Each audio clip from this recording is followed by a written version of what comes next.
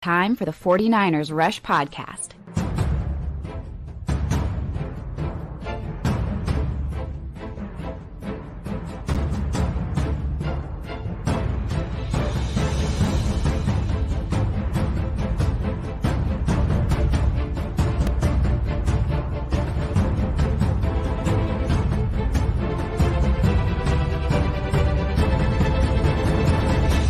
And here's your host, John Chapman.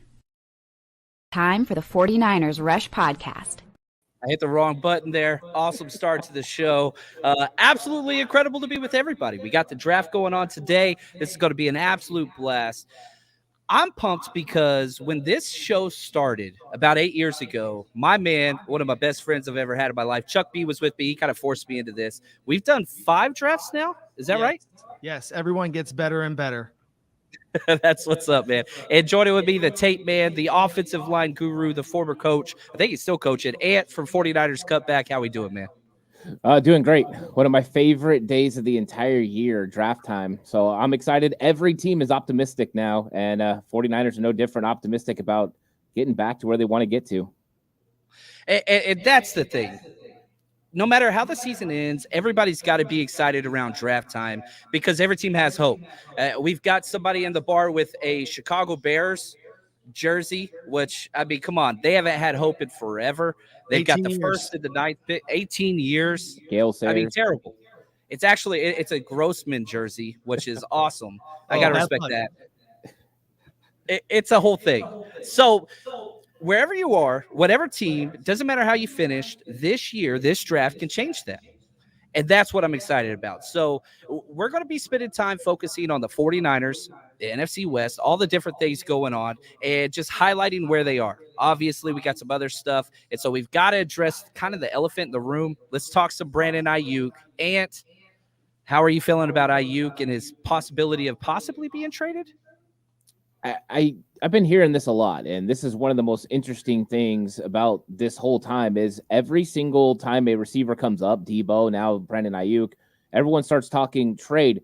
I just don't see where there's the pick that gets the 49ers into the top 10 where they want to be for Brandon Aiyuk. We see A.J. Brown, he didn't get close to a top 10 pick. I just don't think that there's that kind of pick available. I don't think anyone's going to offer that's too sweet. So to me, I don't think Brandon Aiyuk ultimately gets moved, even though I'm sure conversations are going on. That's what has to happen. Who knows if someone will blow you away with some move that sets your team up for the future. But can you really lose Brandon Aiyuk this year and punt the season knowing you have Super Bowl aspirations?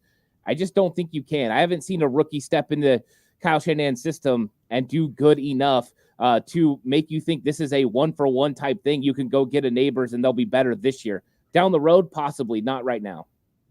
And, you know, as we're talking about this, breaking news, the Philadelphia Eagles just extended A.J. Brown to a 3-year, $96 million deal. Charles, how you feeling? The highest paid wide receiver in the NFL currently.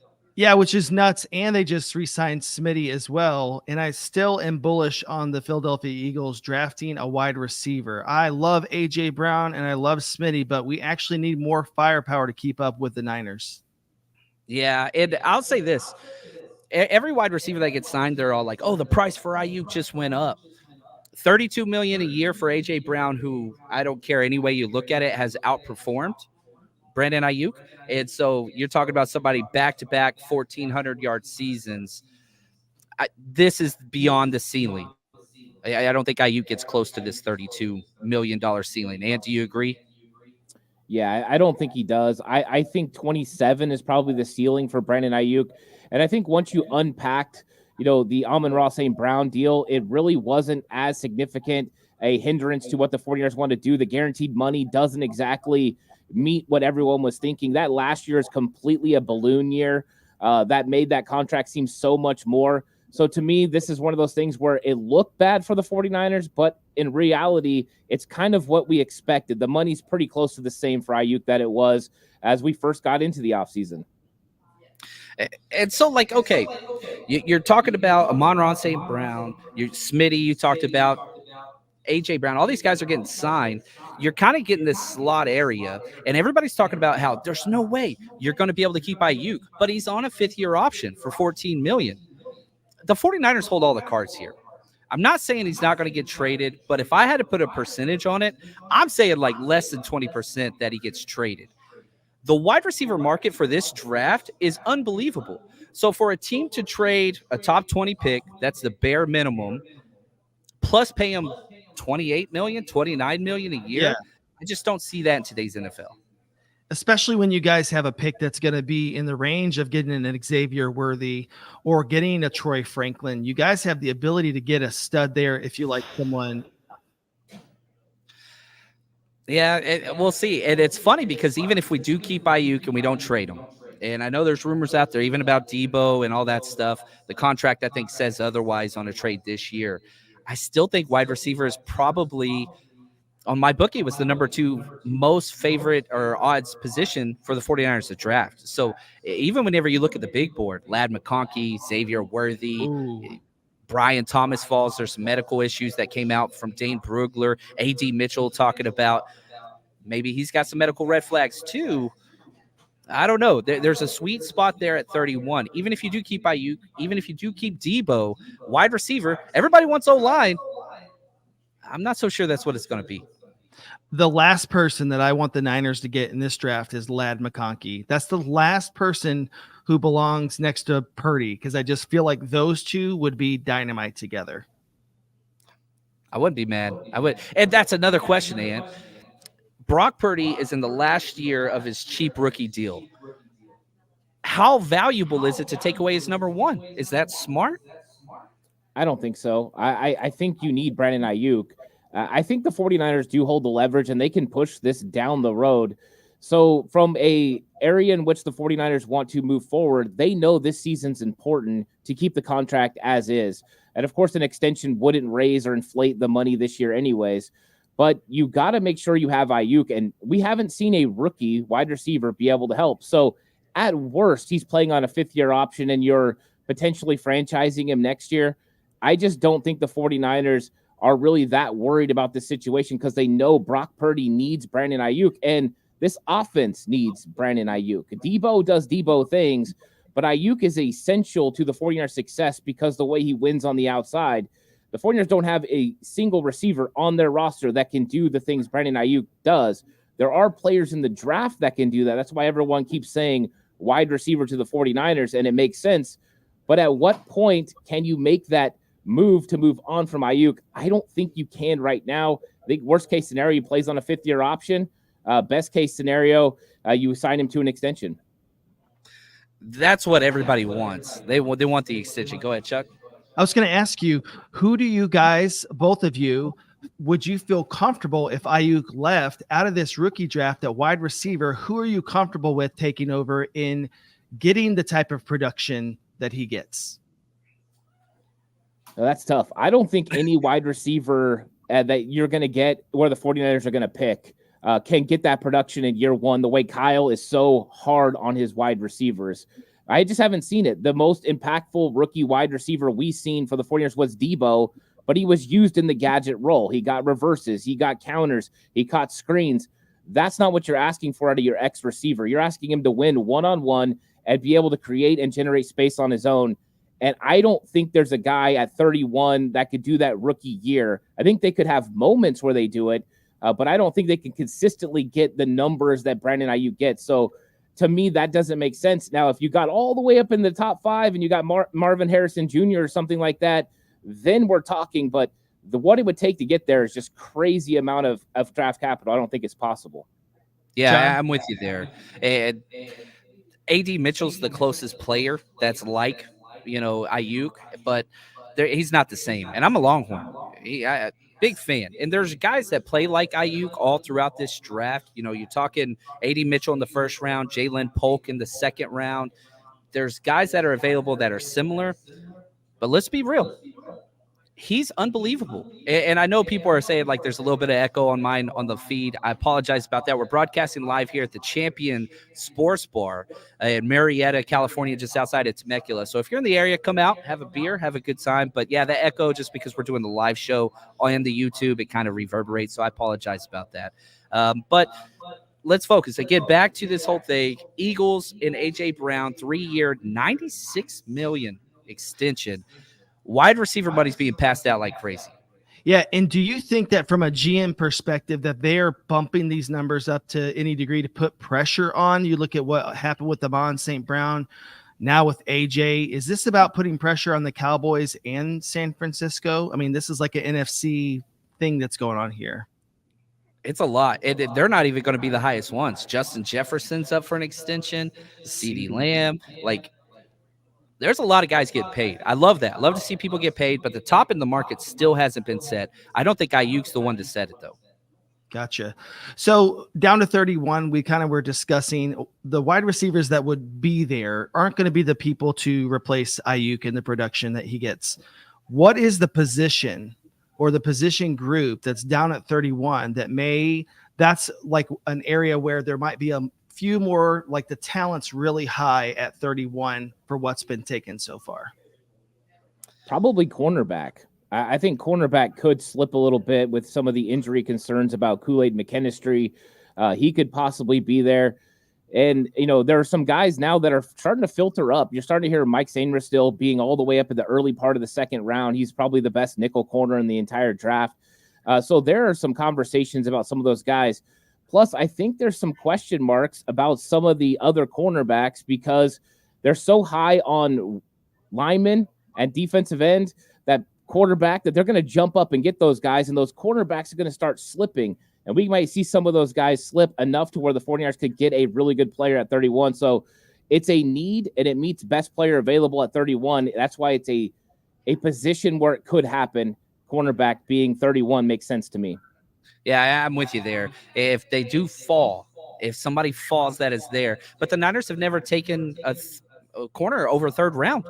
Never happened. So can they adjust that? I wouldn't be upset about it, because if you look at the contracts, especially at that position, Diamador Lenore, expiring contract. Charvarius Ward, expiring contract. Even Ambry Thomas, who nobody's really like in love with, you're losing a lot of guys. And so I could definitely see that. Shout out to Daryl in the super chat. Appreciate you. A lot of hashtag TCC love.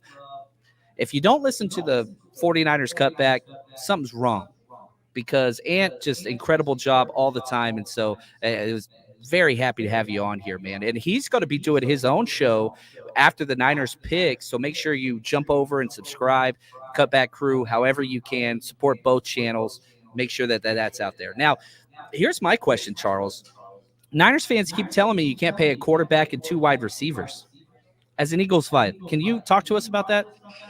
His name's Howie Roseman, and I don't know how he does it, but he does it. And I think the thing is that you have to adjust to this model. The cap has been adjusted.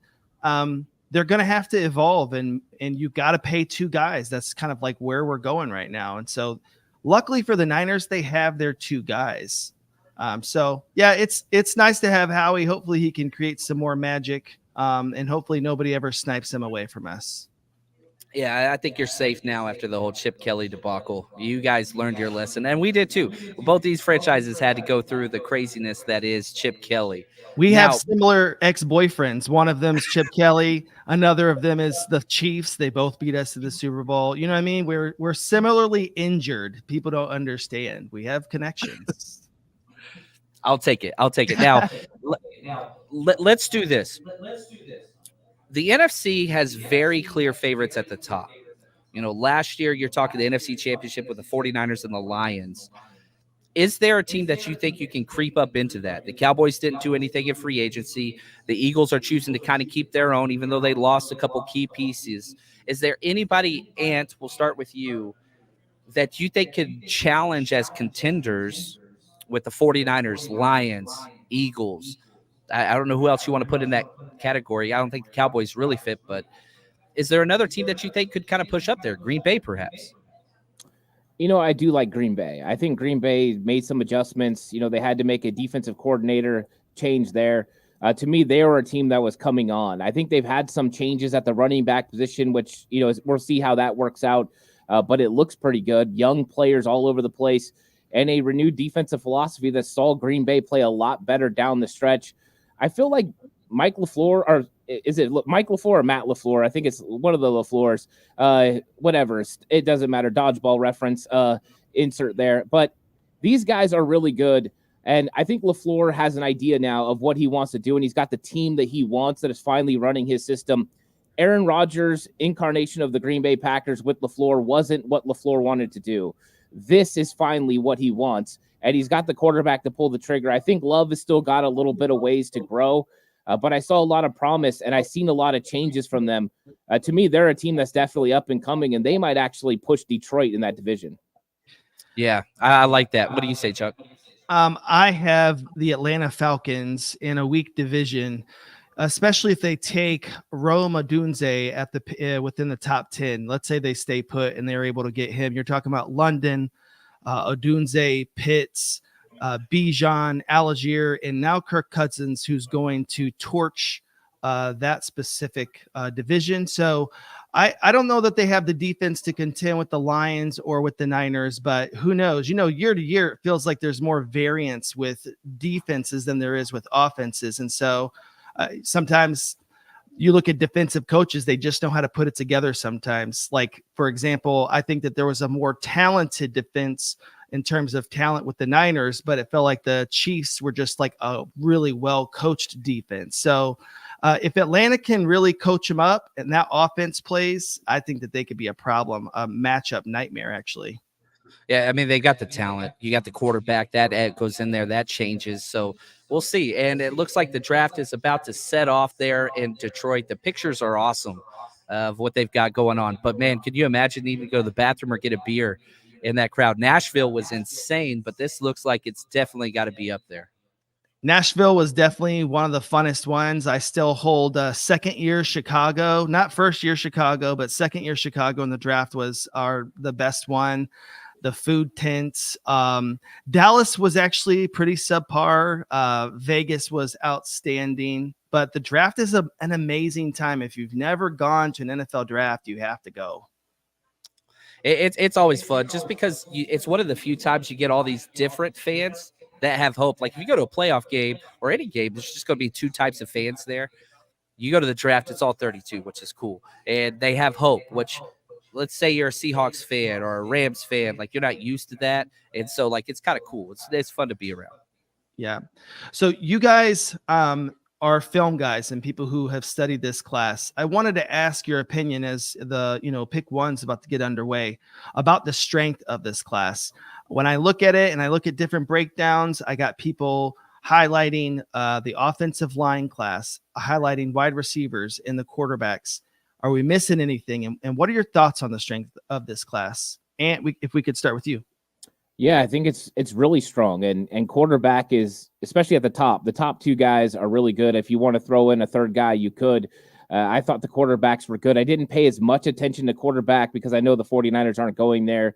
But there was a couple really good players there. And then when you look at the position, offensive line and offensive tackle, that is a real problem around the league. There's just not enough good offensive linemen. So now you've got a draft that's top heavy with really good offensive linemen. So I think that's going to make people crazy about the talent there.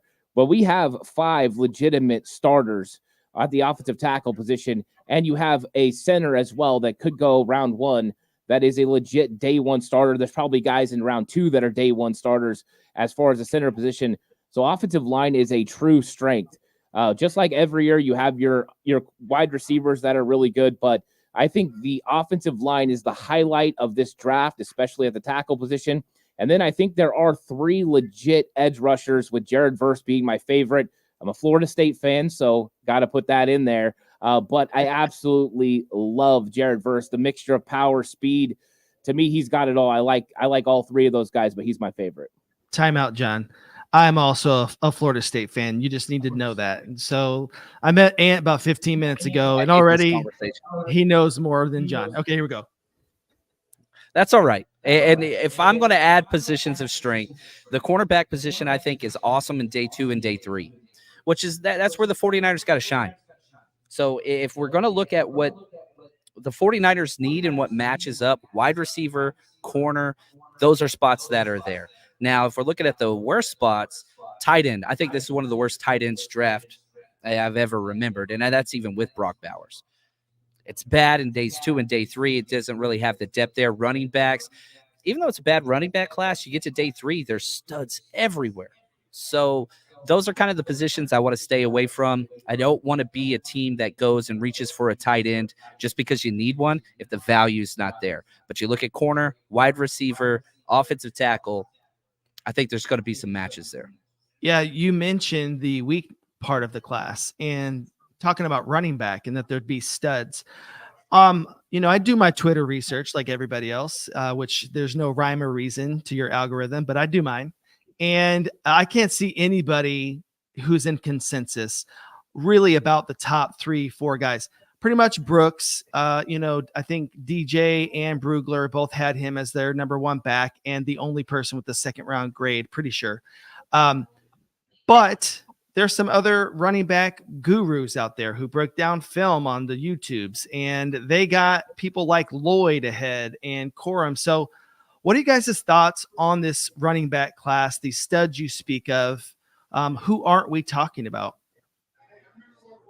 Well, I think you got to talk about the 3rd round Shanahan running back picks that have just missed consistently. Joe Williams, I think that was a 4th round pick. They traded up for Trey Sermon. Talk about TDP. Bad. But you get in this draft, there's some studs in the 3rd, 4th round, whether that's, Shipley out of Clemson, who I really, really like, Ray Davis out of Kentucky.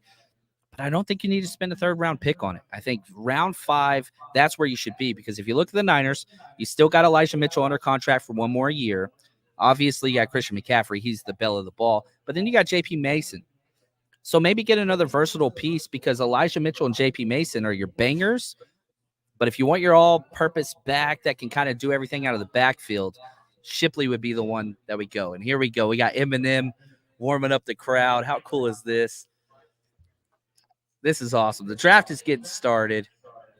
Detroit, man, I love it. They showed out. This is fun. I mean, Eminem should definitely come out for a surprise performance. It would only be right. That's right, man. This is so cool. And, shout out to Eminem flipping off 49ers fans when we knocked his team out of the playoffs in the NFC Championship. Yeah. Proud of you for that one, Eminem. Respect. Don't change your game. It's who you are. Absolutely. He'll create a diss track at you guys later. Can't win them all, man. It is so cool to be down there. I actually am wearing my tag of when I got to go down in the pit, and I got to in Dallas, actually, of all places, being down in the draft down there where there's former NFL players walking around shaking your hand. They're passing out football cards and memorabilia. It's quite an experience. That's awesome.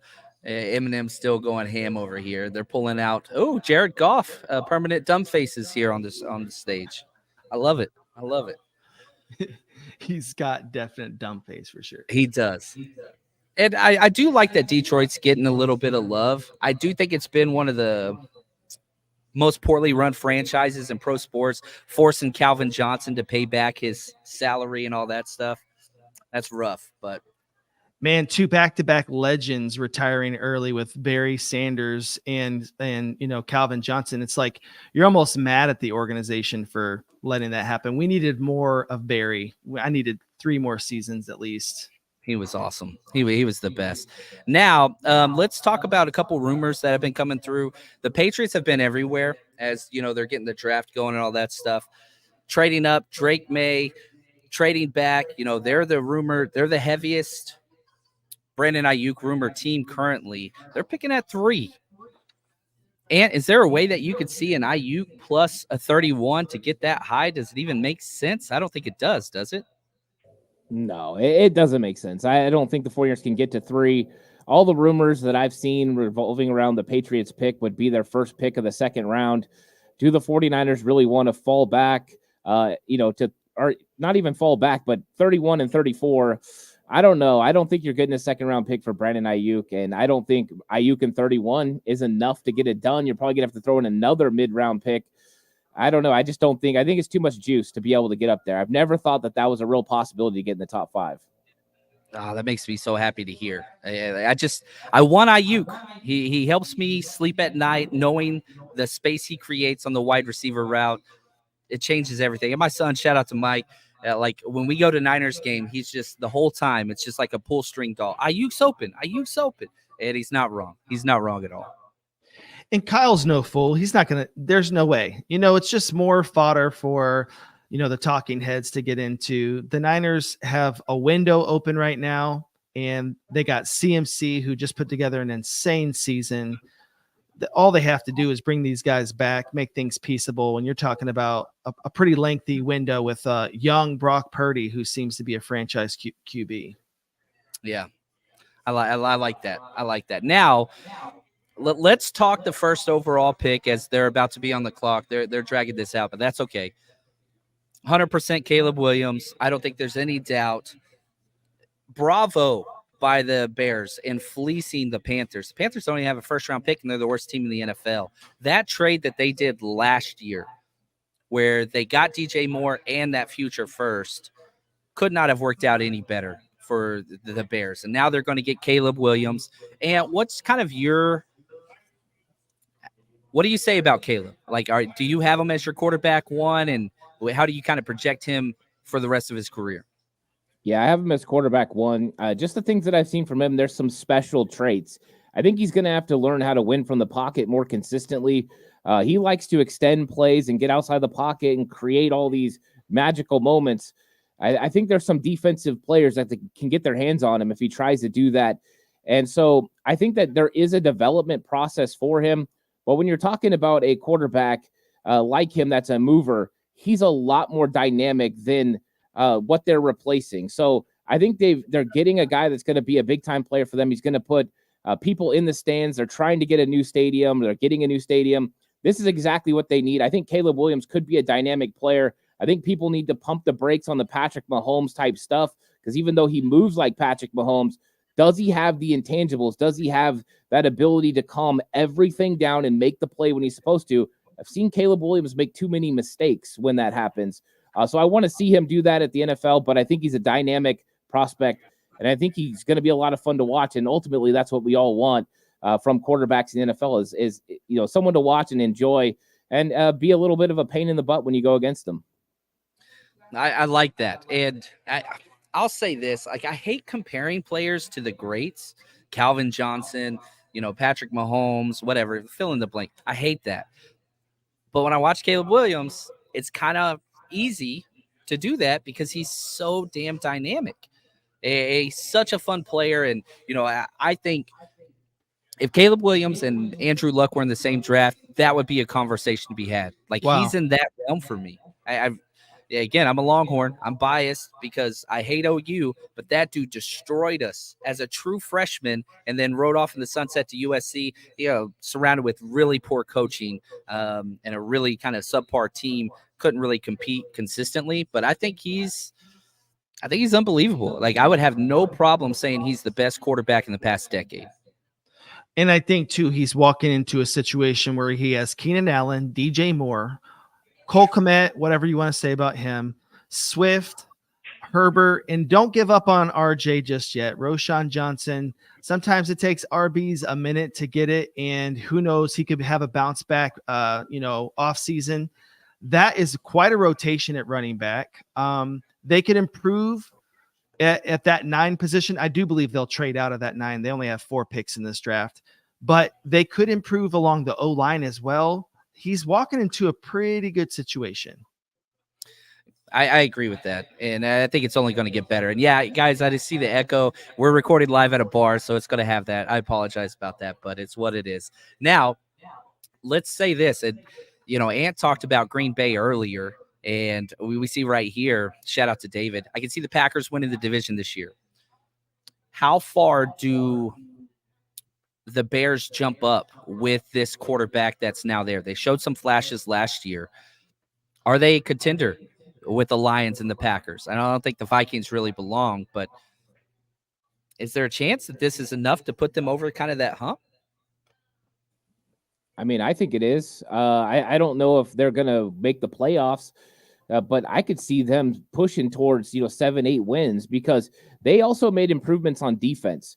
They have been pushing to get that defense in line.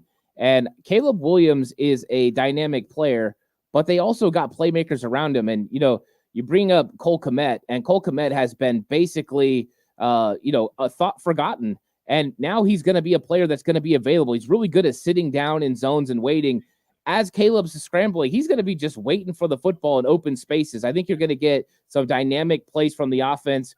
And then I think you're going to get a better defensive outlook. So I wouldn't be shocked to see them win 7 or 8 games this year and start changing the tide to where the way we were talking about Detroit before last season, we're talking about the Chicago Bears next season. Like, hey, here they come. They might make some moves in the NFC. Now we've got to have some trades in the top 5. If we're looking at just the quarterbacks that could go all over the place, like there's a chance a team jumps up. So, we know we've got Jaden Daniels, we've got May, and we've got JJ McCarthy. Those seem to be the 3 guys that are constantly rumored in this area. So if we're just looking at the next 5 picks, you got Washington at 2, you got the Patriots at 3, Arizona at 4, and the Chargers at 5. That 4-5 area is a total trade magnet area. Which teams, Charles, we'll start with you, do you could see trade up in the top 5 for a quarterback? So I think that the way I look at this is not just based on a trade chart, but based on who I think is the most reckless team and who may act the most reckless. For example, when Snyder was in charge in Washington, you could sort of bet on him to overpay and mess this, it becomes less predictable. It makes sense for the Vikings to do it based on their draft capital. I could see the Giants getting desperate, but a team that I've heard and the one that I actually believe would probably give a whole lot would be Denver. If that's my long shot dark horse to come up way up, I think Denver has enough people at the helm who are willing to make very dicey decisions and overpay. Russell Wilson, Peyton, all the cutting Russell Wilson, trading for him. It's been bad and bad and bad. So Let's maybe ride. that stays. Let's ride. Let's ride. Broncos country. The pick is in for the Bears, so we'll announce that here soon. We're going to ask you, this hasn't happened yet, but try not to put spoilers in the chat if you don't mind. Let's wait till we announce them here live so everybody can kind of go through that. So if you have inside information, that's awesome. Twitter is the place for that. Probably not the chat, but we all know this one's going to be Caleb. So with that being said, we'll announce it as it comes in. But I do want to kind of shift. How does this number 1 pick fit with the last couple years? Is there anybody in your opinion, we'll start with Ant, that you think is even close to this Caleb Williams pick, that in the number 1 that you would put up there, Trevor Lawrence perhaps? I don't think so. I love Trevor Lawrence coming out, but I mean, you saw a guy that won from the pocket, but the dynamic ability that Caleb Williams displays is just different.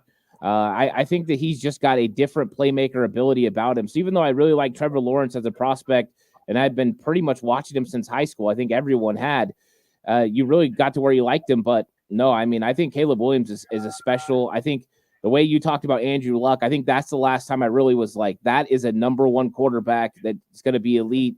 And I kind of put Caleb Williams right now, prospect-wise, that's the thought of who he's going to be in the NFL. Yeah. That's awesome. And shout out to Austin. Gifted 5 memberships on our YouTube channel. Absolutely incredible. Thank you so much. Much appreciated. This is awesome. There we go. Caleb Williams, the official pick, number 1 overall. Dude's a baller. And whenever you look at just what he does differently, it's just playmaker status. He's got the mobility, the off-script plays, just scrambling ability. And probably one of my favorite things that I saw, going through draft film, which I hate watching USC tape just because they were so poorly coached offensively, defensively. But him and Brendan Rice, Jerry Rice's son, when the play broke down, simpatico. It was so fun to watch them kind of how they maneuvered and handled those stressful situations. Now he gets to do that with DJ Moore, with, it's going to be fun. It's going to be fun to watch the Bears play for the first time in a while. Yeah, and I think that the city is been there. It's an angry city. I live near this city, and they're angry because they want their Bears to be good again. And finally, and also because the tickets to go to a Bears game are outrageous, but they want their team to be good. So I'm happy for Chicago. It's been a long time, and I can stop listening to my in-laws complain so much at family parties. So you were mentioning though previous classes, and you think back to CJ Stroud of last year. You think back to, Kenny Pickett. The prowess guys. Wow. You know what I mean? Trevor Lawrence and Burrow. I have Caleb Williams over them as well, but I'm wondering, is he going to be as productive as a CJ Stroud in year one? That was one of the best rookie seasons of all time. It was incredible what CJ did. But I do think he can be successful, and I think his ceiling's way past CJ. CJ was my number one last year and proved to be correct on that. Don't draft 5'10" quarterbacks. Don't trade up for 5'10" quarterbacks. That should be an axiom. But we'll see. Now, let's shift here. Adam Peters, who has been with the 49ers forever, he's now with the Commanders. They're on the clock at pick 2. It's going to be a quarterback. They've said that much. They said they're fine staying there. I doubt a trade out. Who do you think they go with? It's interesting. I think Adam Peters is an interesting guy because I don't think anyone really has a pulse exactly on what he's going to do. He zigs when you think he's going to zag. I think it's going to be Drake May. I know a lot of people are going with Jaden Daniels, but I think Drake May kind of fits what they're trying to do and the type of offense that they want to run there. To me, that makes the most sense for me. But I've heard a lot of rumors about Daniels, but I think Daniels is a little bit of a different prospect. He's been around for a while. I get vibes from him that remind me of Bryce Young. And I know that's not fair, but the body style and stuff like that kind of remind me, even though he's taller, I like May a little bit better for this pick. Yeah, that's what I put. I did my final mock draft, and I'll put it up there just so you guys can see it and make fun of me because I'm sure it's going to be way, way off. But I had Caleb Williams, Drake May, then Jaden Daniels. It seems to be the common kind of consensus now that this is going to be Jaden Daniels and that they've kind of settled on that. Cliff Kingsbury, who's never had success anywhere that he's coached with any quarterback outside of Johnny Manziel, is now the offensive coordinator there. We'll see. Adam Peters, I think Drake May fits more. But with Kingsbury, you talked about, franchises that make bad choices. That is Kingsbury to a T. Yeah, and I think it's like, again, Jaden Daniels, the one thing that I notice in, the film that I watch is just how he carries the ball and how he chooses to take hits. And in the NFL, it's a car wreck every Sunday. And so I just don't know that he's going to survive those hits. I like the fantasy prowess of him. I get that. But I think that Drake May has similarly what happened to CJ Stroud in the draft process last year is happening again, where we're sliding a guy because of the fantasy upside we see in another player. Anthony Richardson being the case the year before. Yeah, I like that. And one of the things about Jaden Daniels, you just see that dude get popped crazy. The huge hits all the time. And it was just like he kept getting up and battling, which is incredible. But how's that going to translate, at this level? Is that going to continue? Is he going to be able to keep playing those things? We'll see. He's a small guy. So we'll see. But I think Drake May is who I would take here. I think they're going to take Jaden. I would take Drake May. He's my number 2 quarterback personally. Yeah, I think New England would love for them to go ahead and take Jaden and allow Drake May to fall to them, especially if they're not moving out. I think Drake May would be the quarterback that they're looking for. They haven't really had anyone. I mean, the whole McCorkle experience didn't work out. They need an answer there, and to me, that would make a lot of sense. It's a solid quarterback with this nice, strong arm to be able to throw in cold, wintry New England. Ooh. So yeah. Kyle asked this: 5 quarterbacks taken this year in the first round. You guys agree? Could there be 6? JJ McCarthy's going in the first. If Drake May, Jaden, they are. Can Penix or Bo Nix sneak in here? Chuck, what do you think? You're shaking your head no. Not Bo Nix. I don't believe so. His ceiling is that of Ryan Tannehill, and I just don't know that somebody's going to try to move up for that. Penix, on the other hand, I think there's some question marks with him. I know that the injuries are the thing, but he's like got a Ken Stabler style where I think there may be some NFL teams that might like that. Ooh, I like that. And we got people accepted those memberships. Thomas says, thank you for the membership. Greatly appreciated. Shout out to Austin, fun ESF guy. Great man. The pick is in for the Commanders. I want you to put in the chat who you think it's going to be. Drake May, Jaden Daniels, JJ McCarthy. It's one of those three. It's got to be. It's got to be. So I think May. I'm going to say May. It's going to be May. You know, anybody in C? No, it's not happening. No, this demographic gets you. I feel. Speaking of, look at this. Mark, he says, can you play some Johnny B. Good on any of those guitars, Chuck? I mean, upon request, you know, I can do many things. First time I met Charles Barr, he was playing a guitar outside of the women's dorm in freshman year of college. That is, Chuck's always on point. I'll do whatever it takes, as you hear. Trying to woo John's wife, but that failed. That is factually correct, actually. That is actually true. All right, the Commanders pick is in. And this is kind of where the draft starts. We all knew who pick one was going to be. So Goodell is up on stage. The boo's got to be coming in strong. And with the second pick of the 2024 NFL draft, the Commanders' new quarterback will be Jaden Daniels. They went with dynamic over everything else. And there we go. And now the draft has begun. Yes. Because now we're at pick 3. The Patriots have probably the worst roster in the entire NFL. Ooh. They've been said that they've been very high on Drake May. Those have been the rumors. And it was him or JJ McCarthy could trade out. I would trade out or take a wide receiver here personally, but with Drake May there, that seems to be it's a layup. No? Absolutely. In that roster, as you mentioned, it's just got to be one of the worst. It's Belichick left that place a dumpster. And I was going to ask you, I actually don't know much about their offensive line. What's the shape of the offensive line for the Patriots? You know, they've had question marks. Yeah, they've been bringing guys in, but, you know, they just made a big change at right tackle. So, I mean, this is always a possibility for Joe Alt because he's a guy that you could step in day one and he's a bona fide starter for your football team. And anytime you get a guy like that, it really doesn't matter who's on your offensive line. You're finding a spot for him because offensive line is so hard to figure out. The only thing that trumps that is if you think Drake May's a franchise quarterback. Other than that, I think you take the offensive tackle. I don't care who else is on the roster, to be honest. Yeah, you put a quarterback here, they're going to fail. Kendrick Bourne's your number one wide receiver. Your tackles are McDermott and Okafor.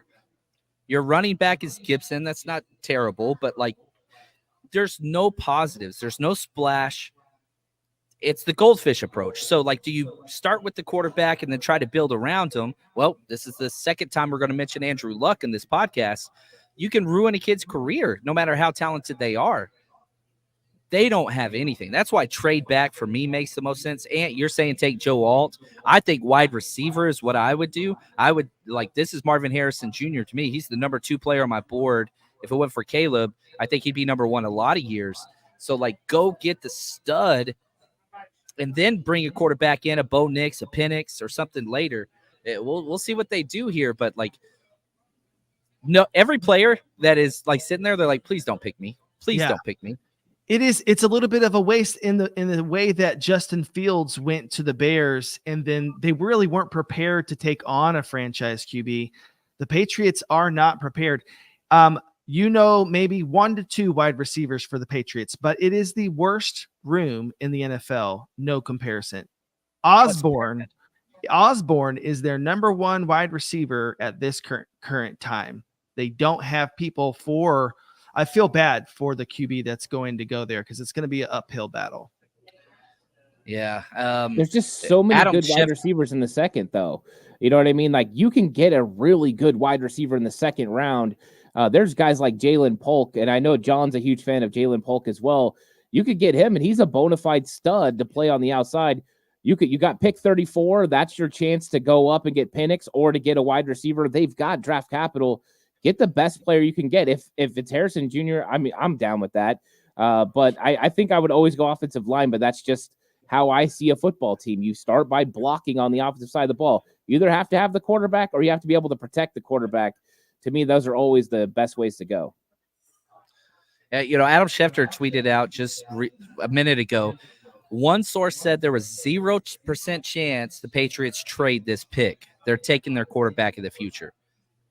The fact that he didn't say that or tweet that out until Drake May was on the board when they were on the clock, I think that's big. I really, really do. Like, this is a pairing because the rumors were saying that, well, if Drake May's gone, then there's a possible trade. So I think this is going to be Drake May, and I was pretty high on him. He was my number 2 quarterback. Now I'm just like, no. You fantasy people out there, you dynasty people out there, if this is Drake May, we'll see here, like, fade.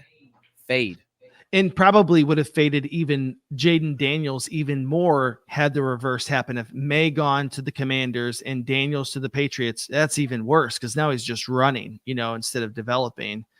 Maybe May has the ability to, get the ball out of his hand a bit more, extend some plays to survive this year, and hopefully they build. But I think trading out is the right choice. You make a team. Takes in. Bad teams are bad for a reason. And a lot of times now, was there a team willing to trade up? We talked about all the quarterback needy teams. This is an interesting one here. Now, I like this question right here from John. He says, who do you think will have a surprise fall out of the top 10? We're a couple picks in now. Who is one of those players? Now, my top 10 list, I got Caleb 1, Harrison 2, Drake May 3, Roma Dunze 4, Malik Neighbors 5, Joe Alt 6. Is there anybody? I think those guys are locks. Is there anybody, Ant, that you think could fall out of this top 10? I mean, according to what, what I'm just looking at my big board here, I have Latu in the top 10. I think Latu is one of the best edge defenders. And with some of the concerns about his medical, I think he could fall in the top 10, even though I think he's deserving of a top 10 pick. So I think there's guys like that. I think also a lot of people have mocked Brock Bowers in the top 10. I could see him going a lot later as well. To me, paying a tight end top 10 money, that doesn't make a lot of sense with the value around the league. So I think he's another one that could tumble to 15 or so. There we go. Drake May, drafted number 3 overall, the new quarterback of the Patriots. You never want to replace the guy. You don't want to replace Tom Brady. Yeah. You want to replace the guy that replaced Tom Brady, who was McCorkle. McCorkle's gone. He's now down in Jacksonville. Pretty easy to fill those shoes. Difficult to TB12, different story. McCorkle, Dad Body Jones, that's a little bit easier. So I don't like it, but I'll be honest, whoever they drafted, I probably wouldn't have liked. It just was not. It's just not a quality roster. Well, in best case scenario, they don't make him start right away. Give him the ability, give that roster the ability, time to adjust to the NFL before, who is it? Brissett. Let them get, maybe 6 to 8 games and then let your boy get in there, but let him learn. All right. Next up, we're in the NFC West, the Arizona Cardinals. They are on the clock at number 4. They don't have a quarterback need. So do they stay put and take the best player available, who would be Marvin Harrison Jr.? I really don't want that. Or they trade back. Monty Ossenfort, he did this last year. He traded back, then jumped up. That's kind of what they're known for. Is this the first trade that we get in this draft? Is this going to be the first one? Could be. There's a lot of value there. And I think there's a lot of teams that are wanting to get one of these players that are available. You bring up Marvin Harrison Jr. I think he's a transitional. I mean, he's one of those guys that transcends. He's great. A lot of people want to get their hands on him. Conversations today where Indianapolis wanted to figure out a way to get their hands on him. So to me, this could be a trade spot. I hope it happens because I don't want to see Marvin Harrison Jr. 2 times a year playing the San Francisco 49ers. I think he's a real problem and a legit number 1 receiver in this league. So I actually do hope they trade and somebody comes up to get him and kind of keep pushing those tackles down as well. Yeah, that would be nice. Shout out to Austin, who gifted all those memberships. He's a Patriots guy. He says, damn, it's hard to be a part of this. Mark says here, I'm all for watching the Patriots fail for a few years. I think we all are. Yeah, we all want that. And shout out to Sid. She says, I'm so happy I have my draft guide. Thank you, Sid. For all those who don't have that, if you go over to the 49ersrush.com, sign up. We've got our full 205-person write-up, ranked 1 through 205. That's all there. So the whole idea is to incorporate the draft and make it more fun for you. So go check that out, the 49ersrush.com, if you haven't already. But let's do predictions here. Let's say they stay here. Charles, who do you think the Cardinals go? Wide receiver is terrible. Their whole core is awful. They have to. I mean, and two, it really makes sense. You've got Kyler, who's, he's fresh off of Call of Duty and he's ready to engage. I think McBride, Wilson, MHJ. Connor, who knew this guy would continue to last the way that he's last? The neck surgeries, the issues that he's had, he's played fantastic. So you've got to give him more. Rondale Moore obviously didn't give them enough, so he's traded. So it's got to be MHJ. Their starting outside wide receiver is Zach Pascal currently. That's their number one, their ex-wide receiver. They've got to go wide receiver early and often. Yeah. I wouldn't be surprised to see him walk away with at least 2 in this draft. So I would go Marvin Harrison Jr. To me, he makes the most sense. He's a legit number 1 receiver, and then you can add to that as you go out through the draft. But I mean, he's almost as close to a can't miss guy as there is. I mean, it's too good at this spot. Just go ahead and get it done. And it's unfortunate for the 49ers because now they're going to have to play him probably a couple times a year, and that's never fun. He's a beast. Adam Schefter just said, not expected to trade this pick. The Cardinals are going to stay at 4 and take an offensive weapon. It's got to be Marvin Harrison Jr. Now, some teams had Malik Neighbors the number 1 wide receiver. Is that a possibility here? Could be. I mean, a lot of people think that he has a higher ceiling than Marvin Harrison Jr. So if you think he has the elite traits to make him better then some people are willing to project. I'd rather go with the guy. Here's what I think the draft begins really after this pick too. For me, I knew it was quarterbacks 1 through 3. It has to be Marvin Harrison here, but then at 5, it really opens up. Here's the thing that threw me in. Harbaugh, baby. Yes. And I got a question for you, Ant. So in Daniel Jeremiah's mock draft, he had Latham from Alabama go over Joe Alt. Do you think that that's a possibility in this draft? It is, because it's the eye of the beholder. And when you're looking at certain schemes, you have certain fits. And some guys just fall in love with certain players. And I love J.C. Latham. I think he's a very talented dude. He's very clean. So those type of things will definitely make an offensive line coach and a general manager and scouts like a player. And you don't want to project when you're picking in the top 5. You want a can't miss guy. And so I think J.C. Latham is one of those guys. I like it. Number 4 overall pick, the Arizona Cardinals take Marvin Harrison Jr. Just like we thought. Niners going to have their hands full. If you thought corner was an issue, now it's what it is, because you're bringing in another top-tier wide receiver. You've already got Cooper Kupp. You've got Puka. You've got DK Metcalf. You got Tyler Lockett. Now you got Marvin Harrison. You got to face every one of those names at least twice a year now. You've got to be able to build to win your division if you're the 49ers. And listen to my write-up. Okay, 6'3", 209, Marvin Harrison Jr. did no testing. Madden created character with all the cheat codes. Perfect route runner that can high point the ball, the best in the NFL already. Fits every system, can play all 3 wide receiver spots. Should have been the number 1 picked wide receiver in the past decade. How high I was on Caleb Williams, I reciprocate that. And it matches Marvin Harrison Jr. as well. I hate that the Cardinals did this. I was hoping he would go number 3. They got a stud. Yeah, and how does he fit with this offense that the Cardinals run? He fits every offense. Yeah. He's that good. He is. I mean, elite route runner. I mean, the guy creates separation on his own. You don't have to scheme things up for him. He's a yard after the catch guy. He's everything you're looking for in a number 1 wide receiver, and he's going to be a problem. And right now, Charvarius Ward, it better get some extra work in. Deommodore Lenoir, let's start getting more physical at the line of scrimmage, because you're going to need it. This is going to be a tough one, and now that's something you have to worry about. The only good news for the 49ers, the quarterback for Arizona is still 5'9" and can't see over his offensive line. That's the good news. Love that. That makes me happy. And I will say, like, we have the most physical corners in the NFL.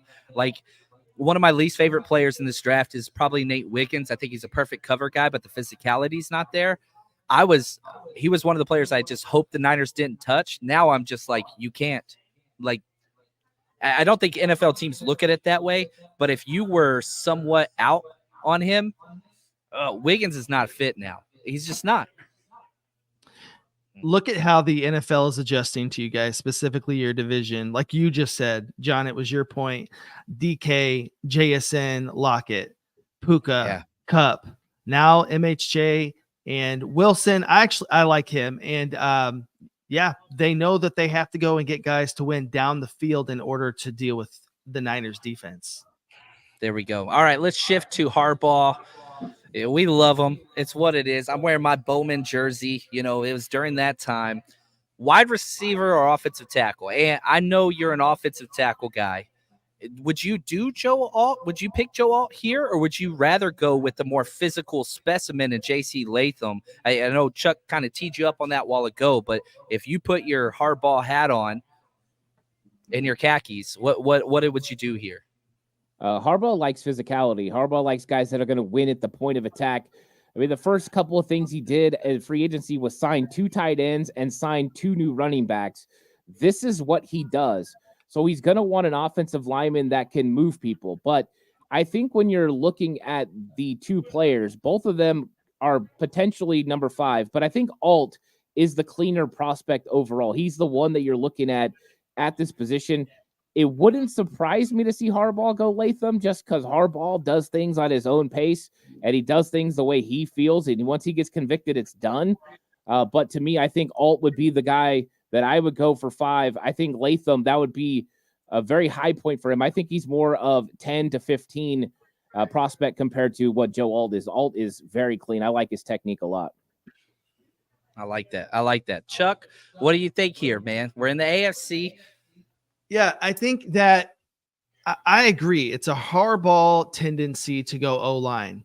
However, the question to me is, do they see Rome Odunze or Neighbors as a higher prospect overall that would change their team more dynamically to be playmakers on the outside? Right now, they lost Keenan Allen. They lost Mike Williams left, I believe, correct? They drafted QJ last year. That seems to be problematic. Who is their number 1? Palmer is their number 1 wide receiver. So right now, Justin Herbert's throwing to who? Yeah. And I know it's deep. Nothing. It's a deep wide receiver class, but you got to have a 1 when you have a superstar QB like the Chargers have. So Alt and Latham makes sense to me. That's where I would go. I would want to go into the offensive line, but I'm not going to be surprised if Neighbors sneaks in. Ooh. Yeah, I could definitely see it because it's a huge void. Now, when Harbaugh was asked about this, he's like, dude, offensive line, you got to establish the run. And you remember with the Niners, they picked not 1, but 2 offensive linemen in the first round, and Michael Apati and Anthony Davis.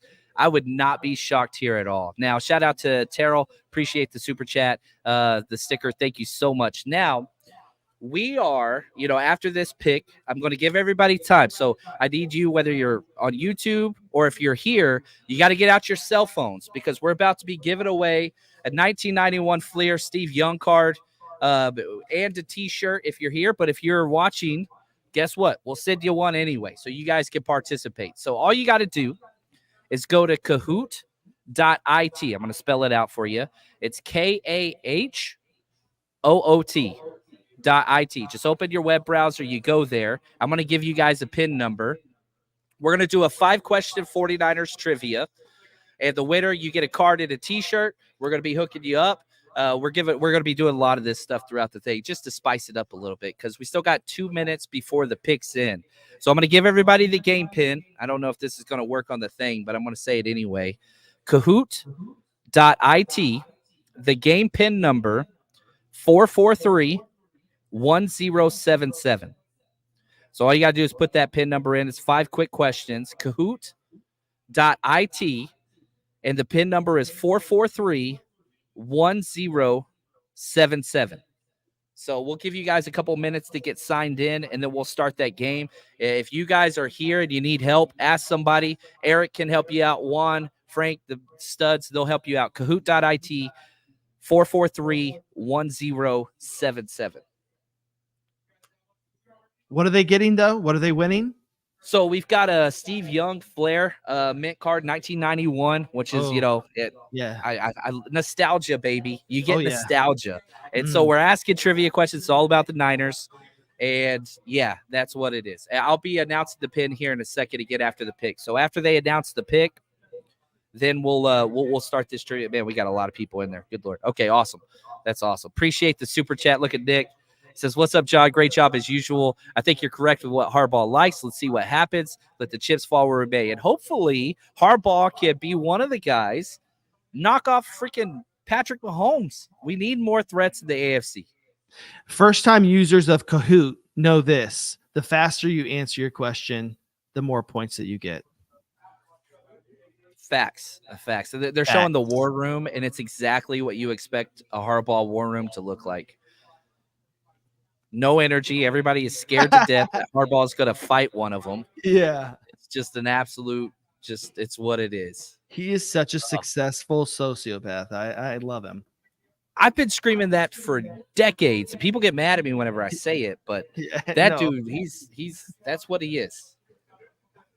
Was anyone disappointed in his tattoo? Like, he couldn't get like a better graphic. I was like, there's lots of really good tattoo artists, and he got like this real generic. Let's get the real logo. Let's make this look nice. I don't know. I was a little disappointed in Harbaugh's tattoo. There we go. Yeah, I mean, he's an interesting guy, but that's okay. Let's see what he gets here. And again, just reminding the chat, we're not tipping picks here in the chat, please. If you do, then we'll pull you out of the chat, but we want to go through the live reaction as close as we can. Twitter is a place you can do that. Instagram, Facebook, wherever else. Go have fun. Do whatever you got to do. So Goodell's coming out. He's looking exhausted already. Shout out to Goodell, man. Man, we've hated him for so long. I mean, for so long. It's funny, dude. 2001, we were hating him back then. So yes, lots of booze. So here's the pick. The Chargers' 5th overall selection of the 2024 is Joe Alt, tackle, the first offensive line. And Anthony, I wish I was there to give you a hug, because we your pick, your position was selected, and that is awesome.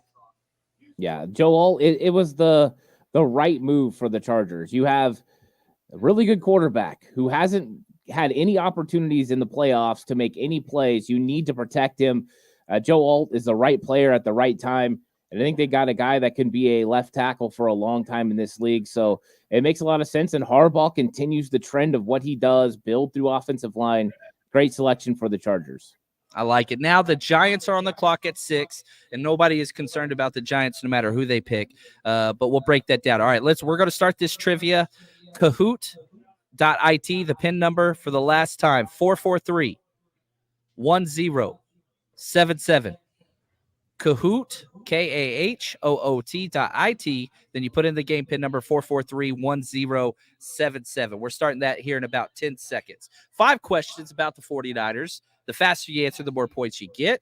Here we go. I got to fix this light. There we go. All right, starting it up. Oh, that's okay. We got lots more coming. So if you miss this one, don't worry. We'll get you on the next one. 3, 2, 1. Question number 1, quiz, multiple choice. How many passing touchdowns did Brock finish with last season?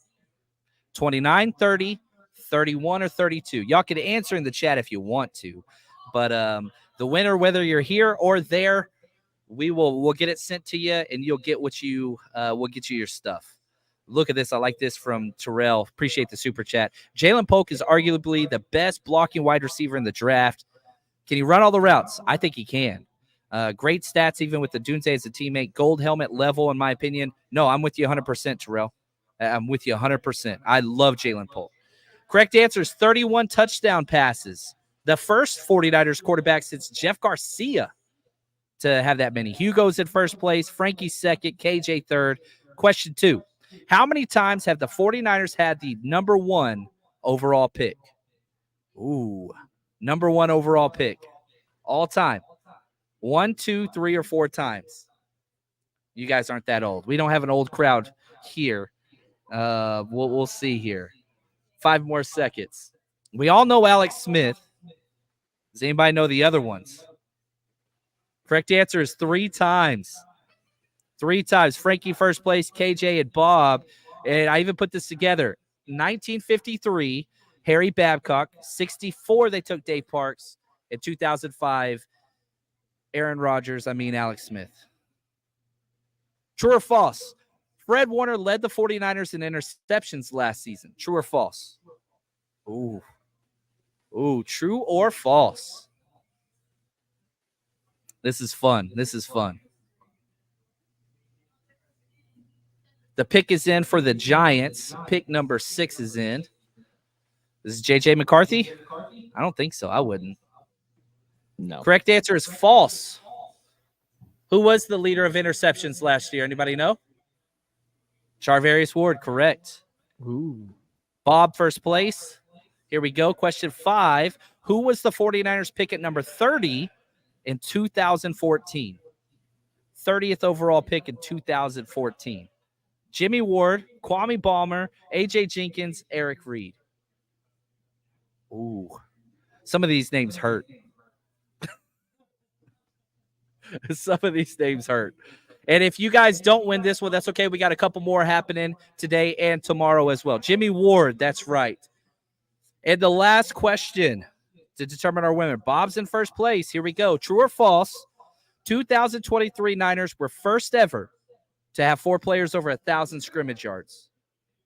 First team ever to have 4 players over 1,000 scrimmage yards. Let's see here. So the Giants are in. Wide receiver would make sense, but man, their quarterback is so bad. I think the value now is at wide receiver. True is the correct answer. First team ever. And our winners, timing this up with a pick is fun. KJ got 3rd place. 2nd place goes to J-Rod, and our winner, here we go. Say the name. Bob 49. Congratulations. Bob 40. Malik Neighbors goes number 6 overall to the Giants. That's a good pick. All right, Chuck, you're an NFC East guy. You hate it. Yeah, I hate it. And I mean, they're going to misuse him, that'll be fine. But, the Eagles somehow find a way to play down to the level of the Giants just about every year. So count Neighbors in for like 170 yards and 2 touchdowns every time they face Philly. That's what it is. Now, Bob 49, congratulations. Bob, are you here in person or are you online? We got an online winner. Okay, Bob, I'm going to mail this out to you. You got to email me. Give me your address and tell me the Steve Young card, and I'll get that in the mail to you whenever I get back to the Bay Area. There we go. Bob 49, congratulations. There we go. So, Malik Neighbors, 2 stud wide receivers, 1 offensive tackle, 3 quarterbacks. That's where we are through the first kind of 6 picks, all offensive players. Only the 2nd time that this has happened in common draft history, which I think that says a lot about this season. And here we go. I mean, this is, I guess, where we thought there might be some shakeup, maybe between picks 4, 5, and 6. So far, no. But this 7 area is where the majority of some of the top mockers out there have a trade happening. What do you think the likelihood is? Ant, what do you think, man? Yeah, I think it's a possibility. I think Tennessee, Rand Carthon, is always looking to acquire more picks. He's trying to build this team up. They have really struggled when it came to the quarterback position, some big-time misses.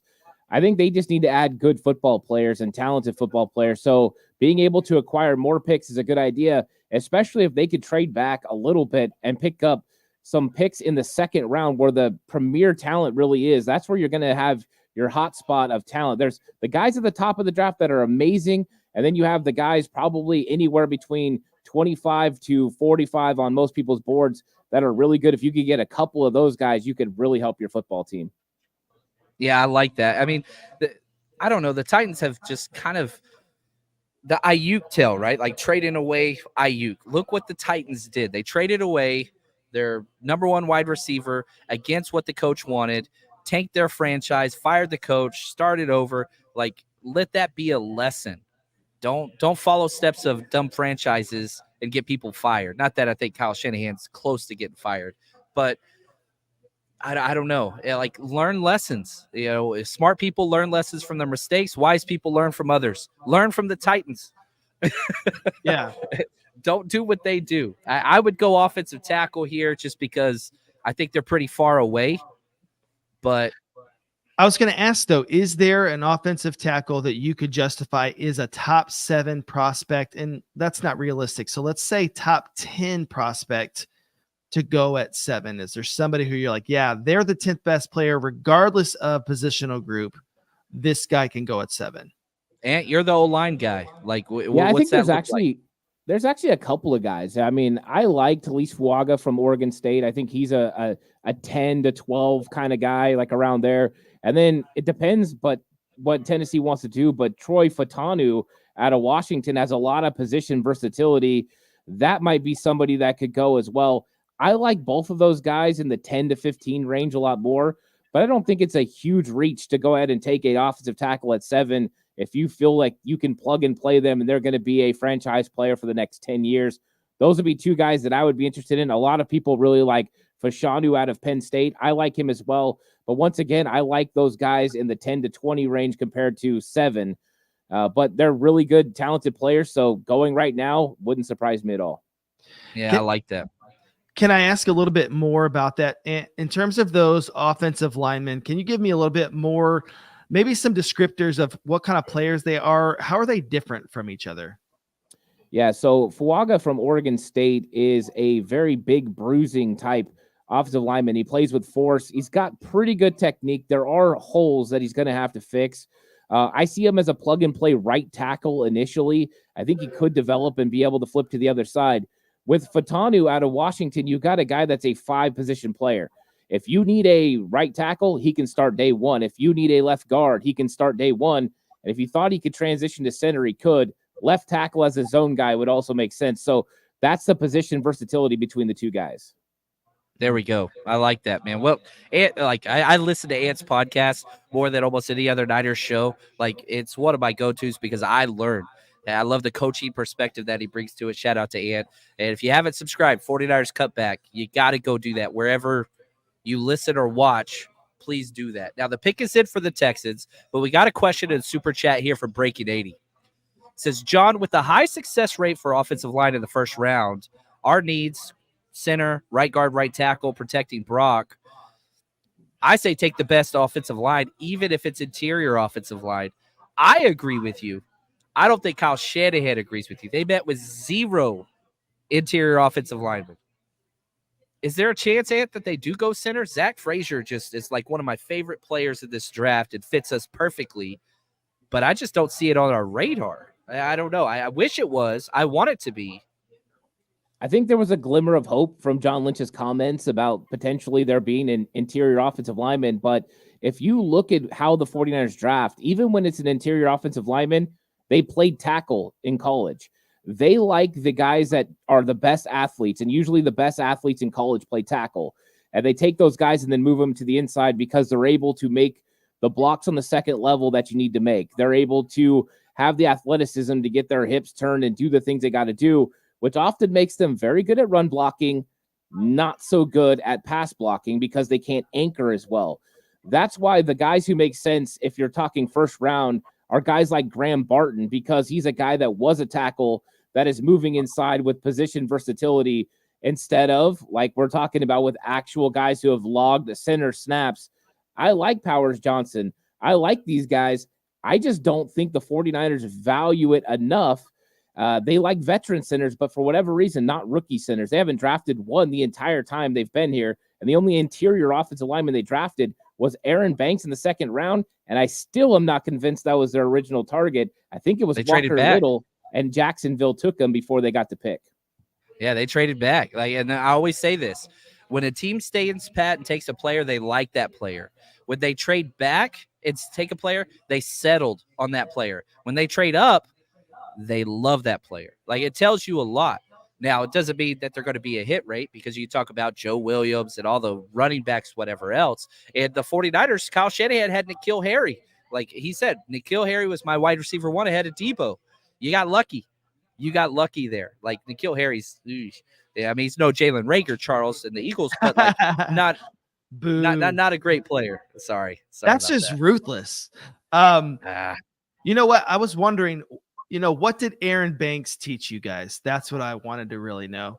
And what I mean is, why is Shanahan a harder person to predict when it comes to their selection of O linemen? Because I feel like I see consensus happen from the Niners community and people who evaluate, and then sometimes a pick.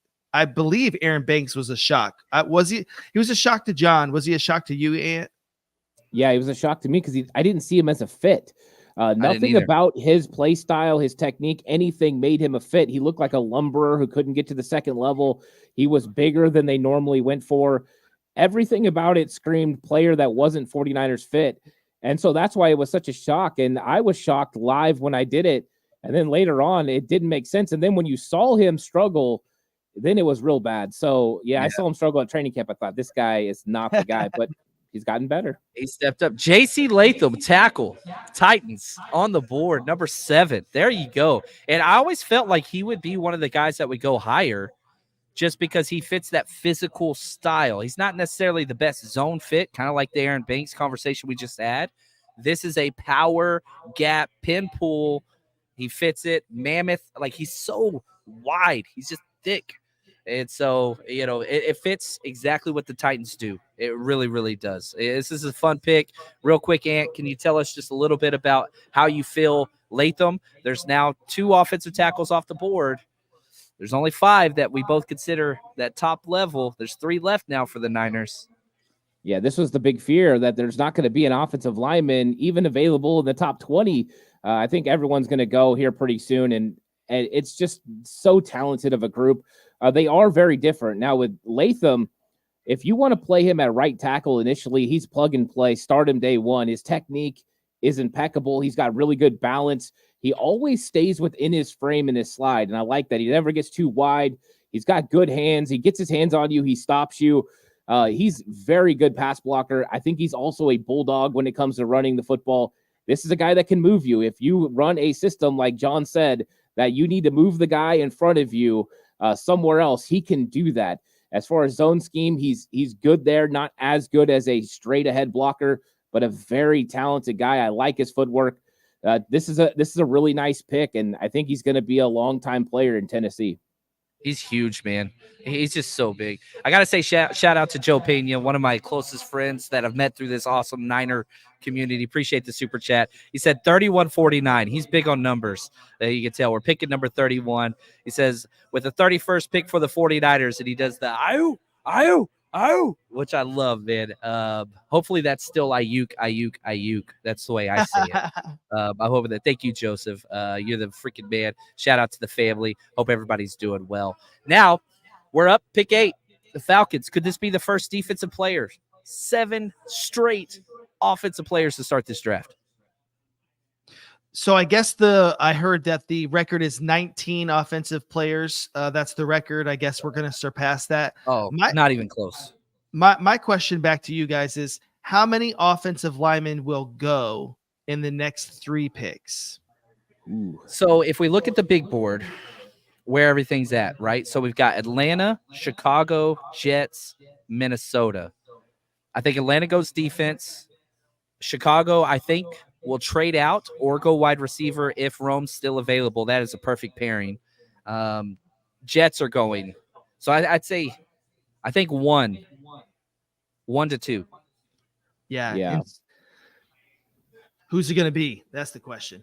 And so the first defensive player, because Atlanta, they haven't had an edge rusher in forever. I think Jonathan Abraham is like their last. They had that 1 season of Fowler, but that was it.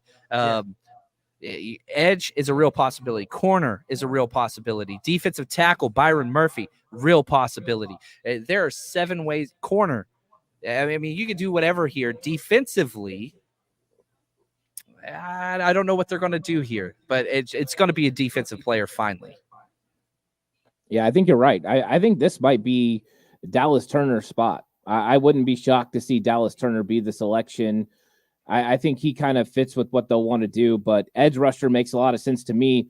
You got to be able to do a few things. You got to be able to protect the quarterback, and you got to be able to get after the quarterback, and that's exactly what they need to do in Atlanta. So he would make a lot of sense there. I won't be surprised if Chicago goes offensive line, though. Don't be surprised if they don't go offensive tackle. You got to make sure you can protect Caleb and make sure he's there, and he's got a high school teammate that's up to get selected. So that makes a lot of sense for me. I think they could go O-line, but defense, I think, for Atlanta makes sense, especially with a defensive coach. And, I'll say this, Chuck, this will make you happy. Jared Verse, I'm one of the few, your Florida State guy. He's my number one edge. A lot of people had him number 3. I loved his tape. I thought it was the most consistent out of all the edge players. So, Dallas Turner probably has the highest upside, but I'm a consistent. That's what I want, consistency. I don't want the flash. I don't want that. Dallas Turner's probably the most likely, but Jared Verse would be my edge pick. But I'd probably go Byron Murphy. I think that defensive tackle out of Texas is just too dang good. He's too good. So I've heard a lot about the depth of the cornerback class of this class. Stacked, but does it have the elite guys to be chosen in the top 10? Is this tackle class too good to push these corners down? Is the wide receivers and quarterbacks too good that we're shoving top 10 corners down to 11 through 14? It's so in my big board personally, I have Terrion Arnold, Alabama, my corner 1. I have him 7 overall. I got Quinion Marshall 11. So I think the justification is there for either one of those two picks, personally. Yeah. But I think the majority of people would disagree with my assessment on those players, but that's just what I saw. What do you think, Andy? I like Terrion Arnold as well. I have him, though, outside the top 10. He was my number 1 corner, but I have him at 12, and then I have Quinion Mitchell at 19. I think both of them are supreme talents. Terrion Arnold, to me, is the smoothest cover guy that can also be physical at the point of attack. The Falcons select Michael Penix Jr., number 8 overall, quarterback out of Washington. You're pairing. You just went and paid for Kirk Cousins. I love the NFL draft. This is incredible. Now we're talking. JJ. What is going on? Nobody saw this coming. No defensive players. There it is. Woo. I want to see Kirk Cousins' face in his like a Cole's outfit right now, because I bet he's not happy. Wow. I don't know. Penix, I had Michael Penix ahead. He was my next quarterback. I had him ahead of JJ McCarthy, and that just made sense. Do you remember everybody telling us JJ McCarthy's going top 3? Do you remember that? It's just ridiculous. Yeah, silly. Michael Penix Jr. is a great player, but injuries, and he's old. So now you've got Kirk Cousins. Wow, this is crazy. Yeah. Over Roma Dunze. They think that they thought that was worth it somehow. Wow. I'm shocked. I did not see them go quarterback here. Kirk Cousins, you're going to have him, for a little while. He wants to retire in Atlanta. This doesn't make sense. I mean, in a league now, you do have to have a couple of quarterbacks, but Penix Jr. not only going to Atlanta, but going in the top 10. Ridiculous. I can't believe it that this is one of those moments you just never get. Wow. And so I'm going to say this, because anytime I put out a draft poll or whatever, people are like, best player available, best player available, best player. This is what best player available looks like. You didn't help your team at all. You're building for the future, but why would you cash in your chips and pay so much money for a quarterback on a short deal that's so old, coming off an Achilles? Ah, man. Whew. And it's not like he didn't have an outstanding wide receiving core like we haven't seen in Romo Dunze, McMillan, and Polk, and then also have premium offensive line play. It's a bit problematic. Atlanta is going to continue to Atlanta, unfortunately. Roma Dunze's sitting there at 9 now. I thought the Bears should trade out, but Roma Dunze with Caleb Williams is just too beautiful of a thing. Like the love of the sport of football. Sometimes, I hate the Bears. I really don't have any feelings towards them.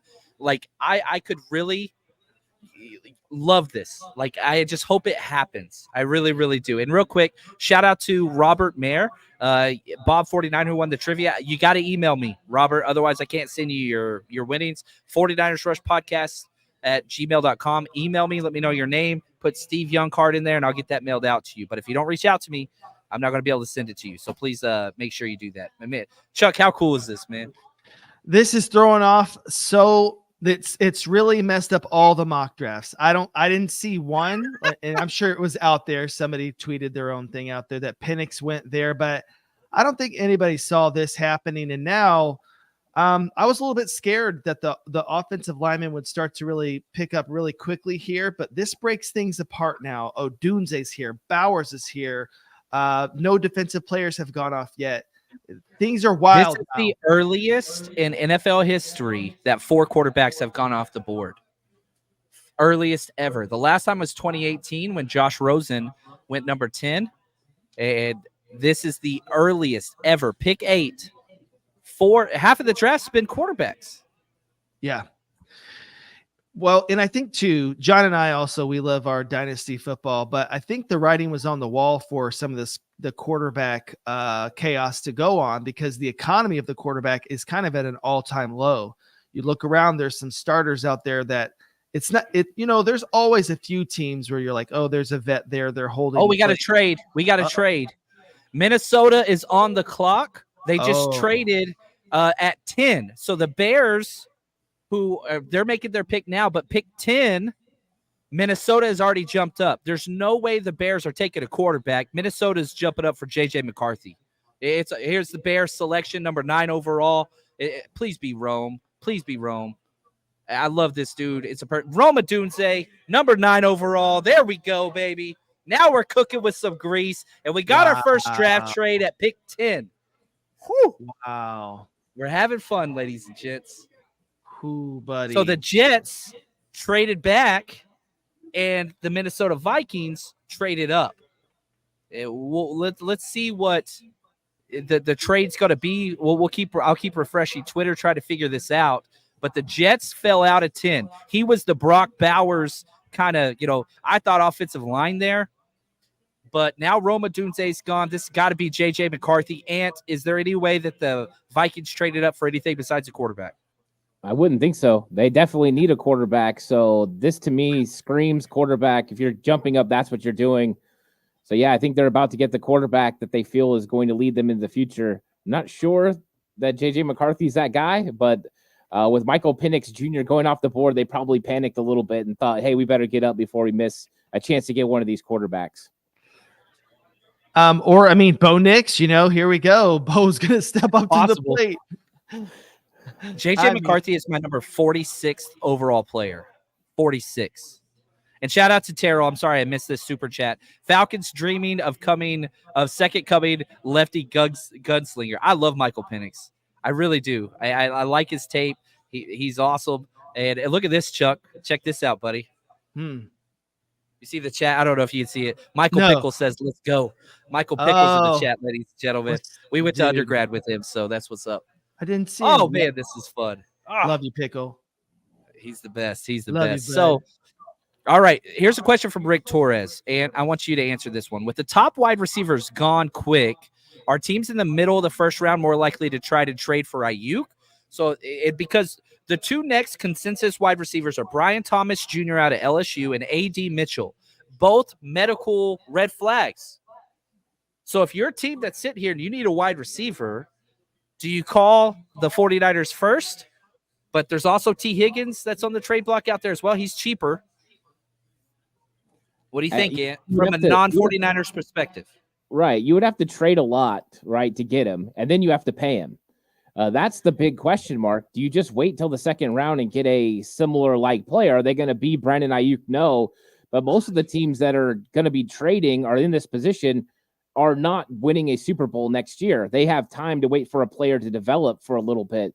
So to me, that's where it gets a little dicey. Yeah, the top guys are gone, but you can get a really talented player at the end of the first round or the beginning of the second round that you could eventually have a guy that maybe not produces exactly like Brandon Aiyuk, but a close enough to be 1,000-yard receiver and impact your football team. So they might call, but I don't think they're going to like the 49ers answer when the 49ers say, hey, we want a first-round pick and we want whatever else. And so I think they'll end up going the other way because you don't want to trade and sign.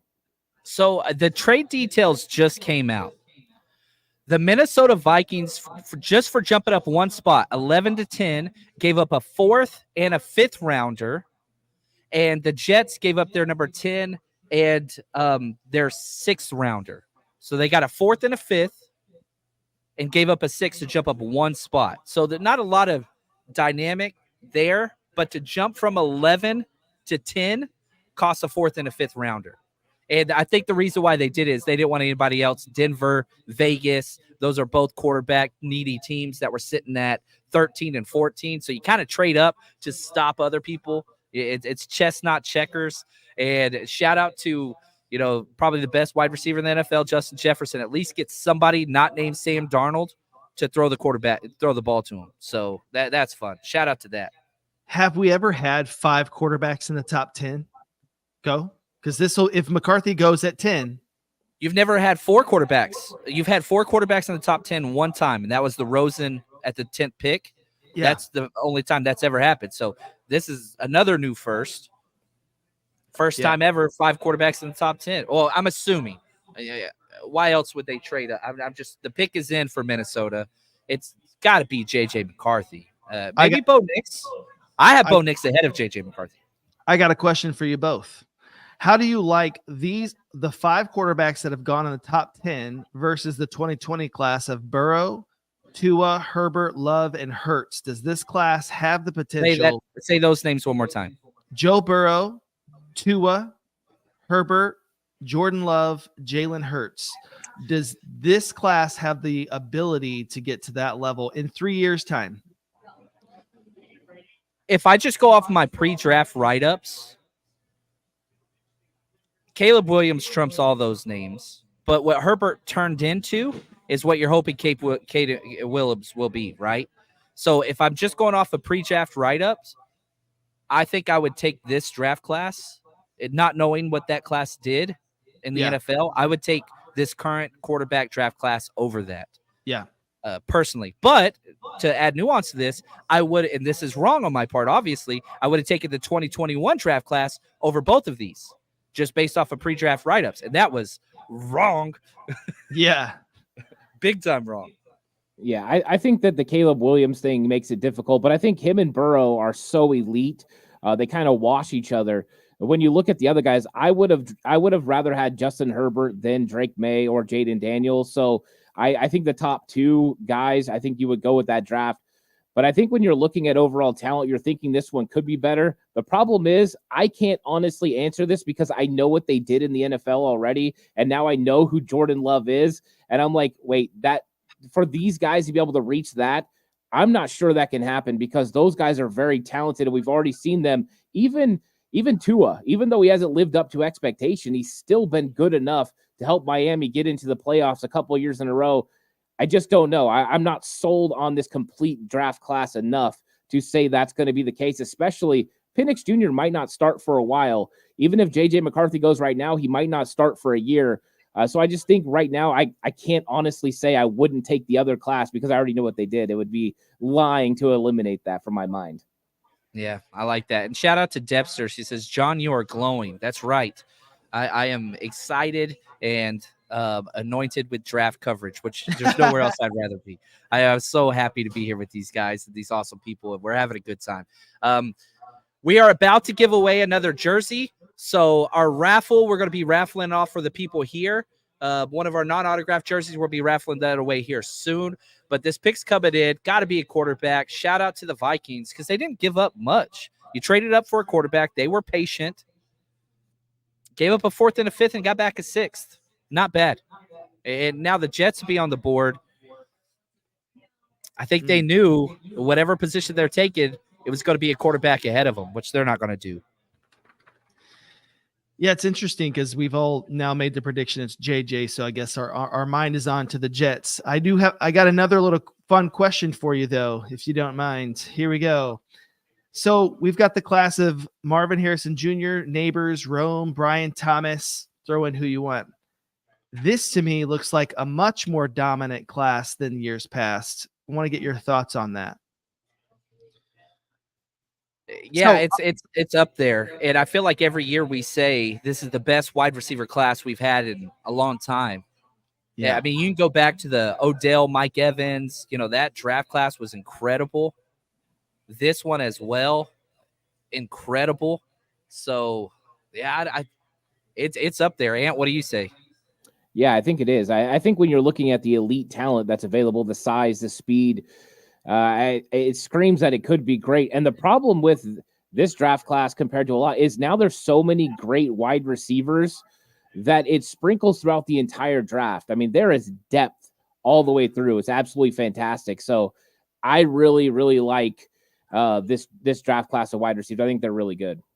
Yeah, well said. So the Vikings, here we go. They're doing a presentation. I can't tell what it's for. I'm sure it's something awesome. I don't want to belittle what Goodell and the community involvement they're doing, which I'm sure it's awesome. But I thought they were announcing the pick. I apologize. Somebody asked if I was going to give away my gray draft hat because they're sold out. No, sir. I'm wearing that bad boy tomorrow. That guy's not going anywhere. With the 10th pick, the Vikings traded up for. They select. He's still going, man. He's still going. Here we go. Maybe he's announcing it soon. This is fun. Thank you, Roger Goodell, for this. He's just talking. All right, they're going to let other people talk now. It's JJ McCarthy. Just say JJ McCarthy. Yeah, we're trying to run a stream here. Come on, dude. Yeah, I'm sure what they're doing is awesome. The Vikings selection. JJ McCarthy, quarterback, Michigan. There we go. McCarthy. Wow. Which the Niners play. The Niners travel to the Vikings this year. They'll either be playing one, Sam Darnold, who was, on our team this past year, or two, JJ McCarthy and kind of the hardball legend, whatever. So either way, I'm pretty excited about that. Again, McCarthy was my 46th overall player. Quarterbacks always get pushed up. But that's 5. Yeah, the question earlier was how many quarterbacks we're going to have in the first round. That's 5 out of 10 picks. Is Bo Nix going to get pushed up? Is Spencer Rattler going to get pushed up? I don't think so. I think this kind of ends the run. Maybe at the back end of the first round, around pick 31 if a team wants to trade up. But I think this will calm down the quarterback run. Maybe I'm wrong. I don't know. And I think that there's some people who are at the wheel of a franchise who still need a quarterback. I could see Denver not selecting Bo Nix at their next pick, but trading back up with, say, the Niners or some of the Chiefs and taking Bo Nix there as a safety pick, oddly. Yeah, I'm not mad at that. Yeah, I think it's interesting that these guys, no worries, that they get the opportunity now for all these guys to go in the top 10 means it's less likely for a trade up at the end of the first round for a quarterback, which I thought was a possibility because of the 5th-year option. But now it might be more likely for someone to trade up for a wide receiver or even one of those offensive tackles that everyone sees as second-round potential players. But this has been surprising. I think the Penix Jr. Thing definitely changed everything. And now we looking up at the board and we have 3 offensive tackles that we had as elite caliber players and all 3 edge rushers still available. Some people are going to get some very talented players. This never has happened. It's almost always quarterbacks and edge early with offensive tackles coming in just after that. The NFL is changing. Wide receivers are a premium position. Quarterbacks always have been. But with the defense, if you look at the free agency and the narrative that's being built out of this, defensive tackle has elevated its value as a premium position, whereas edge perhaps hasn't elevated, but it's just stayed the same. Defensive tackle is kind of approaching that edge status a little bit. Whew. This is no defensive players. This is crazy. So right now in the NFL too, listen to some of the quarterbacks that we'll have. So these are the teams that have not addressed their quarterback need that we thought. So we've got, I know Baker Mayfield, he did make improvements. I don't know how much you're betting on that to continue. We'll see. We've got Wilson and Fields. I don't know how we think that that's going to shake out long-term. Stidham, O'Connell, DJ, Daniel Jones. So there's still some NFL teams who really need a QB. I think that it's probably within the realm of possibilities for Bo Nix to show up here in the first round. Yeah, right here, Dan. Raiders and Denver need quarterback. Facts. And so if you're going to compete with the other quarterbacks that are in this, division, you got to do this. Now we're going to do a quick giveaway. What do we got? We're giving away a Deebo Samuel 19 jersey. Excited about this. So you guys get your tickets ready. We're doing our very first raffle.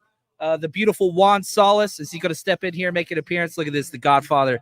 He's responsible for all the 49ers rush success. This guy right here. All right, let's give this away. You want to pick it? I don't want anybody getting mad at me. I want to y'all get mad at Juan if we don't draw your number. That's the way it goes. We got lots of raffles if you guys haven't already. This is for the people here. We'll do another trivia here in a second. Here we go. The winner. Get your tickets ready. 772-154. New Deebo Samuel jersey. 772-154. Anybody? Oh, we got a winner right there. My man. What's up, Mike? Congratulations, brother. That's what I'm talking about. Okay, cool. And we got a Fred Warner jersey we're going to be giving away next. The Jets selection in at pick 11. Is this Brock Bowers time or is it offensive tackle? Protected Aaron Rodgers at all costs, right? You know what I'm going to say. Offensive tackle. I love Brock Bowers, but I don't like him this high. I'm going offensive tackle. Oh, Ola Fashanu, Penn State guy. My number 10 player on my board. Made sense. The whole time I thought Brock Bowers, the tight end's not too valued. There we go, man. That is awesome. Another offensive tackle. There's 2 offensive tackles left. And if we're on 49ers tackle watch, there's 2. This is still way too high to trade up if you're the 49ers. So for those of you that are like, man, if a tackle falls, you got to trade up. We ain't there yet.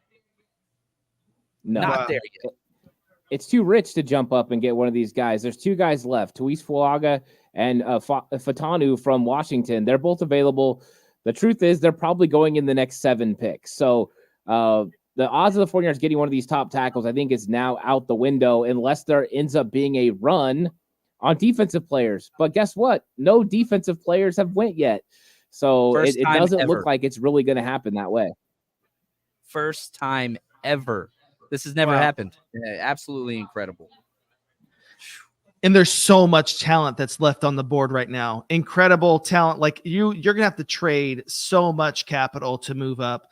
You've got 2 number 1 corners that are right there that you could have. We've got a defensive stud in the inside. We've got an edge guy. We've got Brian Thomas, wide receiver, who could go here in the next bit.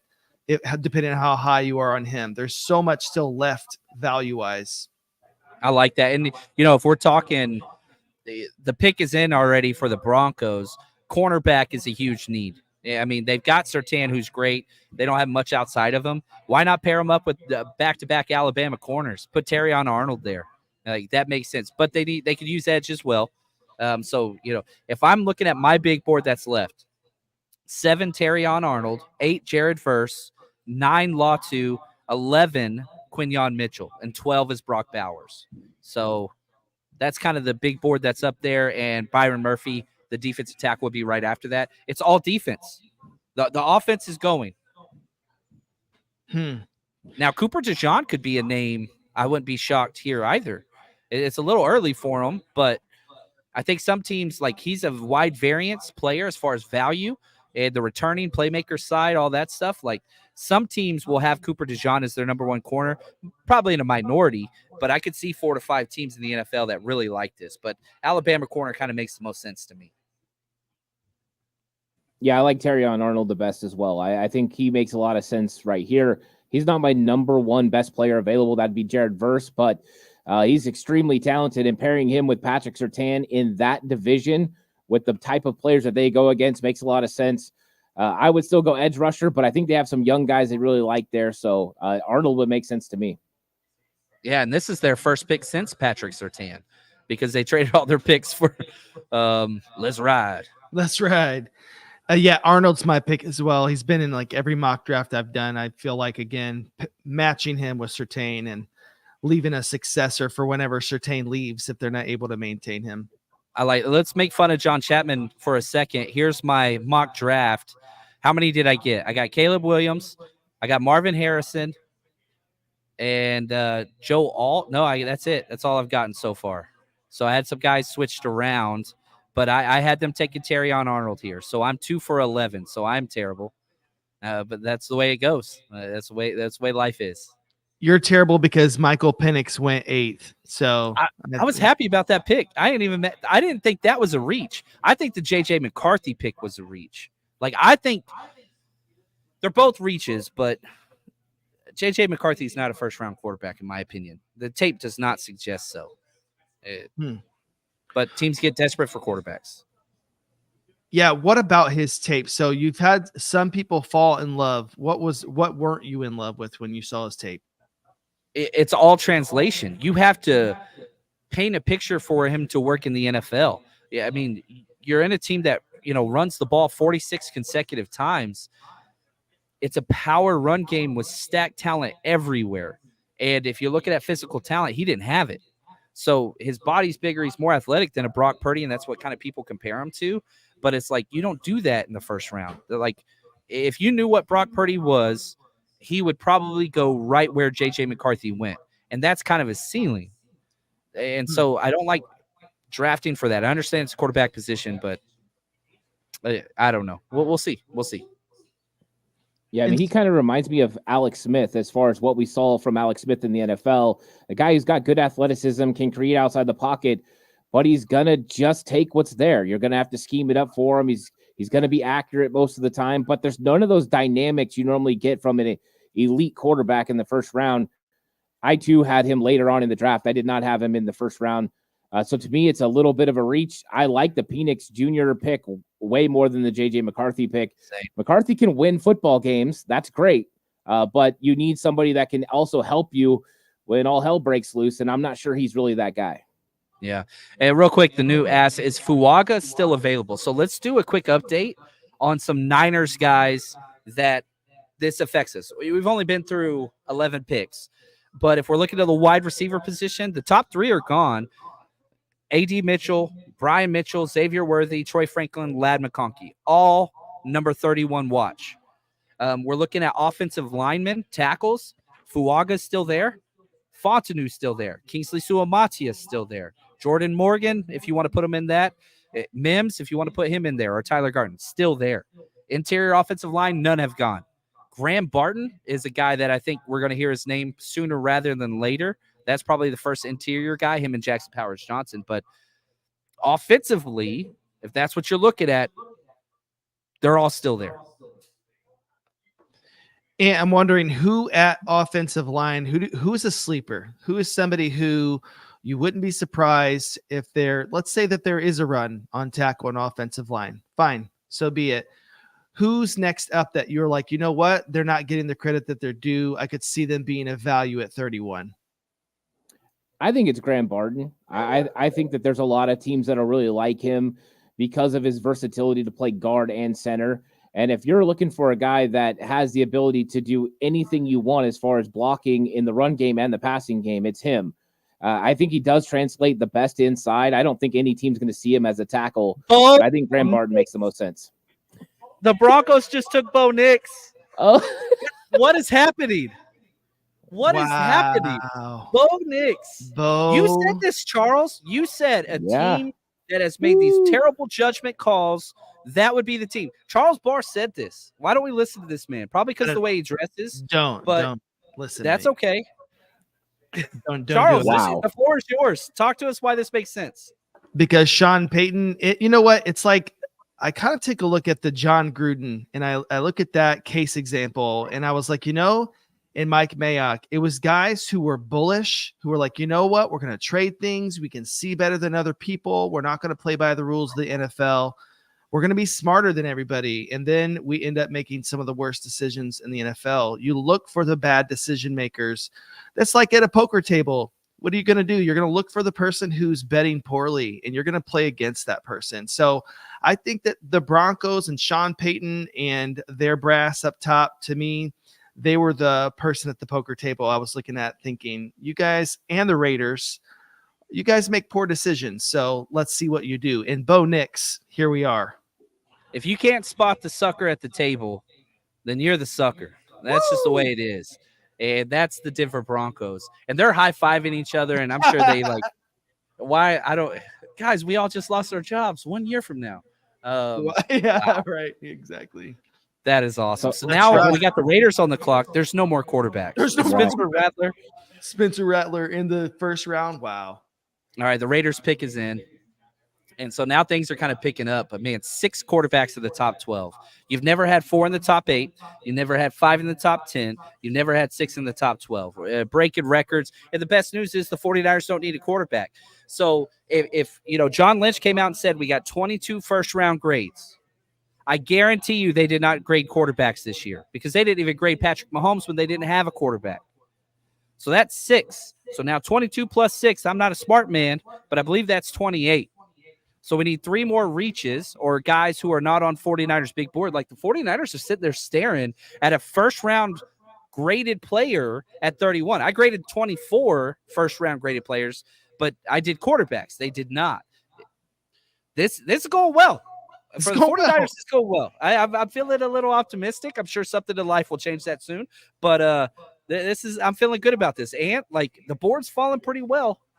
Yeah, this is not surprising as far as tackles, but quarterbacks, very surprising. And it's pushing guys down. The 49ers now are probably thinking about trade up at some point if they need to get one of those players that they really like. And they might not have to go as far as we think. 22 to 26, potentially they could get a first-round talent. I don't think that was in the cards walking into this day, but that's why you have to let it play out. And something sometimes just unfolds the way you want. Maybe they're going to get one of those players that a first-round grade on. So let me ask you this. And so what number, let's say one of those guys, somebody you're in love with, one of the tackles, is there at this number? Like what number do you start making offers if you're the 49ers? Wow. It all depends on what it all takes. I always thought it had to be 20, like around 20 where Pittsburgh's picking just because of how much you have to get. But with these guys potentially falling 18, I think 18, you might have to give up some, but John Lynch said from his own mouth, this isn't a very deep draft. So use some of that draft capital late to be able to come up early. Maybe that's something you do. Brock Bowers. They took a tight end in the first round last year. They took Michael Mayer, didn't they? Yes, they did. Yeah. They took back-to-back tight ends in back-to-back drafts. Ladies and gentlemen, that is your Raiders. Brock Bowers is a damn good player. I'm not trying to say that. But again, best player available has major flaws. Yeah. Major flaws because you don't take tight ends in the first round, period. That's the rule. You don't do it back-to-back years. If you can't spot the sucker at the table, you're the sucker. Here we are, another franchise that is misspending their capital. Bowers is a player. I get it. But if he has that much value, trade out of that pick and get the value from another team to go and get more. You have more needs, Raiders. You have more needs, Denver. Aiden O'Connell. Well, I mean, they could have gone quarterback. No defensive players still. Like the NFL is turning on its head. Oh, man, dude. Way to go, Brock Bowers, man. Lots of really talented players still available at this point in the draft that I didn't see. I mean, no edge guy. I thought for sure an edge was going top 10, and they're still just sitting there. All 3 crazy. This is playing out pretty good for the 49ers so far. Oh, wow. This is awesome. On the clock now, you've got the Saints, Colts, Seahawks. So we're getting into a little bit of NFC West kind of look ahead here. But, man, yeah, like thinking about Ant's question or your comment about 20 is kind of that area. So for the let's play with the numbers. I'm opening up my draft calculator, trade, whatever. The 49ers are picking 31 overall. That's worth 600 total draft points on the Jimmy Johnson trade chart. To trade up with where we are now, 14, not saying they should do that, but let's just figure it out. It's 1,100 points. So you would have to trade next year's 1 and this year's 1 with maybe a 5th rounder to jump up here. Is that worth Troy Fautanu to you? No. Me neither. And so you're still just kind of sitting on your hands for another 5 picks before that opportunity approaches. Now, maybe they get aggressive. We've seen them do it in the past, but this is still with Fuaga and Futano there. I'm happy with either one of those two. Those are my 2 number 1 positions I got circled. You throw in Graham Barton, Jackson Powers Johnson, that's 4. The numbers start to add up. Yeah. Whew. This is one of the craziest drafts I think we've seen in some time, right? I don't think that there's actually a precedent for all of these quarterbacks. Usually we see this stuff and we're like, you know what? It's Bleacher Report just pushing some of these rumors or whoever the people are just to get it going. Well, it turns out I saw a few things about, the Broncos are interested in Bo Nix at 12. And it's like, yeah, right.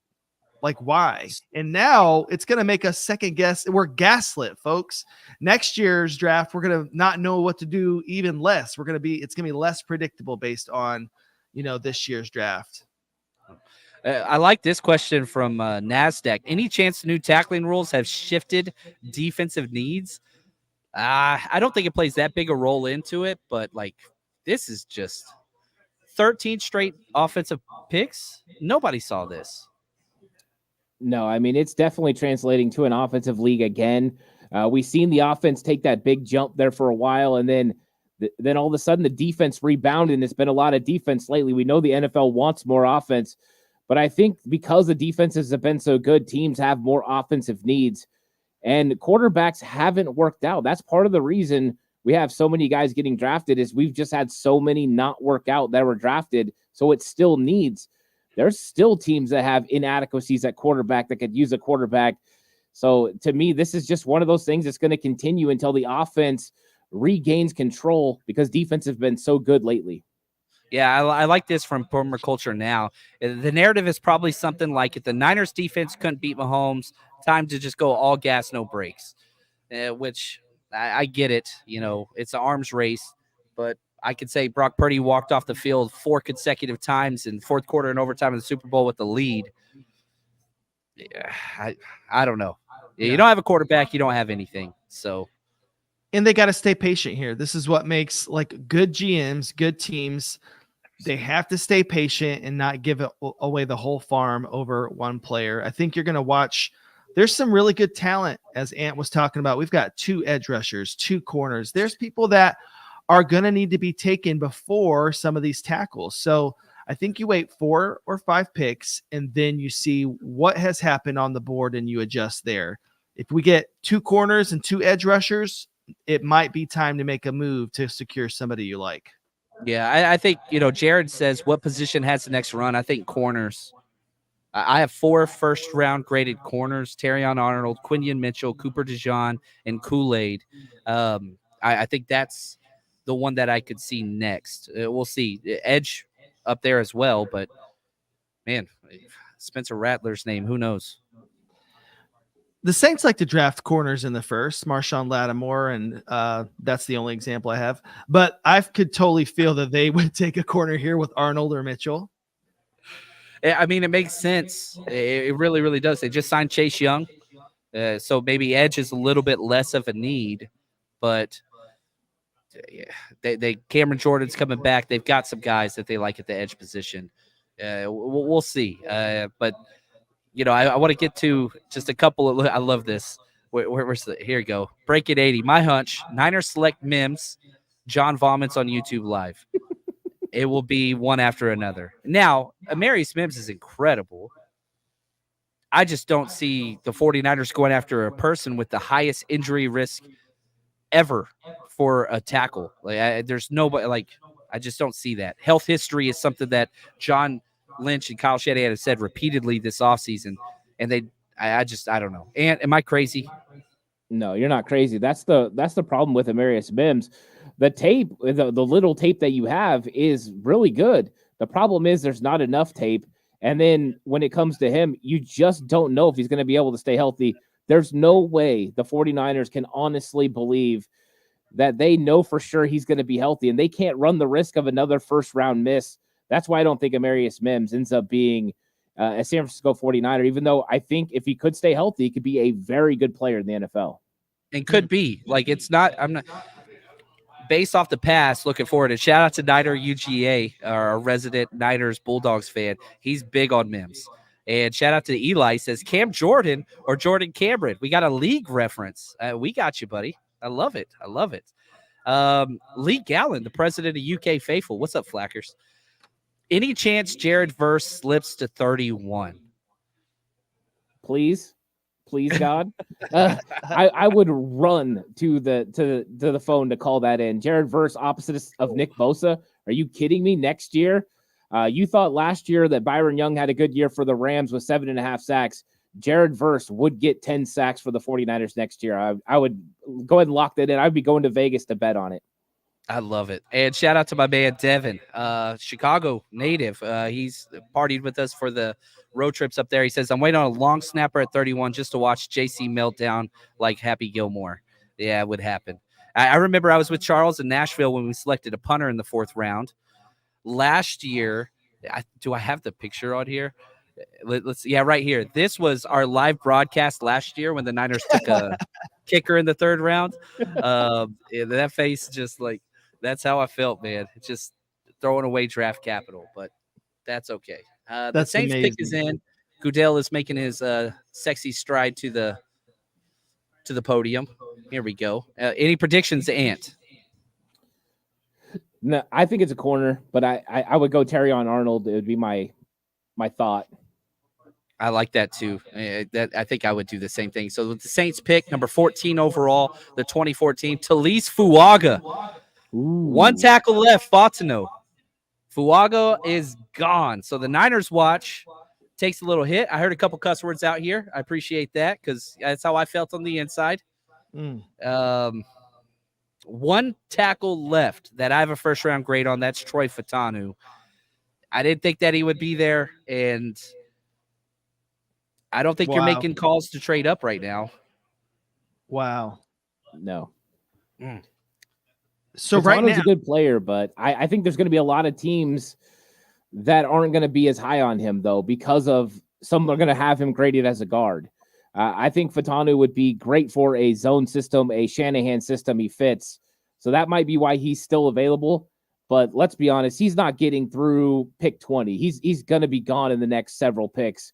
The 49ers are going to have to go to plan B if it was an offensive lineman, a Graham Barton or somebody else. Yeah, I'm with you there. And Sandy says, John, I miss seeing Brian on your panel for the draft. Brian just got married. So instead of doing draft work, he went and got engaged and got married. And shout out to Brian and Mara. Congratulations. And Brian knows he can be on this show anytime he wants. So hopefully next year, the newlyweds get their lives awesome. And we'll have them on there. But I can say this, Brian McFadden of Legit Football, who was on this show for a long time, for over a year, he's going to be joining us tomorrow. We're going to be covering all of day 2, which is going to be a lot more Niners-centric just because there'll be bigger players. And we'll see. We'll see how that goes. But we'll be right back live on this channel. Really appreciate everybody coming out here. We got another trivia coming up soon. But currently, the Colts are on the clock with the Seahawks waiting up at pick 16. Urgh. I got a question for you guys. So who do you have? Do you have Guyton or Mims above Guyton? Each other? Guyton, sorry. I don't like either. I have Tyler Guyton a full round ahead of Mims. Oh, wow. I don't like either one of them. I'll be honest. I'm probably the hardest grader when it comes to Tyler Guyton. I have a 3rd-round grade on him. I didn't like his film. I think he's got a long way to go. I think he's at least a year away. Then you have injury concerns on top of that. To me, he wasn't a guy that I would take at 31, and he would be questionable for me at 63, but that would probably be the first conversation for it. Mims, too many injuries, but it's a very skilled player. If you had good medical on him and you knew he could stay healthy, I would prefer him skill-wise, but to me, neither one of those guys should be touched by the 49ers. Gotcha. Same. Michael Pickle says, I hope Murphy goes now and not to Seattle. The problem with the Colts, they're the most metric-based draft team. Height, weight, length, speed, athleticism. That's why I don't think that's where they would go. Quinion Mitchell makes a lot of sense. Like, he's that guy. Cooper DeJean, he's that guy, but nobody's going offense. This is crazy. It's fun, though. But let's see. They got 4 minutes. So I think they're working the phones. I wouldn't be shocked to see a trade here, but it seems like they're kind of running out of time. They got less than 4 minutes, but the pick is not in currently. Yeah, and that is an organization that likes to wheel and deal. Who do you guys think that Indy could best benefit from here at this pick? If you were GM with them, who would make the most sense to them? I would say Pulling up their Edge. roster. Edge. I would. I mean, the tremendous value. You just re-up DeForest Buckner. Let's bring in somebody to help him. But you got to get after the quarterback in the NFL. To me, they've been missing those elite edge guys for a while now. I would go edge here. There's too much talent there available at 15. I don't think you thought you were going to have a legit shot to have your choice, but now they have their choice of the best possible guy. Yeah, because they've got Samson Ebukam. I mean, they've got all our Niners guys over there in Kwity Paye, but Ebukam is an early down guy. Go get your rusher. But I don't know. You look at their corners, Kenny Moore. I like Kenny Moore. And Brents, Juju Brents, who drafted last year. They could use a corner. Offense, Alec Pierce. Like, man, a wide receiver might not make sense because with your young quarterback stepping in and all that stuff, that can make sense. They do not need a tackle. They've got two really good tackles, but wide receiver makes sense. Edge makes sense. Corner makes sense. Yeah, we'll see. It's still no pick in. 2 minutes left. I think they're working the phones. That's just my own personal interpretation. A lot of these teams have been the pick is in early on, and then we wait because the NFL's filling their commercial breaks. This one, I don't know. We might get some Kevin Costner, pancake eating mamma jammas on the phone, some trades. I don't know if anybody got the draft day reference. Maybe I missed it. No. I love that movie. Oh, it's so good. It's so good. Pick us in finally. Oh, thank you, brother. Chris, we got our bartender right here is a diehard Bears fan. How you feeling about it? We got a thumbs up from the Bears guy. That's what's up. Appreciate that, Chris. Thank you. All right, let's see here. Pick is in. The Colts, this was an Aiyuk thing. This was one of the Aiyuk spots. And the pick is in, so that's done. DUN. Eliminating these possibilities of an Aiyuk trade, which I freaking love. And let's see right here. The pick's in. We'll wait till he gets up there. And I think, too, I think after this pick, we needed to get into getting behind enemy lines. And we've got Seattle and the Rams who are coming up. So I think we need to switch gears. There were some rumors that McVay wanted to trade into the top 10. Maybe there's somebody who's dropped down who now they're thinking that they can get. So we got to talk about the NFC West right after this pick. Yeah, the Rams are a tricky one, and they didn't jump up. But Seattle, they're right on the verge. Their quarterback's not good. You can't pick a quarterback here. So you're sticking with Geno, which is the best news possible. You get a brand new DC. And what did Baltimore Ravens build their entire team around? Elite defensive prospects, corners, and safeties. Every single one of them still on the board. Every one of them. I think that's probably going to make the most sense next. They cut both their safeties. Not that you take a safety there, but you take a versatile piece. We'll see. All right, Goodell's making his walk up to the thing. The Colts pick 15th overall. Wide receiver corner would be my guess, but let's see here. Only one trade so far. Yeah, that's surprising as well. Yeah. All right, the Colts pick number 15 overall, the 2024 NFL Draft. Edge, Laiatu Latu out of UCLA. That's huge. The first edge with the most injury concerns out there.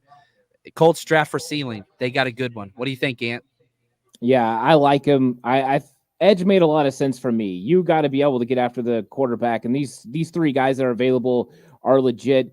And when you're talking about Latu, you're talking about a guy that has the elite length, ability, great first step. He's got a multitude of moves. It's not just the one move, but he can put them together. The counter moves are there. He sets the edge against the run. This is a surefire first-round pick. The question marks were medical, and as long as they feel confident with it, I think this is a great pick. He can slide in day one and be your situational pass rusher, and then eventually he'll set the edge real well in the run game. He might even push Kwity Paye to start this season. I think it's going to be very interesting, but solid pick for Indianapolis. They're getting themselves a really good football player. Yeah, I like it. I mean, they build in the trenches. It's what they do, offense and defense. And so they got their quarterback, and so just premium positions. Shout out to Chris Ballard, a.k.a. Charles's dad. The same person, I swear. Real quick, got a question from the dude. He says, John, what you drinking? I don't know the name of this beer, and that's bad. It's a light lager. Chris, what's the name of this beer? Society Light, which is a local brewery here in Southern California. It's a light lager. It's delicious. It's wonderful. Having a good time. And if you guys want to have a good time, if you're a Niners fan anywhere in Southern California, get your butt out here to the Champion. It's absolutely awesome. We're going to be out here day 2 as well, having a good time. But anyway, that's where it is. So now, here we go. And the Seattle Seahawks are on the board. We hate these guys. Thank you. There we go. There we go. I love it, man. They're the worst. What do you not want them to do? Well, what I don't want them to do is what I think they're going to do, and that's address defensive line. Coming into this, I thought it was going to be edge rusher or defensive tackle. I'm kind of nervous that this is going to be a defensive tackle, and it might be your favorite defensive tackle with Murphy going at this Byron pick. Murphy. I just think it's a possibility that he's going to go here. We've seen them invest a lot trading last year for defensive linemen. If you're going to stop the 49ers, you have to be able to stop Christian McCaffrey in that running game. There's one weakness you see on the 49ers offense. It's offensive line. Defensive line overpowering them makes a lot of sense there. So to me, I think this is going to be a defensive tackle or edge rusher, but I'm leaning towards defensive tackle. Yeah, that would bother me. You know, they just paid Leonard Williams a lot of money. He's a stud, has his best game against the Niners every time. Their corners are good. Their safeties are an issue. And so I could see them going with a hybrid like a Cooper DeJean or, any of the corners that are there. But, yeah, you look at their offensive line. They've got a bunch of young guys. Definitely not wide receiver. Man, who would you want them to get? That's like a little bit of fool's gold for this pick. Do you think you're like, come on, please let it be Nate Wiggins. Please let it be. That's what I was going to say. Nate Wiggins. He's not physical. And so that's where I would want him to go. If I'm looking down my list, Chop Robinson wouldn't be too concerned about. I'd be fine with that. Peyton, one of the linebackers, which I think this is probably too early, but you talk about Baltimore. What did they do with McDonald there? You drafted one of the earliest linebackers, and then you traded for another one, and that's kind of how they built their team. You know, linebacker, I don't have a first-round graded guy. Peyton Willis is my number one. Edgerrin Cooper is most people's number one. I think it's too early, and so I'd be happy with that. But, gosh, man, their team's just got some issues. It really, really does. And so whenever they made the change, he cut so many guys. Yeah. And if he takes Byron Murphy. They got Leonard Williams. Leonard Williams is going to be great for them. If they add a defensive tackle like Byron Murphy, that's going to be impressive. But with the new defensive coach, there's going to be an emphasis on stopping the run. And that's one thing Baltimore had an emphasis on. To me, it makes a lot of sense for them to go defensive line, and that'll also protect their linebackers, which is something they like to do in that system as well. To me, this is probably the pick. Unfortunately, Seattle's going to get themselves a pretty good defensive tackle here at pick 16. Yeah, and right here, Rick, I appreciate this. He says, do or die time for Aiyuk trade. If it doesn't happen in the next 3 to 4 spots, then he is staying. I agree with that. So, yeah, we'll see here. Pick 16 still doesn't say the pick's in. So, time's running low, but currently the pick is not in. So, I don't know if they're trying to finagle out of this one, but we'll see here. So, speaking of your offensive line situation for the Niners, right? So, here we go. We've got Seattle. They're probably not going to go O-line. We don't suspect. You have Cincy. Potentially they could. I don't know if an offensive lineman makes sense there. And then you've got the Rams. That's the enemy behind, or getting behind enemy lines. What do we think the Rams are going to do here? What do they need to address? Well, they just lost one of the best defensive tackles in the history of the NFL. Right. And so, but one of them, Johnny Newton or Byron Murphy's going to be there. Yeah. So probably going to be Johnny Newton. Would be an interesting an interesting move for them. I mean, he's not Aaron Donald, but he's a very good prospect. He would make them a lot better on the defensive line. I don't know. I mean, that's an interesting one because you never know what McVay is going to do. He usually zigs when other people zag. He gets good players that you didn't see coming. But I mean, yeah, that would make sense to replace. They got to replace defensive line at some point.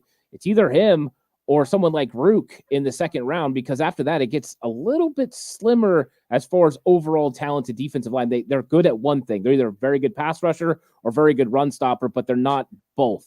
And I think that's what you have to get in the first couple rounds to get a defensive tackle that can do both and have a potential chance to replace Aaron Donald in any way. Yeah. Pick is in finally for the Seahawks here. So we'll see. Both ESPN and NFL are on commercial, so they're going to wait, obviously, to break that commercial. But we're halfway through the draft now. So 16 picks down. You've had one trade, 6 quarterbacks. Whew. Wow. And now, we need 1 to 2 teams to make some reaches. That's what we need. And so right here, Sid, she says, reporting Kirk Cousins is stunned that Atlanta selected quarterback in the first round. Not wholesome Kirk Cousins being upset. Oh, no Netflix special to make everybody like him and cut the footage that he wasn't nice in. I don't know. I'm out on that Kirk Cousins nice guy stuff. I'm sorry. Same. Yeah, no, bro. Don't let your wife pick out all your button ups, dude. Like, pick out a few of them. I wish my wife would pick out my clothes, bro. But I do look amazing. I'm wearing my black Navarro Bowman alternate autographed jersey. I'm feeling wonderful. And I got to say, the people out here, man, they're looking wonderful as well. Nothing but Niners gear. How you guys doing, man? This is awesome. So we're going to announce this pick. Aunt Charles, I got to bounce just for a second. You guys carry the stream. I'll be back in less than a minute. You guys good? Gotcha. Aunt, I got some questions for you.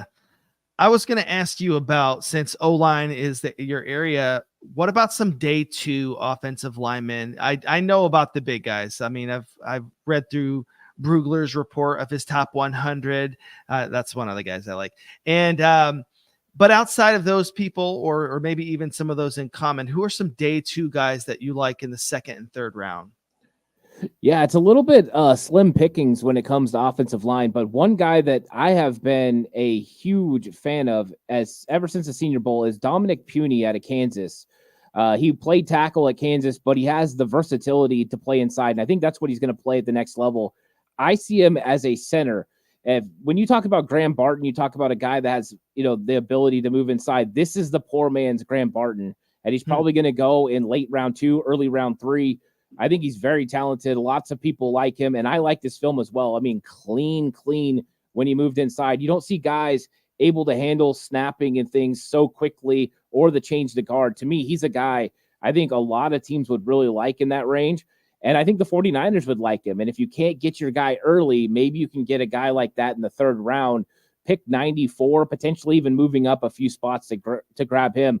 I think he's extremely talented and would be an option I think the 49ers would be interested in.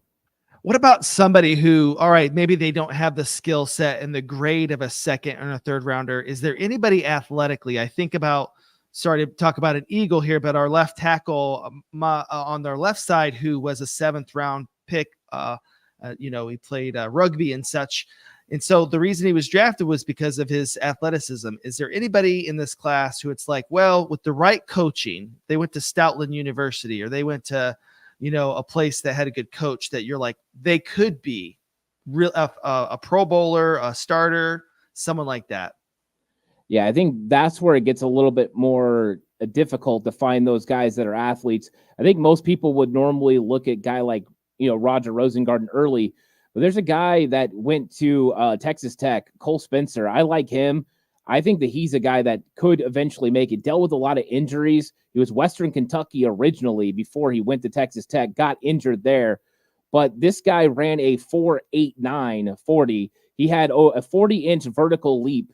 The dude's crazy athletic. And then he bench pressed 31 reps at 225.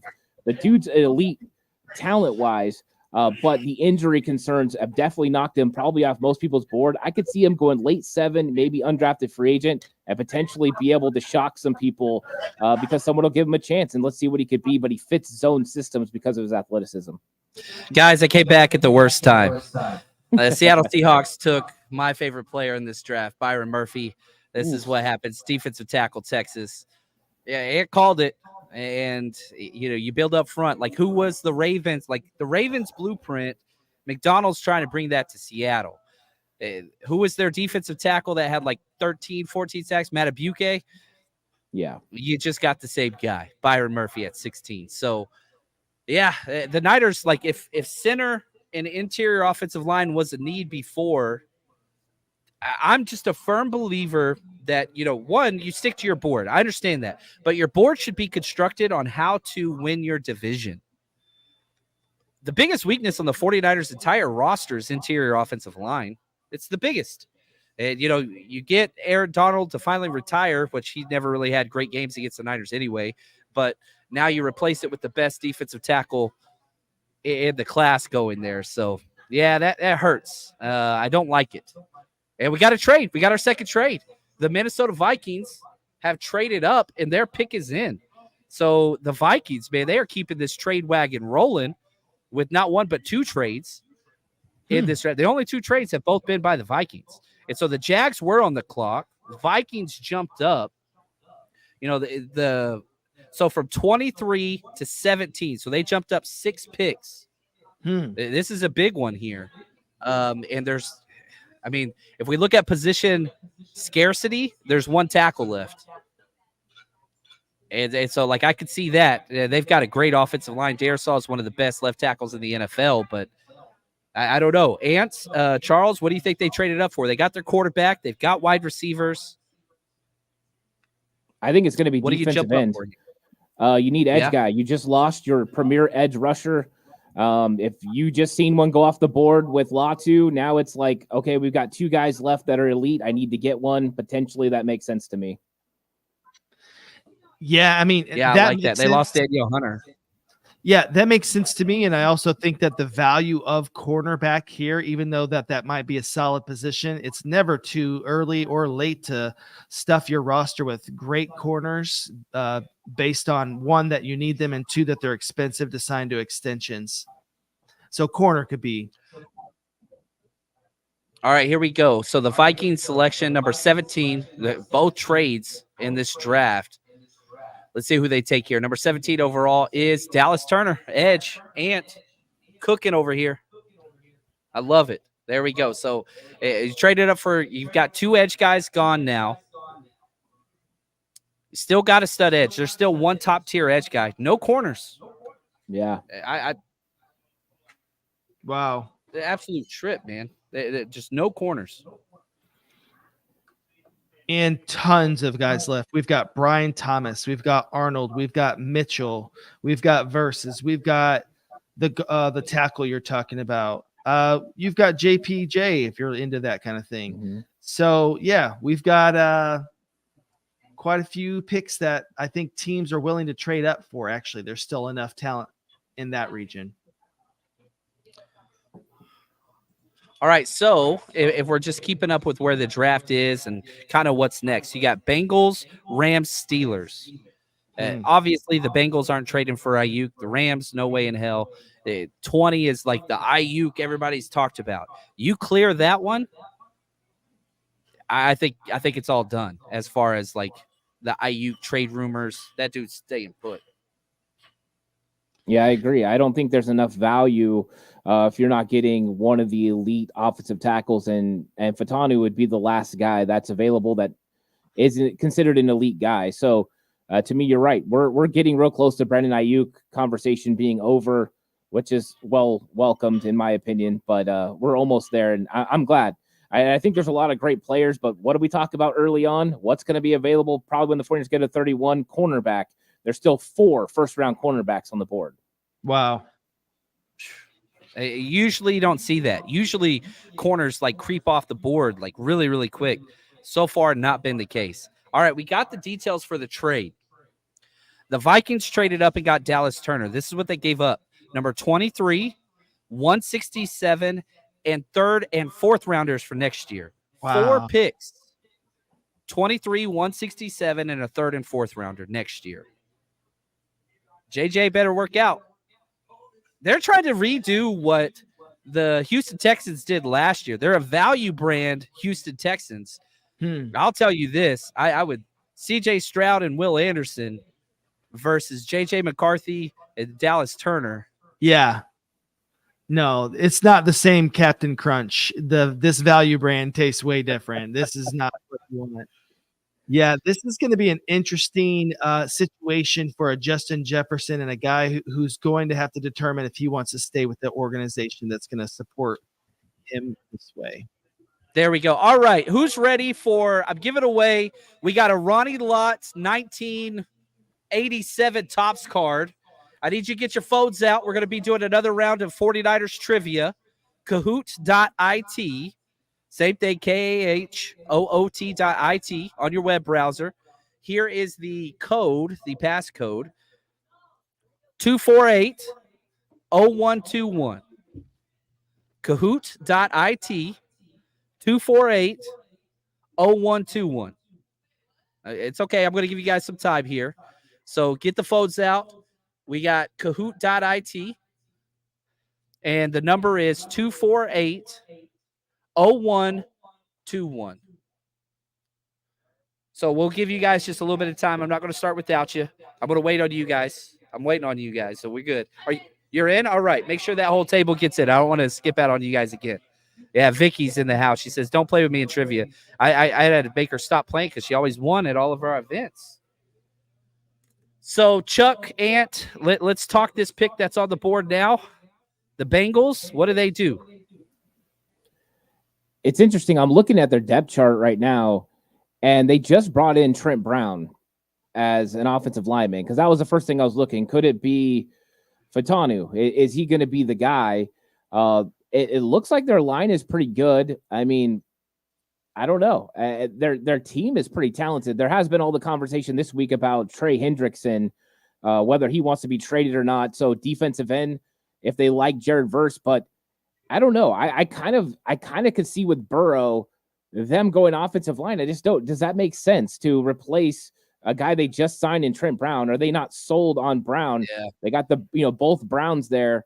But, I mean, it would make sense for me to go with an edge rusher, but it seems like we like Jared Verse a lot more than everyone else likes Jared Verse, apparently. Right. Yeah, we'll see. All right, we're going to get started. Everybody in here is good. 248-0121. Last chance to get in. If you need help, hold your hand up. We'll come help you. Not me, but somebody else.